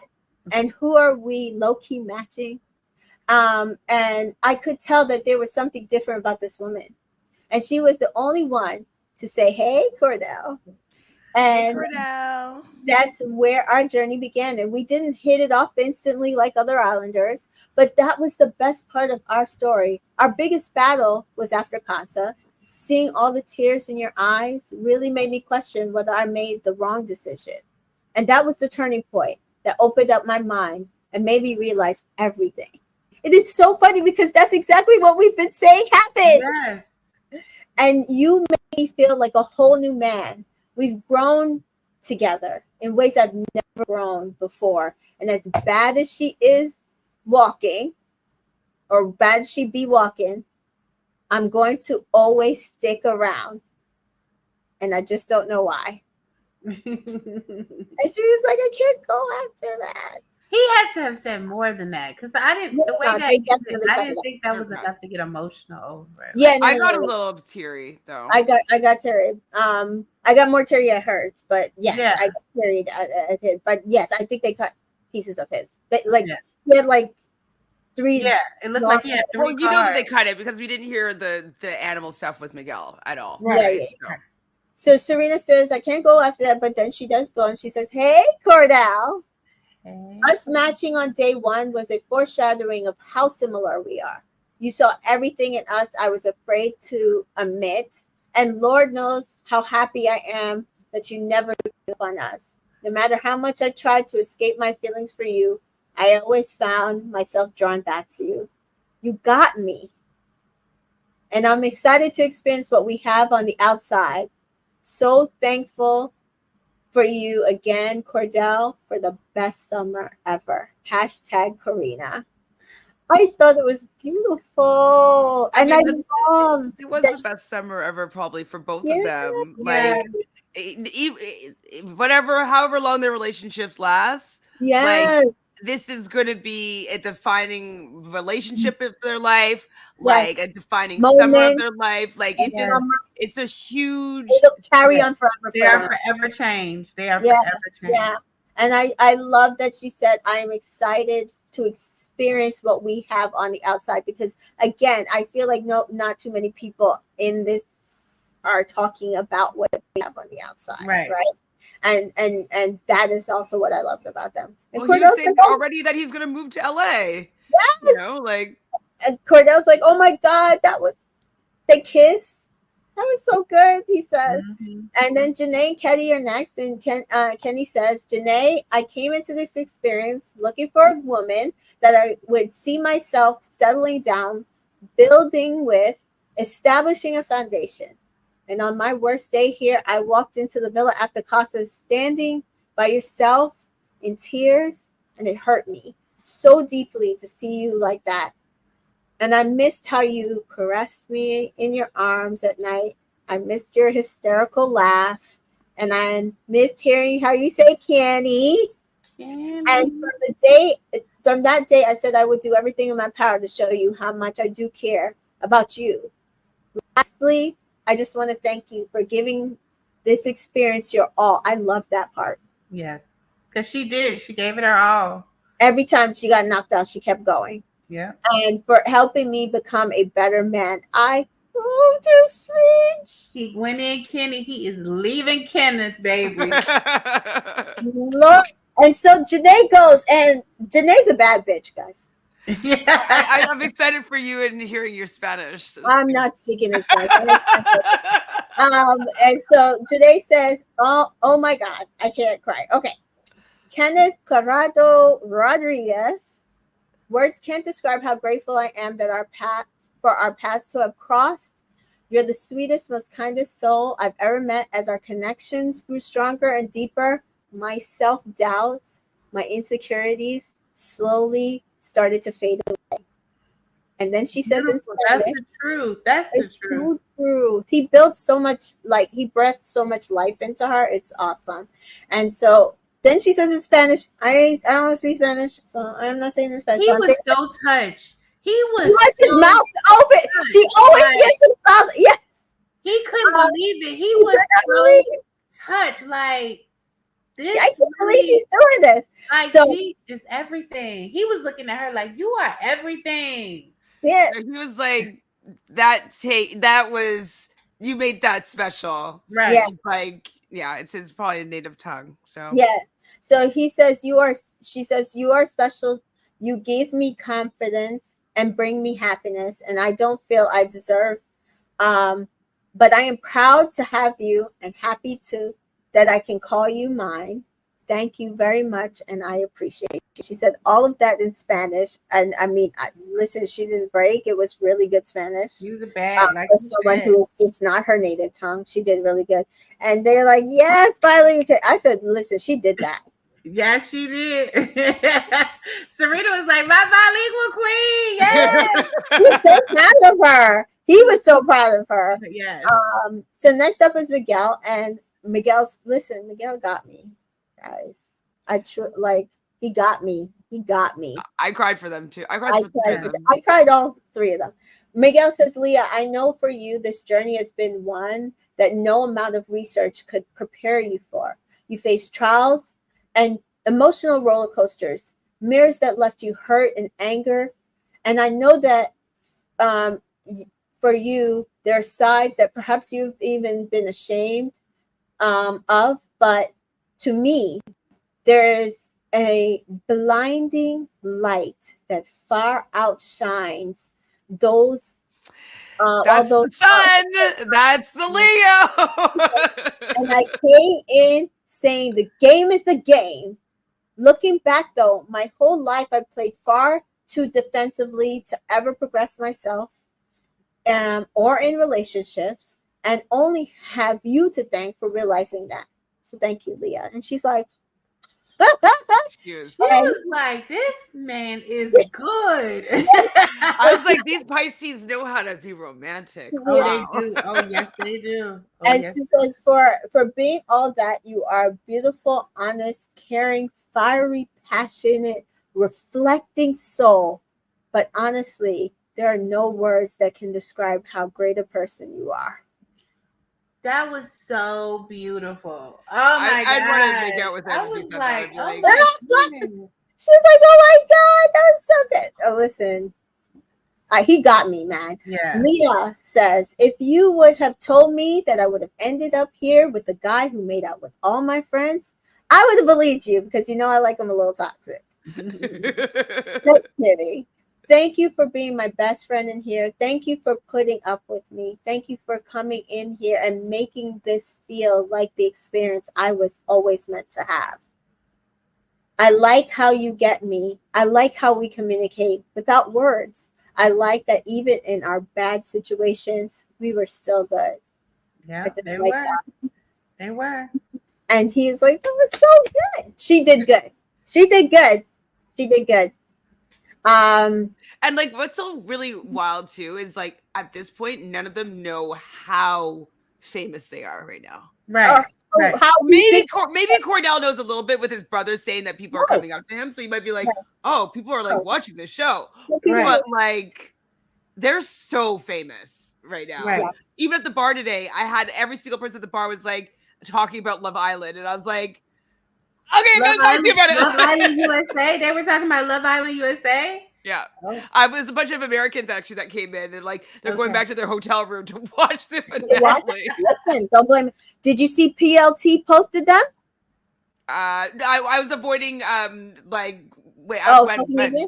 Yeah, they posted them. They posted them after the finale. They posted. Okay, yeah. So after it's like I avoided it until I got home at midnight. So yeah, I didn't see anything. Yeah, so they posted them after the finale. We think that they're getting a campaign. Well, I think that they're gonna like a Cheez-Its campaign. It's happening. That's what I was thinking. I'm like, with them always saying then Cheez-It with their smile, Cheez-It. It was in their movie. It said Cheez-It too. Yep, they're going to get Cheez-It. So and Cheez-It was always in the comments. Cheez-It has been in the comments. Yeah. So we do see Kendall and Nicole. Kendall says, looking back at this moment, we met. At the moment you met, you took off the blindfold off of me, and I never laid eyes on something as beautiful to this day. Never thought I would find someone who gets me and accepts me. And then he says, Nicole, and I couldn't remember her middle name, and I refuse to go back. So he says, I love you, whether you expressed it to me today, tomorrow, blah, blah, blah. These words, I will always be there for you. I think it was Laura and Rachel. I remember it was very, very generic names. Yeah. Nicole and says, her last name is Jackie, which is that's what I said, Nicole Jackie, but I didn't get the middle. Nicole says, Kendall, walking into the villa, I expected a lot of things, but never thought I would find you. You've given me, since the moment I walked in, that you are a genuine and kind and supportive person, and you've given me everything, and I love you, Kendall. Or I'm in love with you, Kendall. And I don't think it's true. I don't think it's true. I think she felt that she had to say it because he said it. Yeah. And I think that she was like, this is what I was thinking. I think they thought they were winning. Right. Well, or that the vote hadn't happened yet. Like this was like their last Oh, okay, yes. Like in the UK, sometimes it doesn't happen until the next day. Like they're actually voting live, you know what I mean? Live. And whatever, a couple hours during the finale. But I knew that she was going to say is gonna overcome her, and the fact that I knew that was going to happen, that's how I know it wasn't genuine, right? She was basically crying, being like, "I thought I ruined this for us. I ruined," and I'm like, "Ruined this for us? What do you mean, like ruin the date?" And she was like, she did say the date later, but I was like, I feel like they kind of had an agreement on what the love story that they were going to show that he thought was going to be a winning one, and I think that she felt that she ruined it by not saying "I love you" back. Yeah, but they already had lost anyways. They lost. They lost big. Come to find out, we did our big work, guys. It's Danilo does say, I like their final speeches, but I feel like they were trying to make it seem more than it was, and I think they like each other, but love is a stretch, and I have to agree. Right. I more feel like Cordell and Serena love each other and just haven't expressed it than I do. Right. They expressed it in 2 years. That's fine. Yeah. Then these two love each other, right? I even felt Kaylor and Aaron loved each other more than these two love each other. And I mean, Kaylor thinks she really does think that. Yeah. So this is just not it. Jaquan says Miguel's speech was dope. It was like a player being tamed and changed his outlook on life. It was like how a player. That's exactly how I took it, Jaquan. When he was saying that, I was like, "Oh my goodness, the growth in Miguel!" Well, but he's never had to been able to stick around, right? Like he just was like, if feelings came up or they did something that they didn't like, or a new hottie came around, he just bounced on to the next. But he's stuck in the villa. Like he can't ghost anybody. He has to see them again, and so he was ready to ghost Leah. And in the real world, he probably would have deuces, but then he's like, actually, I kind of like this girl when I have to see her again. And so I have to figure it out. And that's what he means by she pushed him to figure shit out. Right. He didn't ever want to figure out. And he realized he might become a relationship person after this. Maybe so. Because Pisces are like lover boys, right? Usually. I think he's found his inner lover boy. Where does Leah live? LA. LA. Calabasas. And he lives in Miami? I heard that he lives in LA. Yeah, between LA and the UK. Yeah. Okay. He goes back and forth, apparently. So, listen, I'm not worried about them, to be fair. They're either going to do it or they're not. Perse says after 6 weeks with each other and you absolutely nothing to say. And that's how I felt like with them. Like their speeches were, I was like, I hope they don't win or get second. Like I would feel bad because I feel like that they just so not genuine. I knew they were going to get fourth. I knew it. I did not know I was getting a little bit worried because I was like, okay, why is their speech at the end, like the last one with the "I love you"?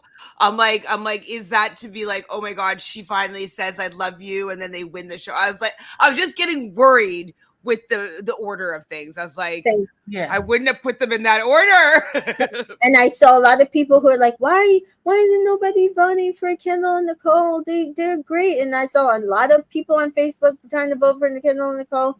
To be fair, I saw a lot of people voting, more people on Facebook voting for Janae and Kenny than I saw for Serena and Cordell, which is why I also got concerned. And then you know what? They did the order though. I think like how they had them set up. I realized that's how they did the order, right? Because if you notice, it was Janae and Kenny, Serena and Cordell, Leah and Miguel, and then on the other side, or if you can see my hands, on the other side is Nicole and Kendall. And so then, as you're about to say, fourth place is Nicole and Kendall. I'm like, ooh, they leave on the side. I'm like, oh, I was like, oh my God. So that means that probably Janae and Kenny are out next to keep the two people standing beside each other so they don't have to change the shot, right? Yeah. So like the cameras didn't have to reposition. Because they had the hearts. Because they had the hearts. It doesn't matter if they're not on those hearts, but they were on the hearts this year. Right. So they had this side goes, so they just had to move the camera this way, and they still have all the three people in the shot, and then they leave, and so everybody's just still in the two shot now. And so then I was like, but then when it was the final two, that's when I was also worried because of like the numbers and stuff like that. That's what I said. I said the same thing. Okay, so we're gonna get it. Jake says, I'm not gonna lie, I dozed off and noticed my phone was still on. I know, because it's literally almost 5 o'clock in the morning. Exactly. Thank you guys have to work. We're heavy now, summer. I do. I'm gonna sleep for 3 hours. I have to work too. So Nicole and Kendall, they're fourth place. They made Serena cry, and everybody was crying. But I think it's just if you're in there with these people and like. Yeah, I wasn't close to tears with either of them, but yeah. So Ariana looked amazing. I loved her outfit. I also got worried. I'm like, oh my God, her skirt is the same color as Nicole's. I was like, they're not gonna win by accident just to have them like be matchy with Ariana, right? Like I was not you thinking the matching color. Listen, I don't blame her because I was scared too. So her hair, everything, she looked like a mermaid. I was like, Kaylor, mermaids are real. And I want to give Ariana her flowers real quick here. Ariana was the best host that we've had in a very, very long time. Probably one of my favorite hosts. Absolutely. And I am proud of how she did this show, and she was the best person to run this season. To be fair. She was. And do you know why? It's because she was a fan first. Yes. It wasn't a hosting gig. Yes. She was a fan of the show that was given a host position, and it worked. It worked. Yep.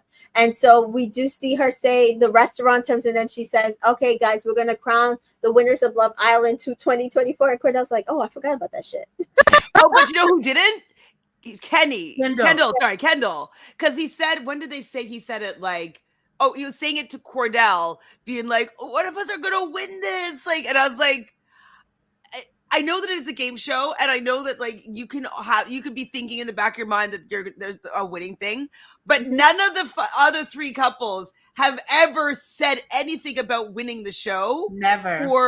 None of them thought that they were going to win the show. That's the thing. None of them thought that they had a shot in hell of winning the show. No. None of them. Absolutely none of them. And you see it by the way that they react with who won and how they won, right? And so the only people who were just so sure that they had this so locked in and so competitive because he didn't stray at Casa. Yes, every time we came back to get you standing there waiting for me after Casa was the best moment of this experience. I'm sorry. Keep bringing that. We've recoupled 9 times and all that. Yep. Yeah.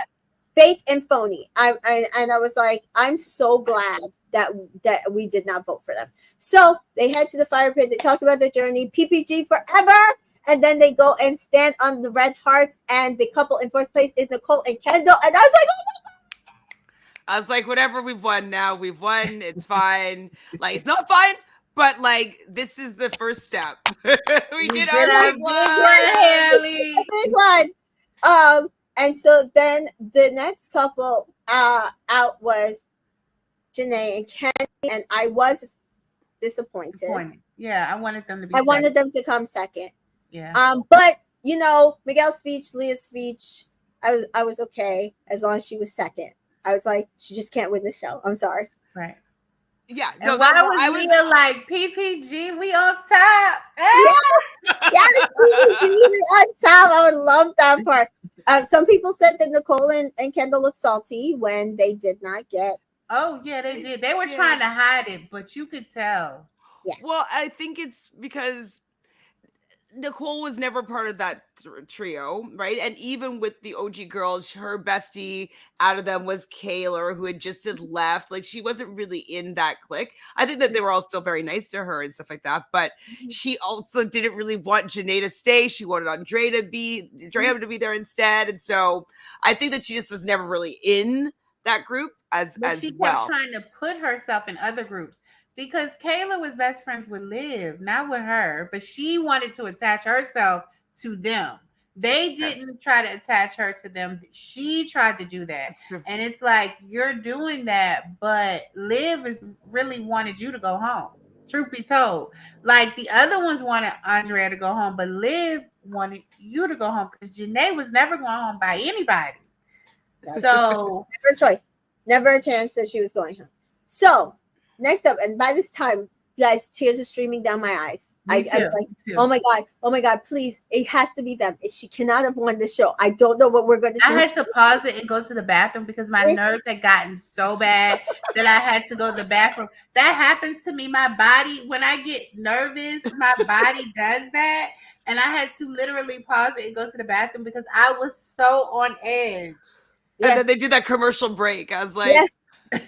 And then even Janae was saying, like, what is the longest pause? Like, the suspense is killing me. Killing me, yeah.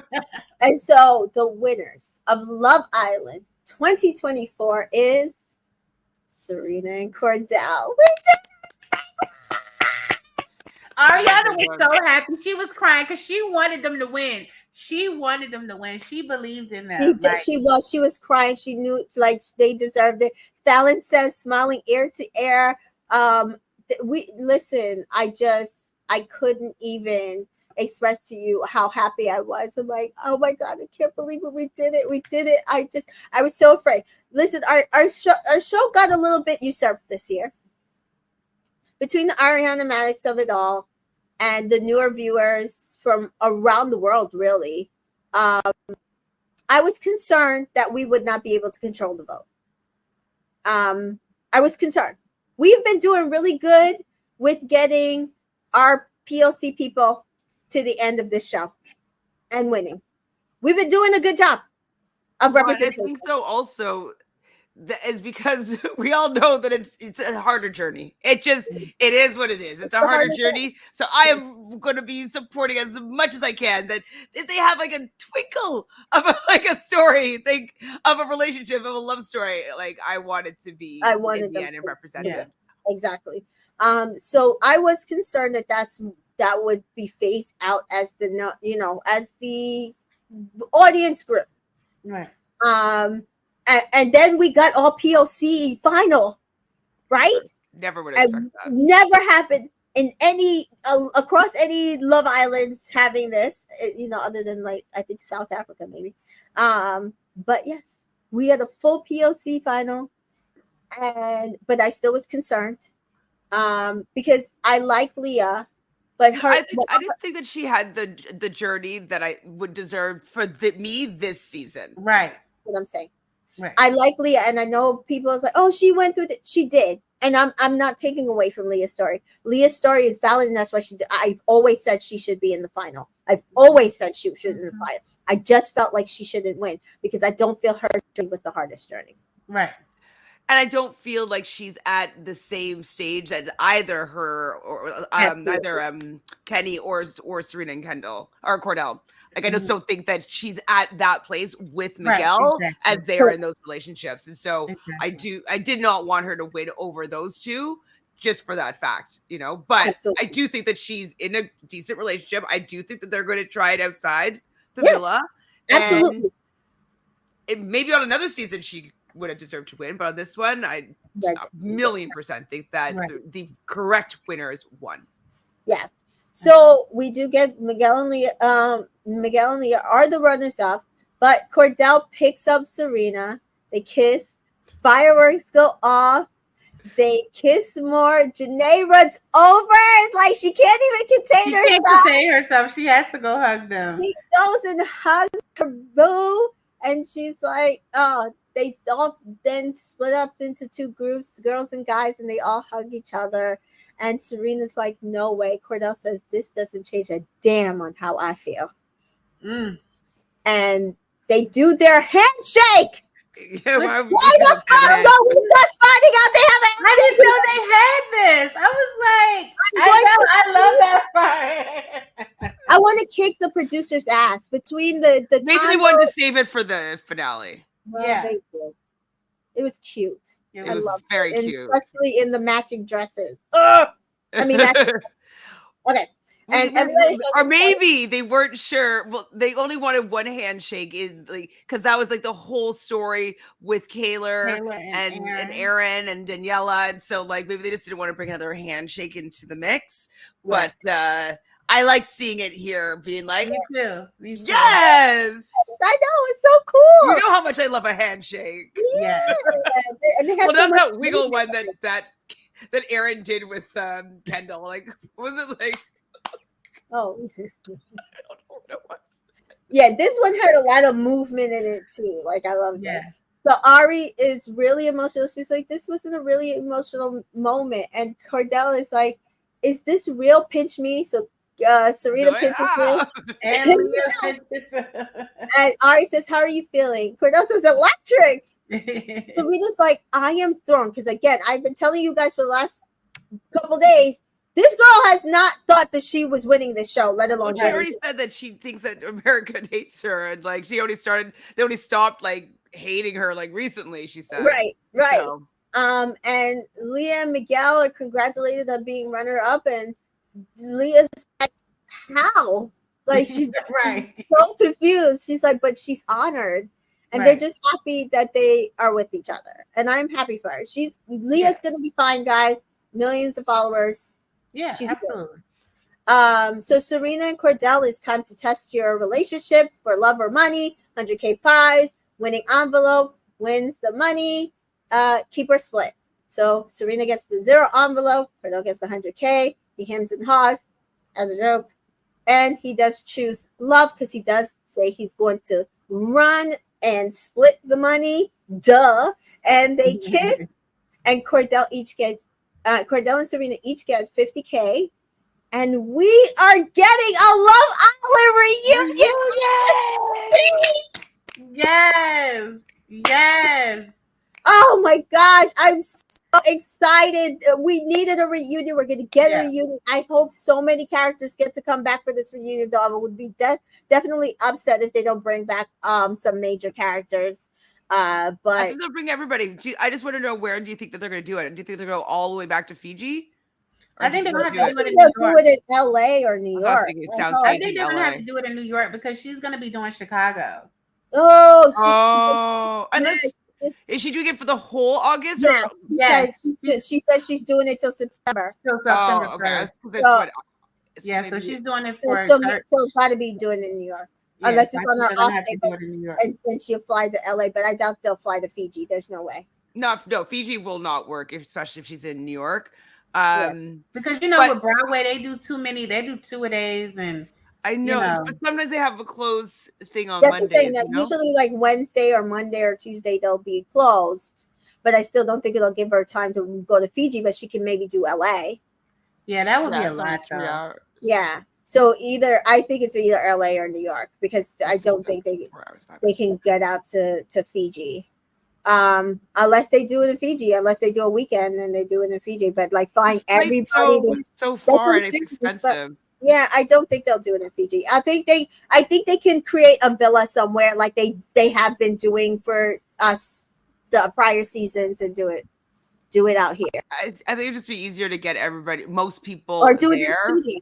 Yeah. Or do it in a studio. Like I was thinking that they do a studio that they'd make to look like the villa somewhere.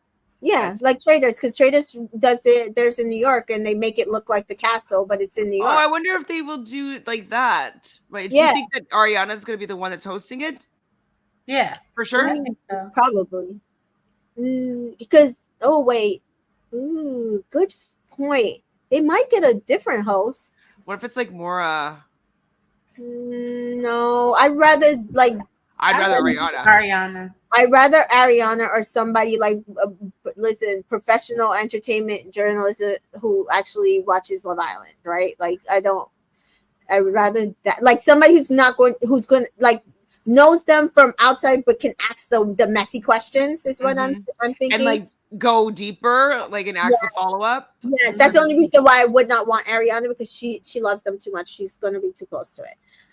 But she actually remember, she's like, we got all the time in the world. Yes, I'm not taking away from her at all. I think she might actually do a good job. Go a little bit deeper, because if she wants to know, if it doesn't satisfy her, she might be like, but why did you say this? Or, you know what I mean? So, maybe. So I would want Ariana, not Mara, or somebody. Like Sally.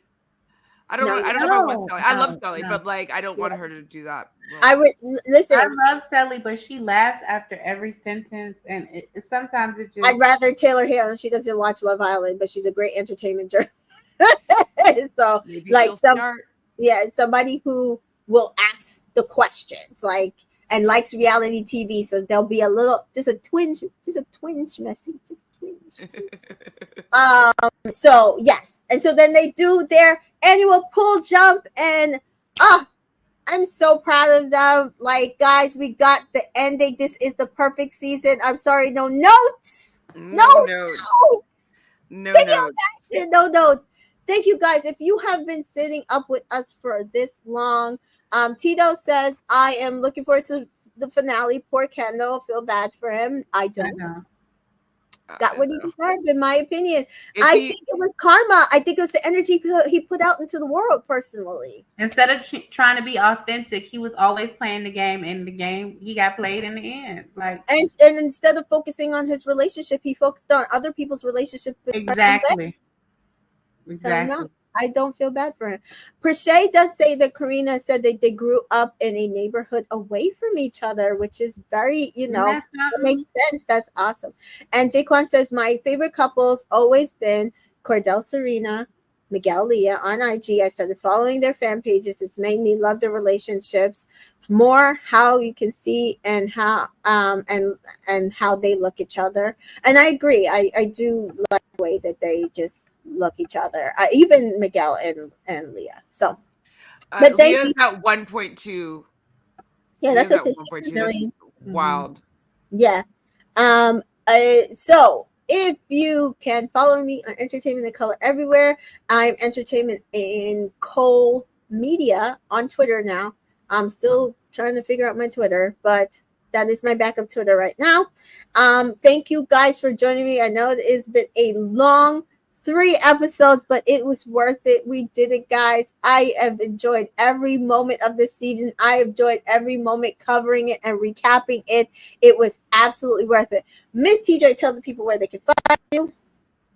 At Miss T Joy on all social media platforms. And Chantel.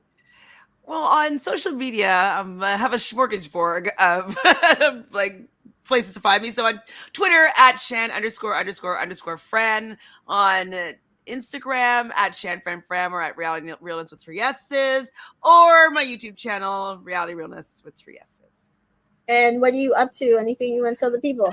Well, I will get to editing my reaction video to this finale. So I've watched and recorded, but I have not done a little snippety snip yet. But I believe tomorrow I'll be going live with Matthew to do a whole ranking from least favorite Islander, most ineffectual Islander, to who we think was the biggest ratings pull. We're going to kind of go through all the cast and maybe give some superlatives out. And so we should be doing that tomorrow evening. So not 100%, but, subscribe, ring the bell, and you'll know when I go live. And for those who have come in and asked, am I covering Big Brother? I am not formally covering Big Brother this season on my channel. It is hell trying to even keep up with the feeds right now, let alone I can't even enjoy the show, let alone I've been watching Two Love Islands. But I will, when I have a moment, maybe jot down some little thoughts, and maybe I'll do a TikTok on that at the end of the week. We will be bringing back Bachelorette coverage. We will catch up. We will bring it back. We will get it together. We had to get out of Love Island season. Sorry. Too much going on. It's too much going on. And so, yes, I am excited to bring The Bachelorette. And, there's a lot of shows coming out. August, Love is Blind UK is coming. So we will bring you coverage however we can of what we can. But we had to get out of Love Island season. 2 Love Island seasons simultaneously is not for the weak at heart. Oh, and you guys are going to come and help me catch up for tomorrow, right? Absolutely. I got this. So I can do that. So it's like, that's why I didn't do it tomorrow, because I was like, I don't want to be sleeping till tomorrow. So yes, thank you guys for joining. And Jaquan says Marco and Hannah is on the same flight with Kaylor and Leah. Nice. Yeah, I think because they live in that area. That makes sense. So Jaquan says peace and blessings, and I'm going to say peace and blessings to you guys. Thank you for joining me this season. Thank you for joining us this season, and we love you. And see ya